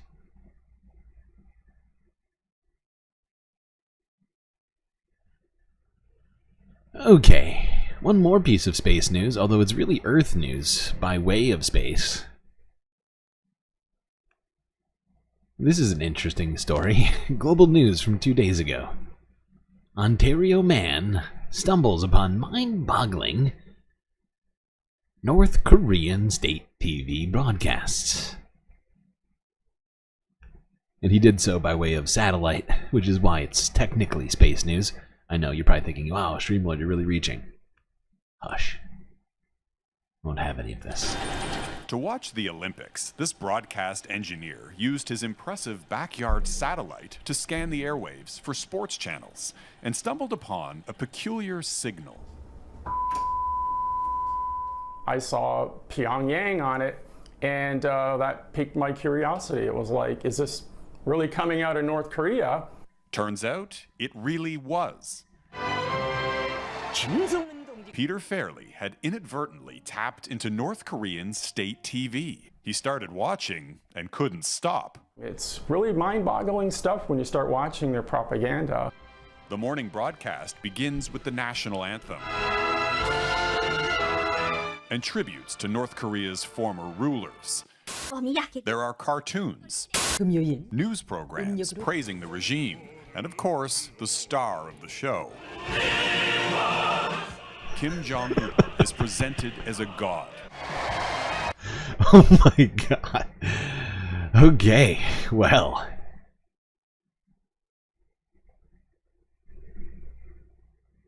You're glad I was spared? Me too. Me too. You and me both. Thankfully, I was spared from the meteor shower. The days are getting shorter in the northern hemisphere. Very true. Very true. And we are almost in fall. Almost. Starbucks already thinks we're in fall. We saw them. They've decided to already reintroduce their pumpkin spice lattes. All their pumpkin spiced goods are back already.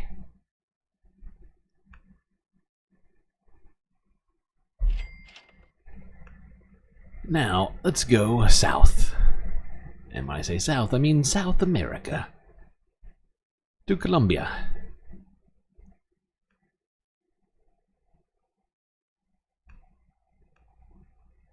One killed and 3 injured during indigenous blockade in Colombia. It's Associated Press from yesterday.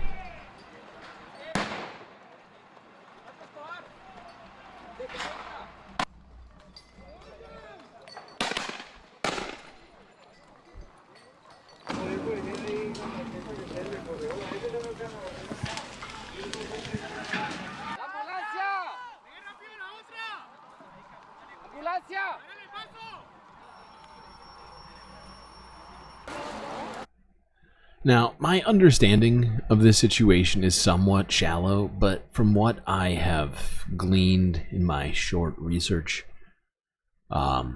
this situation has been caused due to the indigenous population in this one area in Colombia feeling that the government of Colombia has gone back on an agreement made regarding things like water rights, among others. And that's what sparked these protests, and the government, as you can see, is cracking down on it quite heavily, killing 1, injuring 3, and multiple arrested. Now let's go to Venezuela. Oh, thank you for shouting out, Shakespeare. Appreciate that. I'm always slacking on my Twitch Nightbot commands. Alright, let's go to Venezuela, where Venezuelan officials rallied with supporters to celebrate the Supreme Court's ruling to back the victory of Maduro in the recent elections. As you can see, you will see in a second, there was a ton of people in the streets.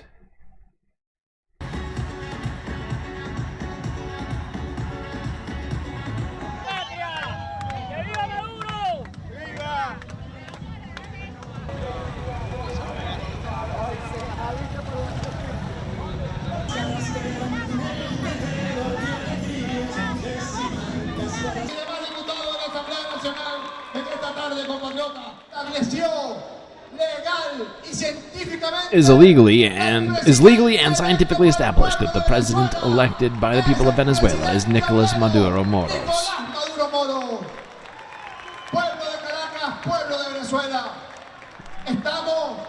We are in crucial days, and we are triumphing in these crucial days.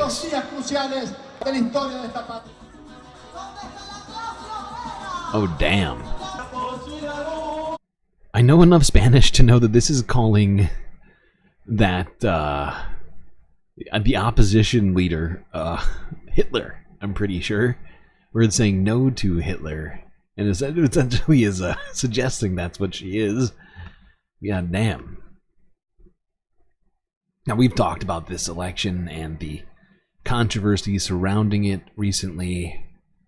And, you know, the fact is, I think from day one I was saying they had some sort of smell of the stop the steal, you know.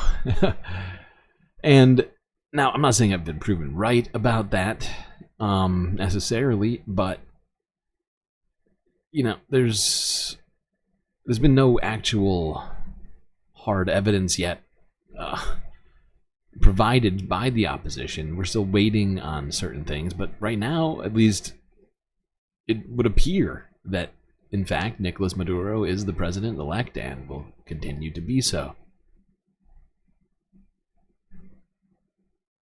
With the Americans trying to interfere again, there were certainly accusations of such.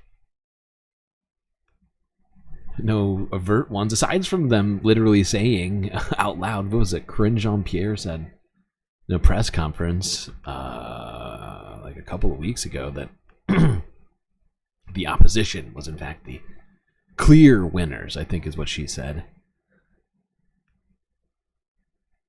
Okay, now let's go to France.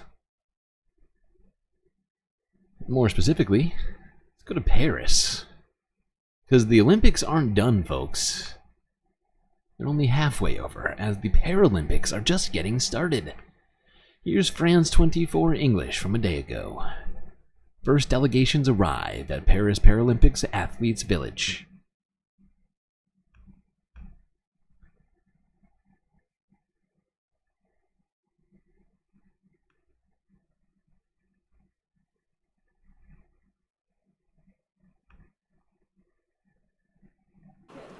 The Olympic Village just north of Paris in Saint-Denis is coming back to life. Delegations from across the globe began arriving Wednesday to compete in the Paralympic Games, with athletes moving into a newly refurbished Paralympic Village adapted to meet their specific needs. We also have something to do. We have a talent to show to the world that yes, persons with disability is inability. Because if you are disabled, it doesn't mean you can do anything for yourself, you can do anything for your country, you can do anything for the world. I think it will be more better for Paralympic because a lot of athletes have big story behind, and I think it is very interesting for people. The Paralympic athletes will compete in 22 sports at many iconic venues in Paris, which in some cases have also been modified to meet the specific needs of each event. That includes the beach volleyball venue at the Eiffel Tower, which has been adapted to host the blind football competition. Wait, Jackson Hinkle? Where was Jackson Hinkle? Did somebody say Jackson Hinkle, or did he appear somewhere? I did not see him. Why are we talking about Jackson Hinkle all of a sudden? Also, why are we talking about Herodotus? Going way back. That's a real throwback.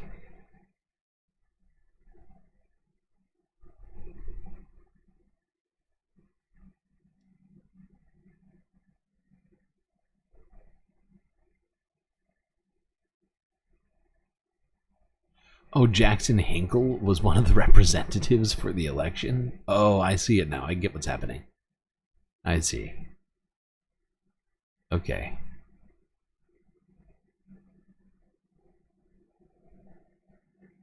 Is the volume really quiet?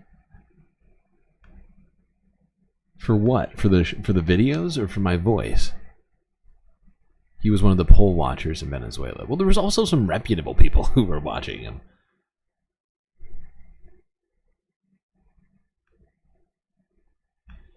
But, yeah, I mean, there's still questions around this election, I think, that need to be answered, but I'm just, not rushing to judgments, and I've been trying to hear out both sides to this situation. But I do feel like, especially considering everything that's happened up to this point, I'm certainly not going to leap on the opposition bandwagon. That's not for me right now. For the videos, some of them I had the volume turned down. That's my bad. I turned it back up.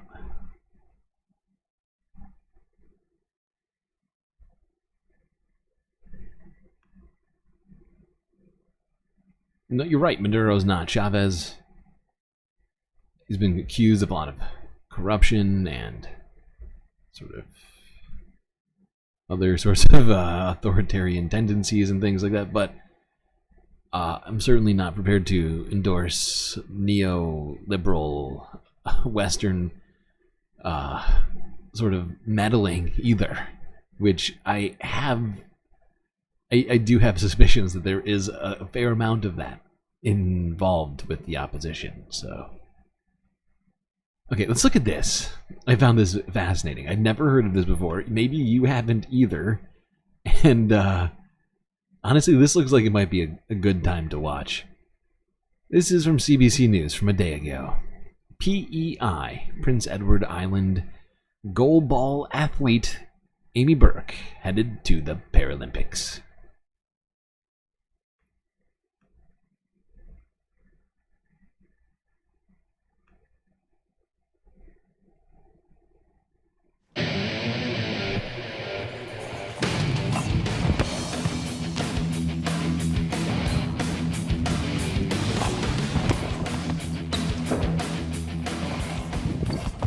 You know, we're a super fun sport to watch. Not a lot of people know much about goalball, and once you start watching, man, you get hooked. So goalball is for athletes who are blind and visually impaired, and to level the playing field, all athletes will wear a blacked out visor, so you can't see anything. We play on the dimensions of a volleyball court, which is 9 by 18 meters long, so our net is the 9 meters long. Athletes will throw the ball. You can't tell me this wouldn't be fun to watch. Women are now clocking it in at about 63 This looks so fun. And we have 3 people on the court, and the goal is to stop the ball. It also looks like it'd be fun to play, too. So this is a goal ball. It's 1.25 kilograms.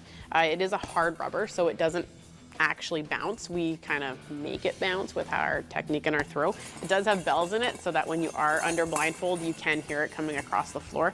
And yeah, especially when it's coming at high speed, it can hurt a little bit. You know what? It's one of the first team sports for blind and visually impaired, and you know, I loved sports growing up, so to be able to, you know, find a sport like this where, you know, it was almost like a sense of belonging, and it gave me the confidence to be who I am today, and you know, I owe a lot to the sport.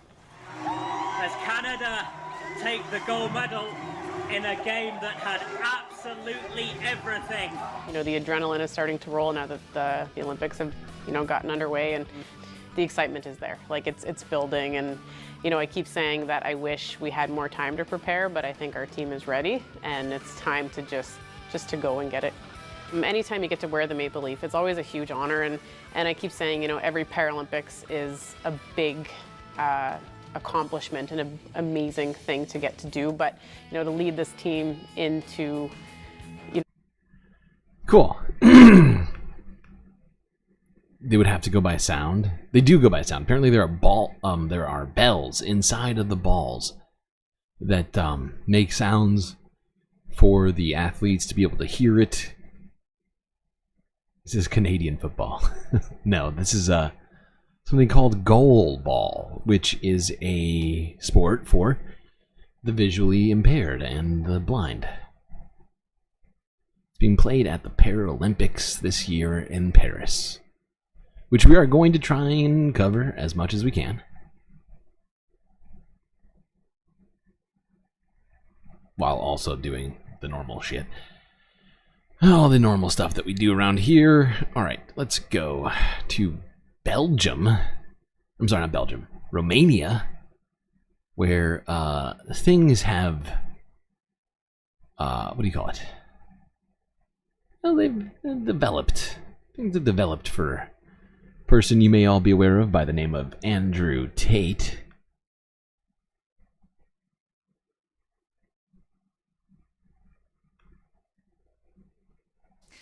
Police in Romania are questioning Andrew Tate, the controversial social media figure, after raiding his home earlier today as part of an investigation into alleged crimes, including sex with a minor and money laundering.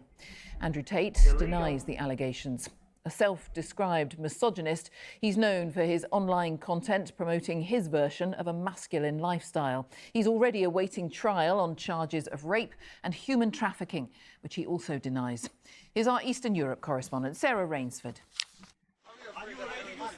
Escorted by armed police, Andrew Tate, the notorious internet influencer, was taken in for questioning today. What I've done wrong, who knows, but surrounded by This cameras fucking guy. and protesting his innocence all the way. It followed this early morning raid on the home he shares with his brother in Bucharest.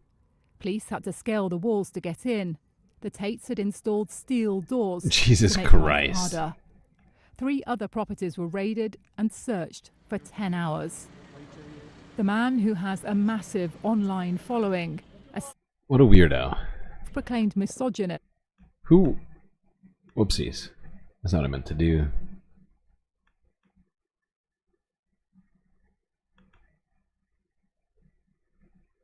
This shirt is ridiculous. The fact that he wears a shirt of himself that says Daddy. Is already awaiting trial here in Romania, charged with human trafficking and rape.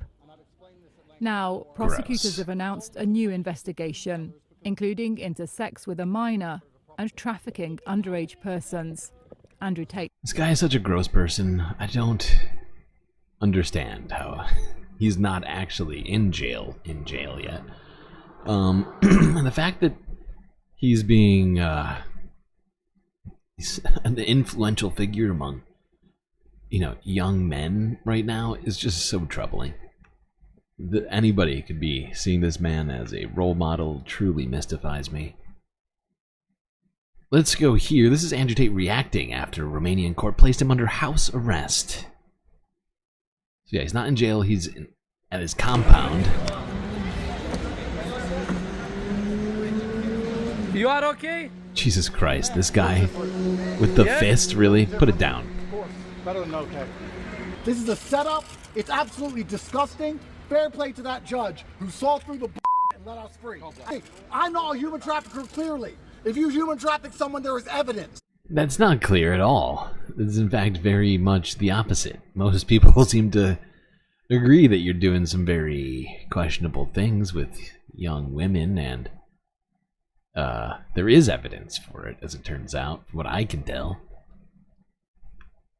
This is a setup. It's a stitch up. My guess is that the judge feels that, considering how online his life is, that the state can keep track of him to some degree. I assume he's probably going to be...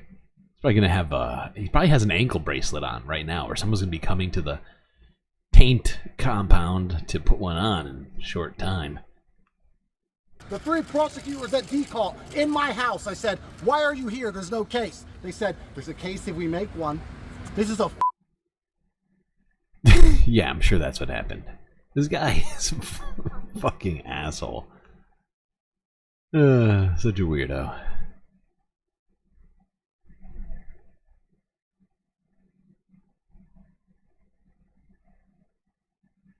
And his brother's just as stupid, but less talented at stupidity.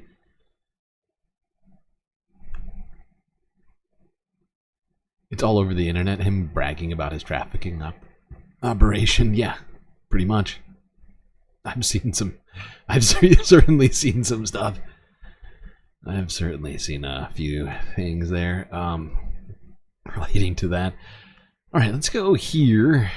Also next, nearby, let's go to Germany, I'm sorry, not Germany. I take it back. Ah, they put this in the wrong space. I should have put this on the spot. Fuck it. No, we're gonna skip this. Let's go here. We'll do this one tomorrow. Let's go to Poland. As Narendra Modi decided to make a little European tour out of this week. Stopped in Poland. See what that's all about. Please hold. Let me turn this down so I can translate this. The ongoing conflicts in Ukraine and West Asia are a deep concern to all of us. Really.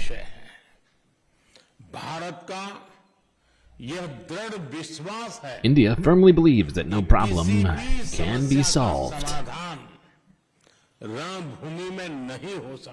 on a battleground. The loss of innocent lives in any crisis has become the biggest challenge for the entirety of humanity.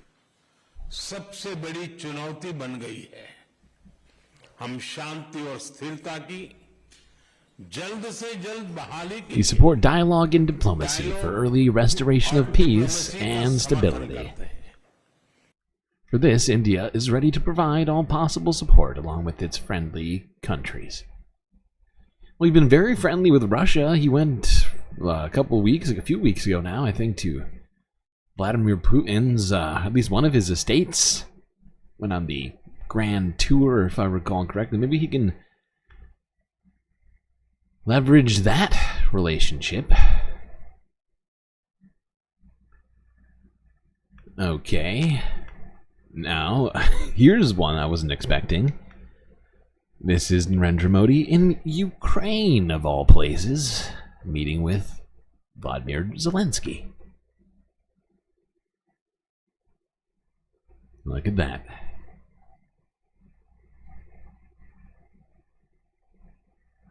I wonder what's going through Mr. Zelensky's mind right now. He's like, dude, you just got done touring. Look at his face. He's like, what are you doing here? He does not seem impressed at all.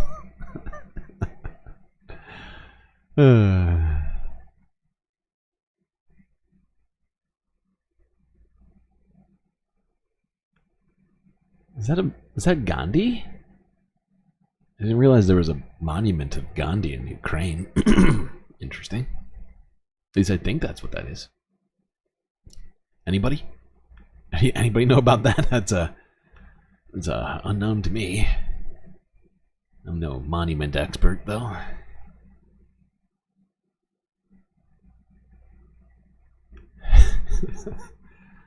A lot of Andrew Taint talk in chat. That guy sucks. Let's go here to Sudan. Got a couple of stories in Africa. This is France 24 English from a day ago. Aid trucks finally trickle into Darfur as army pauses delivery ban. It's about time.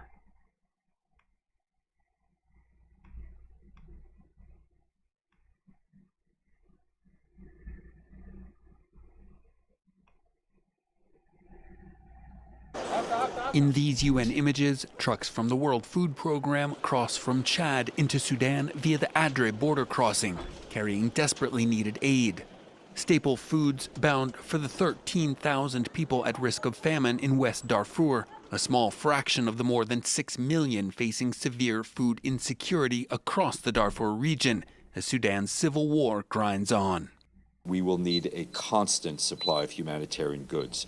It is critical to sustain that flow of food and nutrition assistance into and across Sudan, where more than a dozen areas are either at risk or in risk of famine.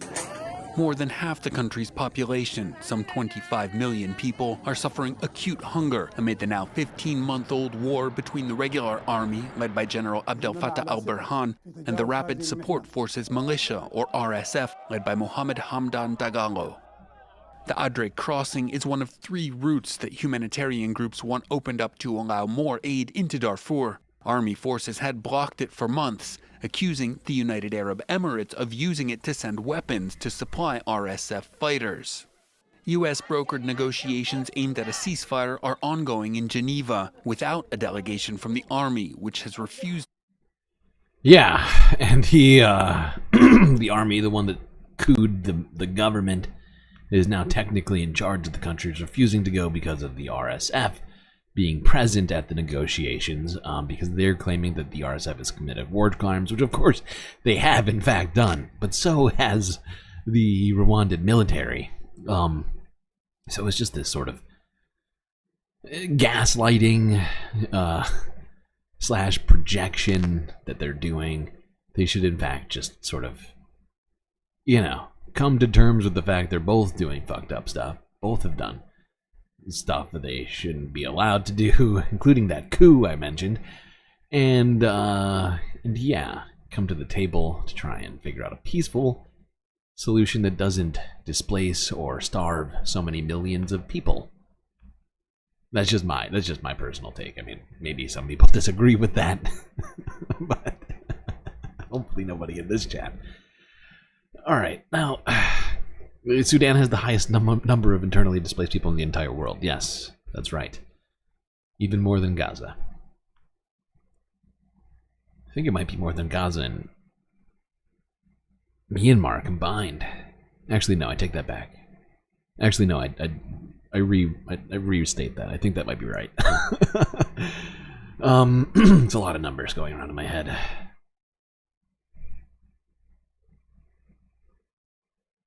All right, now let's go here to Botswana. This is just a crazy story. It's got nothing to do with politics or the climate or anything else. This is just wild. This is BBC News from a day ago.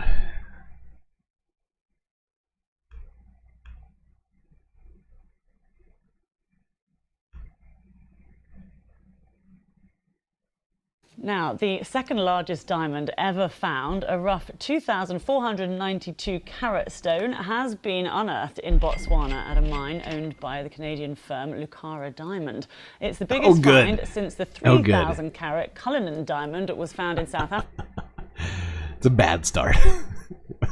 Found in Botswana, biggest diamond ever, found by Canadian mining firms. I'm sure it will go, and I'm sure that the people of Botswana will be reaping the benefits of this, undoubtedly. Right? In 1905 and cut into 9 separate stones. Botswana's government said it was the largest diamond ever discovered in the southern African state. Well, joining me now is our reporter Emma McCarthy. Tell me more. Lucy, Marilyn was right, wasn't she, when she said that diamonds are a girl's best friend? And certainly this must be one of the best friends of all. As you said, the second largest diamond ever found, a whopping 2,492 carats. Now, I know that sounds enormous, but to visualise it, I've brought a little prop in with me. It's about the size of a cup or a can of soft drink or soda, so it's pretty substantial. Jesus, she is so excited. It is empty, but can you imagine a diamond of that size? And they found that, as you said. She could not be more excited about this. I don't know why. I don't think it affects her at all, but she just thrilled about this. In Botswana, about 300 miles north of the capital, Gaborone. So an enormous discovery. It's the biggest find since the Cullinan diamond in 1905. Way back then, that of course was 3,106 carats, most of which now has all been cut up, and you can find it in the crown jewels at the Tower of London. Yeah, they chopped it up. I mean, you can understand it, because that's not going to fit on your finger, is it? Absolutely not. While it would be lovely, I don't think it would be very comfortable on your finger or around your neck. So now what happens next is it goes through weeks of different sorts of testing and analysis, and then of course it will be cut into various sized stones. And then the most, you know, that many carrots, I feel like they could feed so many people with that, you know. What's up, Doc? Exactly, Glavitz. Yeah, they're made of carrots. That is science.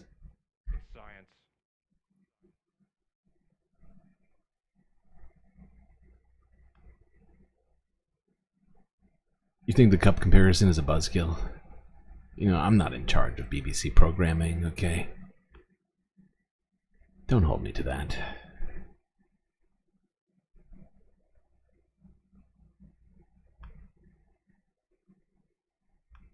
Alright, let's go here. To Ukraine. This is from a day ago. Ukraine strikes Russian airfields as their surprise offensive intensifies.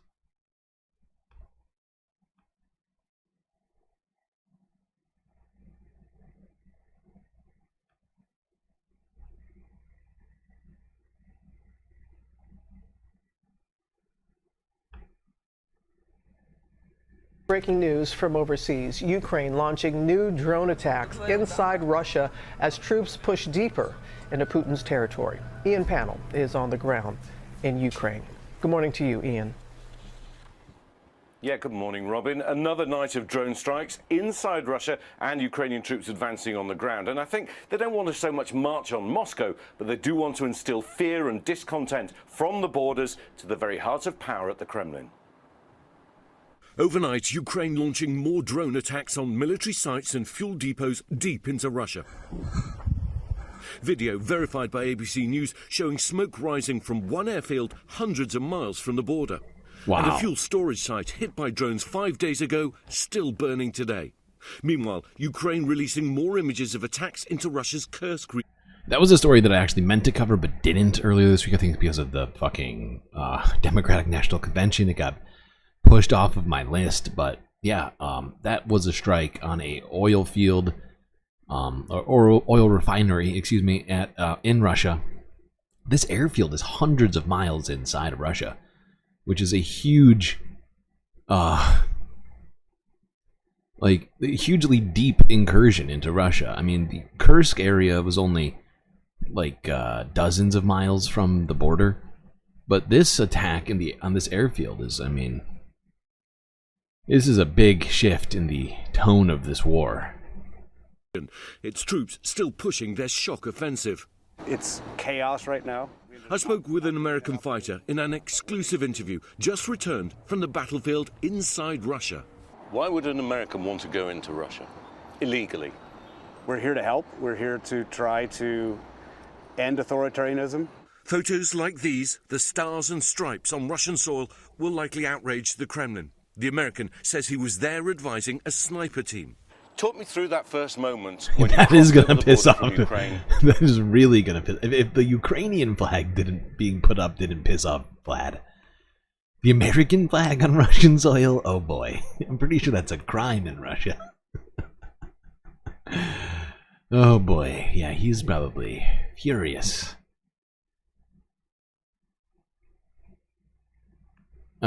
Let's go here. Guardian news from a day ago, what the incursion into Russia means for the war in Ukraine. Let's find out.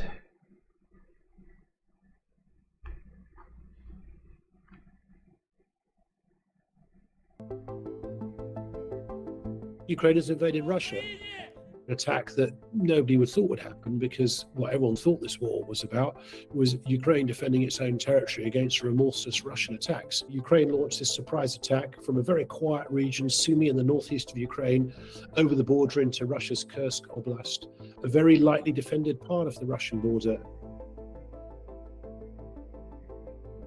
One of the first videos we saw was an awful lot of Russian troops, a few dozen, surrendering at the border post because they had been overwhelmed and surprised. We saw Ukrainian troops suddenly inside the Russian border.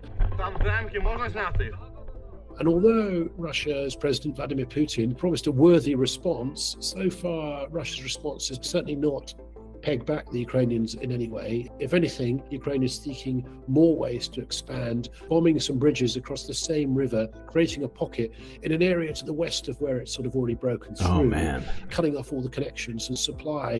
Sorry, hold on. This is an interesting in an area to the west of where it's just an interesting map that they've done here for us. But this does, like, because we looked at at least one of these bridge explosions on the stream earlier, and I didn't realize there had been 3 separate ones along this area, but this really does in many ways cut off certain aspects of Russian military from getting to this area to provide support. Huh. Have already broken through, cutting off all the connections and supply from Russia, and thereby allowing it perhaps to sort of surround the relatively small number of troops that will be present, and once again sort of take another slug of land and add to its expanding slice of Russia. Okay, and I think one thing this is going to do, not only does it increase Ukraine's bargaining power with the troops, the Russian troops that have been captured are now in Russian prisons. Also, it means that Vladimir Putin now has to make considerations as to what he does about this land that is now in the hands of Ukraine. Pegged the Ukrainians back. Is that what he said? Phrasing. Okay. This is the last, second to last story about the Russia-Ukraine conflict. Here's Al Jazeera English from a day ago. Putin says Ukrainian forces tried to strike Kursk nuclear plant. Now, this is interesting because Russia's in control of a different nuclear plant on Ukrainian territory. And now he's claiming that Ukrainians are trying to strike a plant in Russian territory.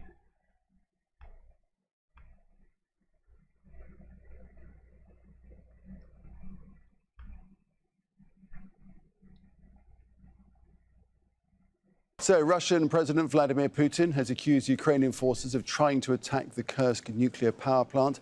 The plant is located inside Russia's western Kursk region, which has been the target of a Ukrainian incursion. The facility is about 40 kilometers from the city of Kursk and some 50 kilometers away from Russian territory that's held by Ukrainian forces. It houses 2 working reactors powering 19 Russian regions. Kyiv has not commented on Putin's accusation. The enemy tried to strike at the Kursk nuclear power station. The International Atomic Energy Agency has been informed. They promised to come themselves, to send specialists to assess the situation. I hope that in the end, this will be done on their part. Dorsa Jabari reports now from Kursk in Russia. Well, this is a very sort of interesting development because it wasn't that long ago that Ukraine was claiming on multiple occasions that Russia was attacking their nuclear infrastructure. Sort of a shoe on the other foot type of situation, honestly. Fact is Putin can end this any day. Prince William is the king of pegging. I don't know anything about that. I don't know anything about. I've never heard of this story. You know, let Prince William do what he wants, okay? He's a prince. Help! Help! I'm being repressed! Alright, let's go here. This is Associated Press from a day ago where Putin met with China's Premier Li Qiang in Moscow.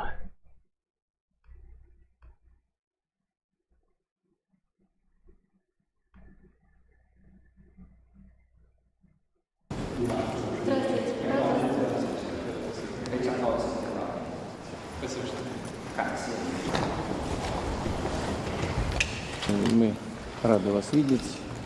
We are glad to see you. Our trade relations are developing. Successfully, they are growing, including thanks to the efforts of our Chinese friends. The attention that the governments of the 2 countries on both sides pay to the development of trade and economic relations. It's producing results.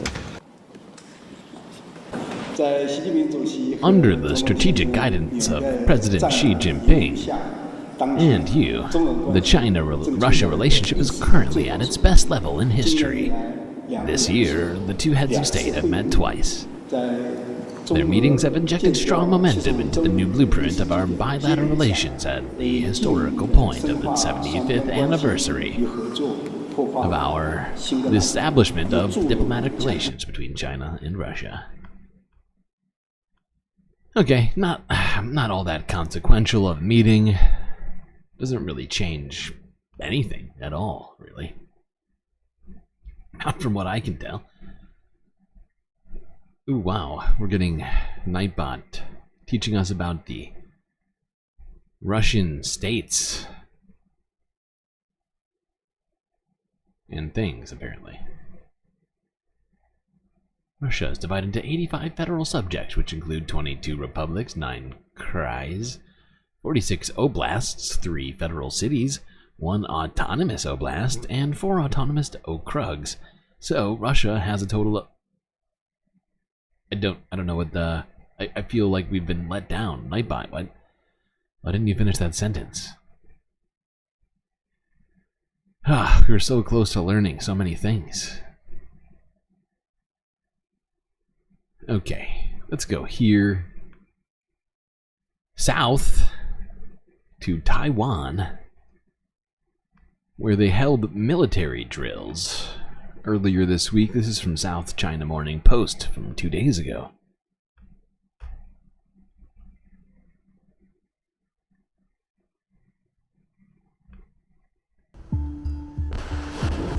Taiwan's military put its missile firepower on full display on August 20th. The annual drill was open to the media for the first time in 12 years. At least 3 types of missiles were fired. They were meant to stimulate intercepting People's Liberation Army warplanes and munitions. All the missiles that were fired today have smoothly hit their mark and have proven 2 points. The first being that the training of our soldiers is very solid. The other being that our weapon systems have been verified during this process of live firing. Yep, seems like Taiwan's ready for any potential fighting in their region of the world. Let's hope it doesn't come to that. We've been seeing too much military sort of positioning and sort of what do you call it, jockeying between one another in the South China Sea and other sorts of areas in that region of the world. We have 40 likes now. My God. Okay, hold on. We're not going to be able to add this one today. The stream software has given up at this point and working with us. That's another bacula. Can't do that. Although I guess we could start off tomorrow with another bacula. I'll give you a decision. I'll give you a decision in chat. Wait, who's 17? Ah, shit. I can't even look at it right now. Son of a bitch. I'm trying to think. Who is 17? It's either 1 or 17. I'll just give you the choice in a poll.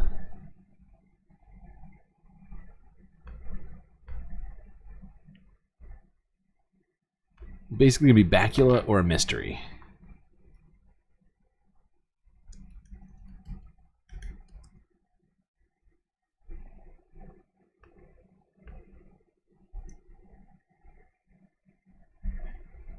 Starting poll.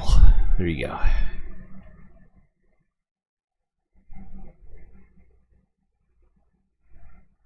All right. Because the fact is, it's a rollover. So, I mean, you could have it as a bacula if you wanted. Because we already have a bacula up right now, and we're not going to be able to add them now. So, you know, it doesn't really... You know, it's all up to you. Okay,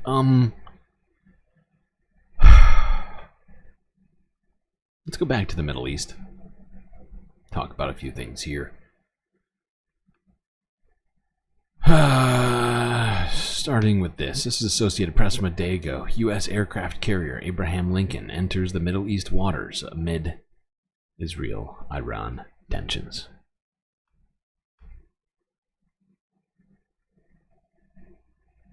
Illegal.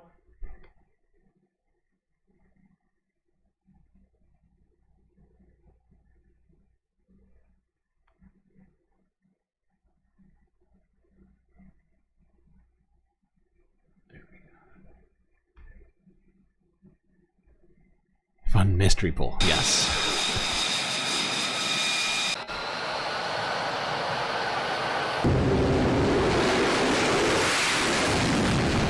Jesus Christ.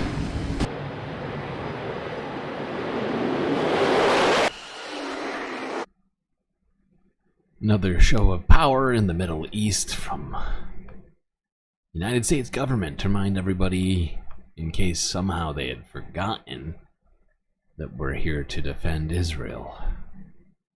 As if they could forget. Who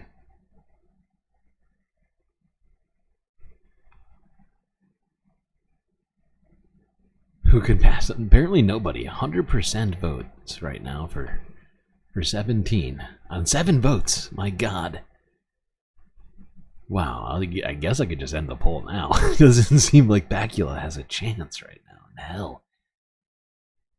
Okay, where next?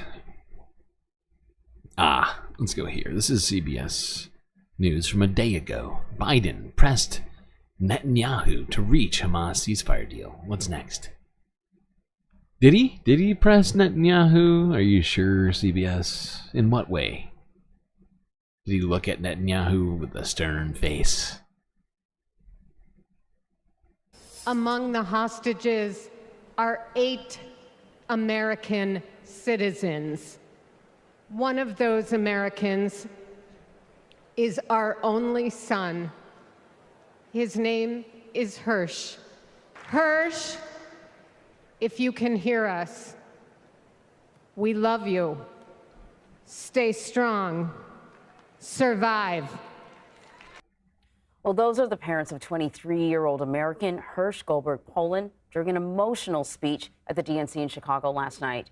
They gave a powerful plea for the release of dozens of hostages still being held by Hamas in Gaza. And outside the convention, thousands of pro-Palestinian protesters took to the streets for a third night in largely peaceful demonstrations. Negotiations to try and secure a ceasefire deal, meantime, and a hostage release deal between Israel and Hamas. I found it shocking to hear CBS refer to the demonstrations as largely peaceful. That's new. Are expected to continue in Cairo. During a phone call yesterday, President Biden pressed Israeli Prime Minister Benjamin Netanyahu on the urgency to get a deal done. Ramy Inocencio has more from Tel Aviv for us. So, Ramy, what more can you tell us about President Biden's phone call to Netanyahu? Were you on the phone? Anne-Marie, hi, yes. While it did talk about the ceasefire, the official readout from the White House actually first focused on the defense of Israel. That was quite notable. The readout wasn't that long, just 3 lines, and it said that they talked about defending against, quote-unquote, all threats from Iran and its proxy terrorist groups, Hamas, Hezbollah, as well as the Houthis, altogether known as the Axis of Resistance, which also, by the way, includes Iranian-backed militants in Iraq, Afghanistan, Syria, and Pakistan. And if those ceasefire talks fail, that's the next question, right, pushing this ahead. What could that mean for a bigger war across the Mideast? Well, I asked an Israeli expert on Iran who used to work for Israel's spy agency, the Mossad. Take a listen. I'm quite concerned. I think if it is completely understood that there are no any more talks and there is no... Okay, we've had enough of this. So yeah, I would assess that as being Joe Biden hasn't done a whole lot in terms of pushing Benjamin Netanyahu to end the war, especially since he just signed off on that $20+ billion aid package, which while is technically slated to have them receiving arms years from now, there's nothing stopping Congress or the president from appropriating already built stuff that the Army and or Air Force, or, whatever the DoD happens to have on file in barracks, or not barracks, but in like a hangar somewhere. Send that off to Israel and then just replenish their arms as things go, right? So always remember that. Even if it's got a date on it, doesn't mean they can't get it done immediately. Let's go here. Yeah. This is frustrating.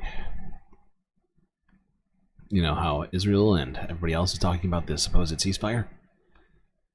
Well, here's another horrifying strike on central Gaza in Zweda. This is AP archive from a day ago. At least 18 dead after Israel strikes Zweda. Is it Zweda? Zweda?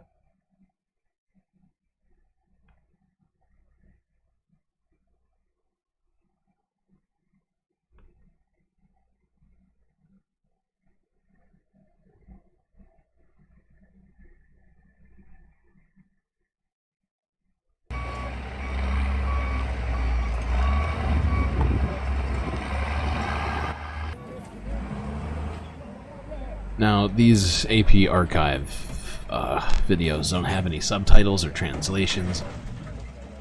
It really is just the images of what happened here. But it's just more evidence of how seriously Israel's taking these peace talks. Doesn't look like they seem to be interested in peace, just destruction. This is totally fucked. This is totally fucked.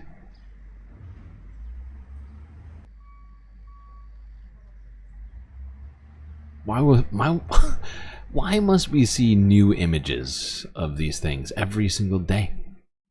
How can there be new atrocities every fucking day to look at? Can anybody explain that to me? How is that possible?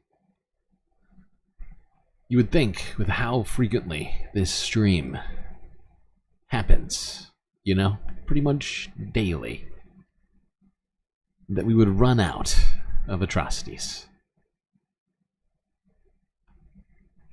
Am I crazy? Am I? I feel like I'm taking crazy pills. Okay, let's go here. This is Guardian news from 2 days ago. Humanitarian zone overcrowded as Israel orders evacuation from Khan Yunis. No shit.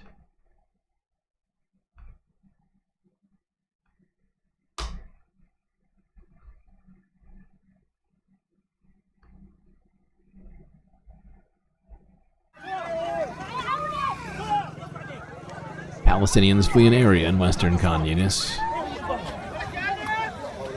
following another Israeli evacuation order. People gathered their belongings and left with their families. Death is more merciful in this country. We were displaced 20 years. I swear to God, our houses and tents, they do not want us to live. They even do not want us to enjoy our life. That kid must be 15. This is Al-Mawasi. This is Al-Mawasi. This is Al-Mawasi. God is sufficient for us. The vast majority of Gaza's population has been displaced over multiple times. A UN bulletin said that Israel has issued 9 evacuation orders since the start of August, affecting an estimated 213,000 people across Gaza. Several 100,000 people have been crowded into the Al-Mawasi humanitarian zone. Humanitarian officials have warned the people aren't heading to the safe zone. Yeah, no kidding. What is the safe zone at this point? All of these things have been... The entire strip has been evacuated. Or at least by Israel. And at this point, there's people talking about there being essentially just... These are just concentration camps that Israel's trying to create at this point by these sort of strategic evacuations into specific areas. It's disgusting. This should not be a thing. This has been going on for 10 months. Just this particular portion of the conflict, but let's deal with one thing at a fucking time right now. Let's go here. This is the second to last of our topics, at least. This is fucking idiotic. Now, I don't know exactly what to take from this goddamn story. It's pretty vague what CBS gives you in this, but this is not just the way that this is being worded, but the actual content of this, I find just drastically problematic. If in fact some of this is true, I mean, oh my god. I mean, this is CBS News, 7 hours ago. Title: Philadelphia Corridor becomes Israel. That's a quote. That's what they've written on the title.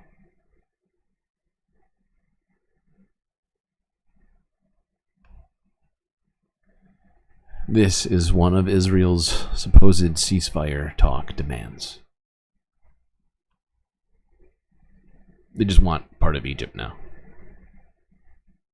Because, I don't know, they're friends. The White House says some progress has been made as ceasefire talks resume in Cairo for a second straight day. The talks are being mediated by the U.S., Egypt, and Qatar. And while progress has been made, there are still several key sticking points that need to be addressed, including Israel's military presence along Gaza's border with Egypt. Let's bring in CBS News foreign correspondent Imtiaz Tayeb, who is in Tel Aviv. Imtiaz, how are the ceasefire talks going?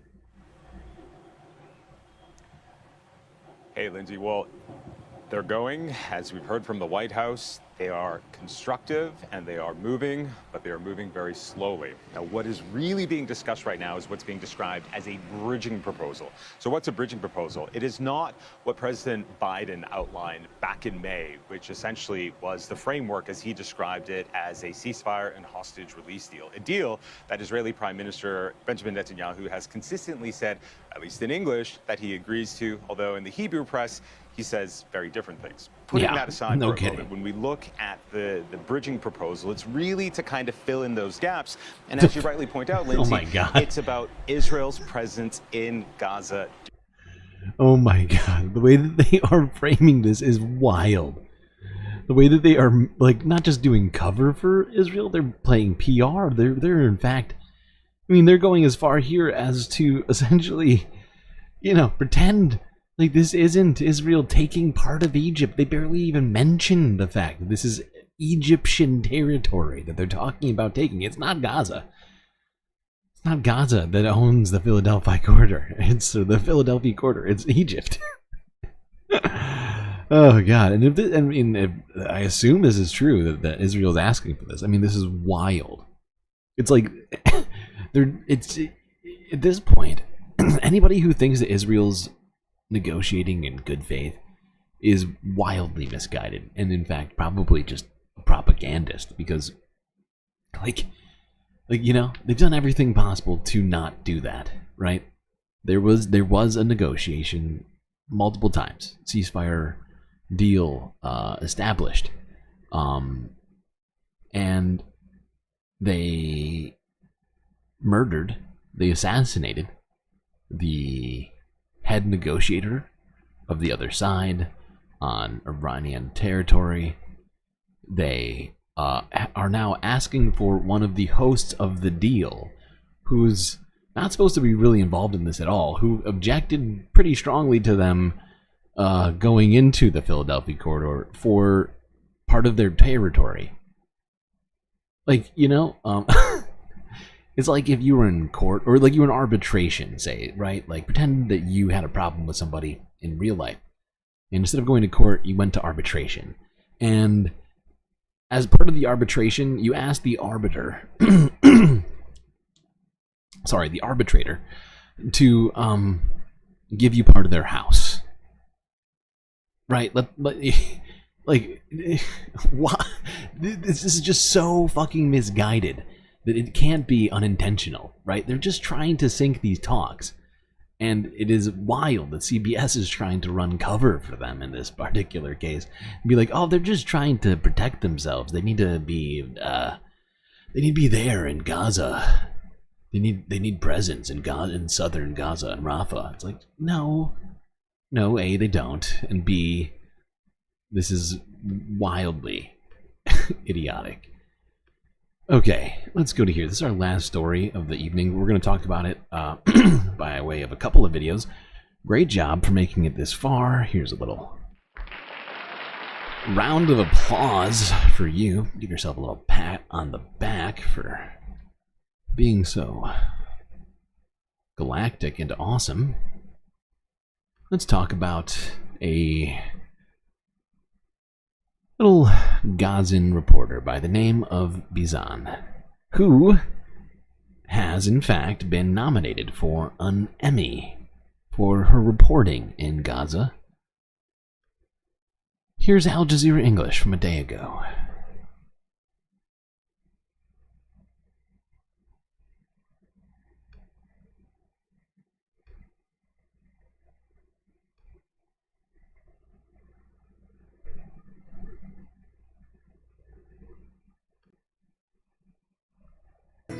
Look around me.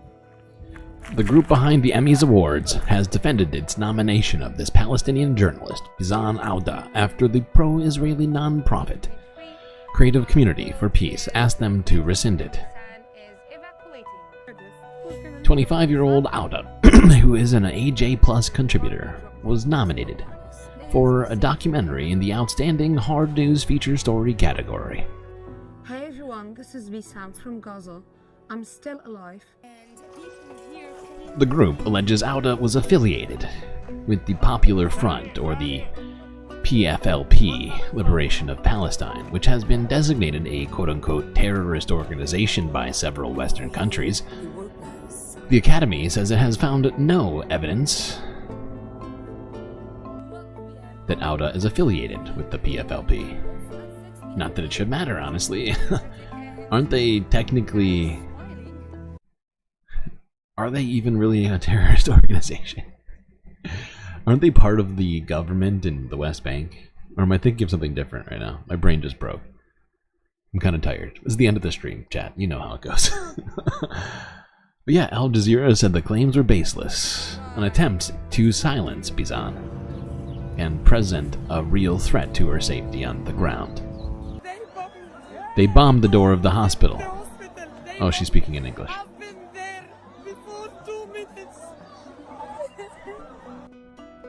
Auda's documentary follows her journey as she is forced to leave her home in Gaza City and is displaced numerous times amid Israel's war on Gaza. As we're living in the garden of the hospital now, making our tent here, these are our shelves. We use the trees to hang our stuff. The Committee to Protect Journalists said it has repeatedly warned against... Oh, right. Thank you. Thank you, Sasha. That's the PLO. Thank you. Thank you for for being there for me. I knew that was wrong. But I couldn't remember. I couldn't like come to the conclusion of why I was wrong, and that's why you were here today. So, really appreciate that. The dangers of smearing journalists as terrorists without credible evidence. More than 160 journalists, including 3 from Al Jazeera, have been killed by Israeli forces in the last 11 months.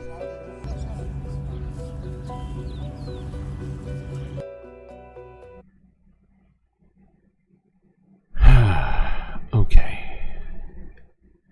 Now, let's go to our last video of the day. Let's go here to Novara Media, who also discussed the Emmys, defending their nomination of Gaza journalist Bisan. And I mean, I personally support that. I think that that's well-deserved. More than well-deserved. I mean, for fuck's sake, just give her the award. Who's up against her? I mean, like, what? Just give it to her.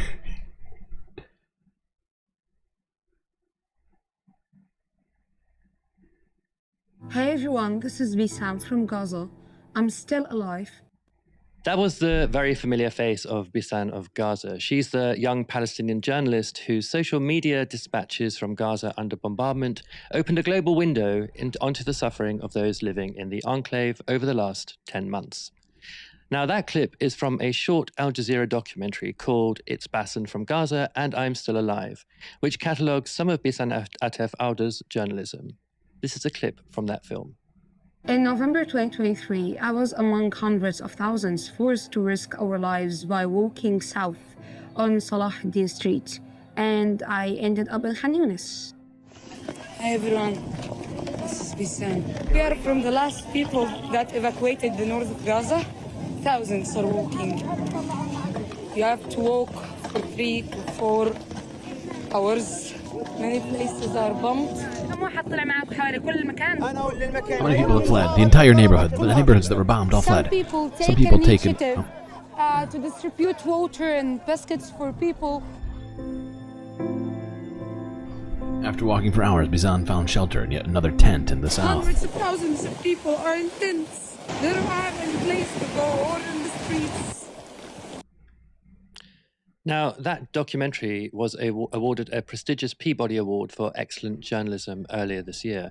And in July, it was nominated for an Emmy Award in the category Outstanding Hard News Feature Story Short Form.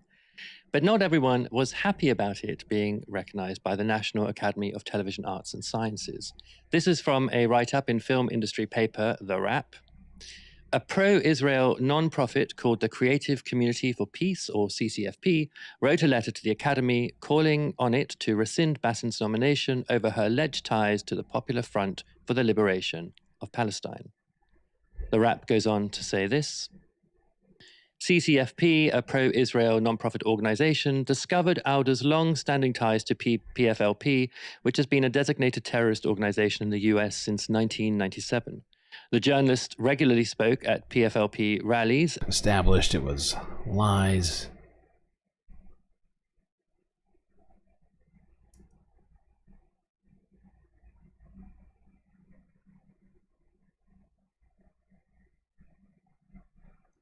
Is that the PFLP, a revolutionary socialist group, has at times been opposed to both the Hamas government in Gaza as well as the more moderate Fatah party.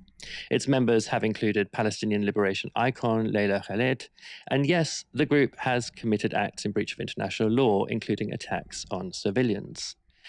Now, the Academy has responded to the letter from the CCFP with its president, Adam Sharp, saying this.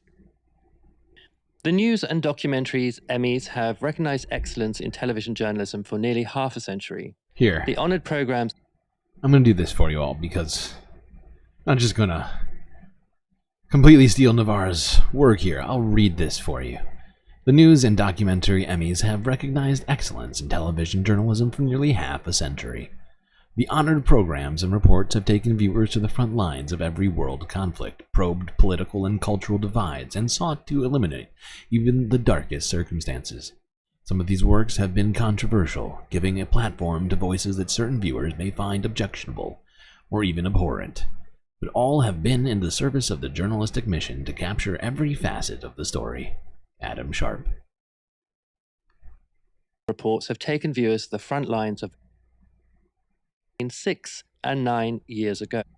Natus is aware of reports cited in your letter and initially surfaced by a communications consultant in the region that appear to show a then-teenaged Bisan Auda speaking at various PFLP-associated events between 6 and 9 years ago. Natus has been unable to corroborate these reports, nor has it been able to date to surface any evidence of more contemporary or active involvement in Auda with the PFLP organization. Now let's go to the conversation here that they have. At least a little bit of it. Al Jazeera are still in contention for the prestigious TV award. Helena, Bisan's journalism has opened a lot of people's eyes to what's happening in Gaza. It's been incredibly important in many ways. So what do you make of this story? I mean, there's a large level of hypocrisy here as well, where, of course, as you said, there have been plenty of attacks that the PFLP have done historically. There have been violations of international law. The IDF, they violate international law all of the time. Do you think there would have been the same reaction if somebody else had previously who'd served in the IDF Great question. was being given an award somewhere else? It is such a great way to hit back against this. Has any Israeli ever been held back from an award because of having been a part of the IDF? I find it laughable. Because, of course not. Of course that hasn't happened. Do we ever see anyone being removed from a potential category for any kind of award show off and being acknowledged in terms of the things that they do for the arts? Do we ever have these people their awards rescinded because they have previously served in the IDF? Of course we don't. Of course we don't. And even then, like, she has been speaking at rallies. She allegedly has links to a social movement that has links to the PFLP.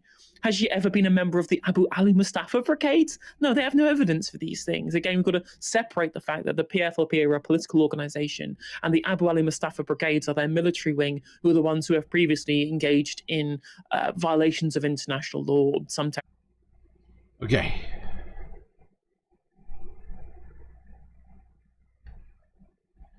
I just thought that was a good piece to end this stream on today, because we've seen a great deal of Bisan's journalism at the ends of these streams. She deserves our respect. I think she probably deserves this award. And I think it's a great story to see that the Emmys are standing behind their decision.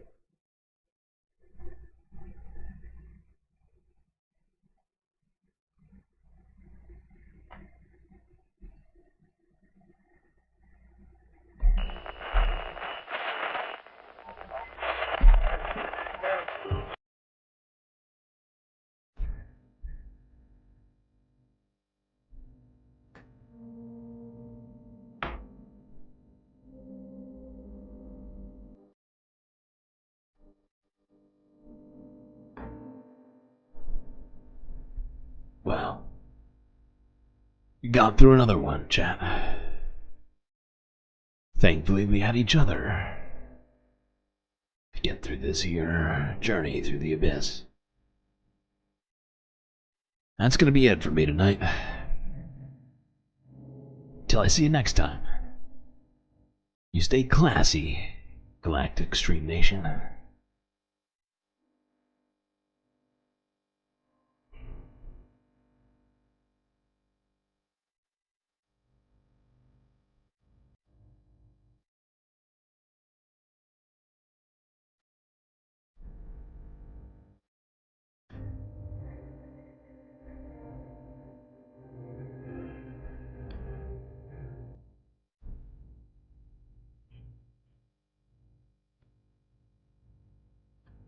Can't forget this.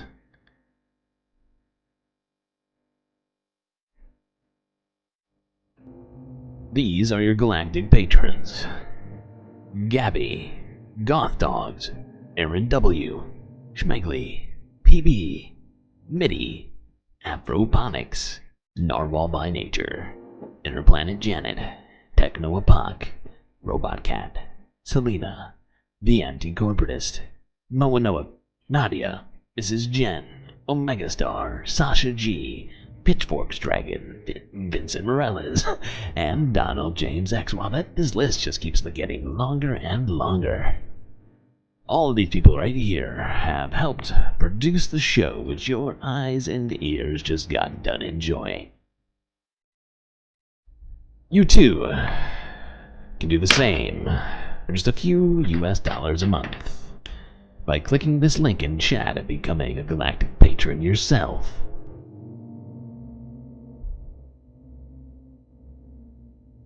Write that down.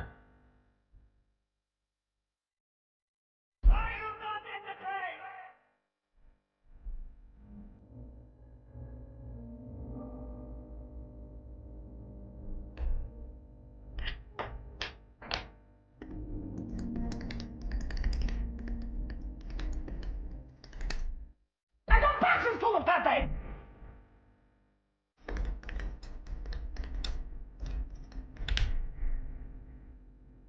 What the fuck? How dare you? How dare you not click the box?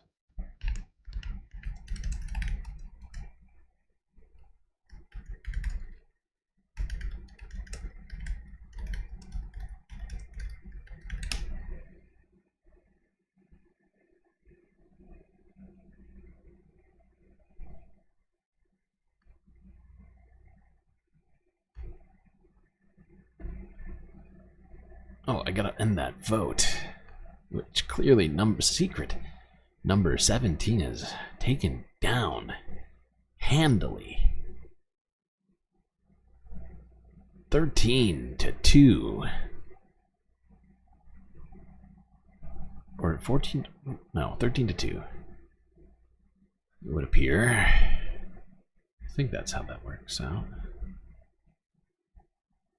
Could be wrong. Maybe it's, no, that doesn't make, that checks out, I think. All right, secret after stream in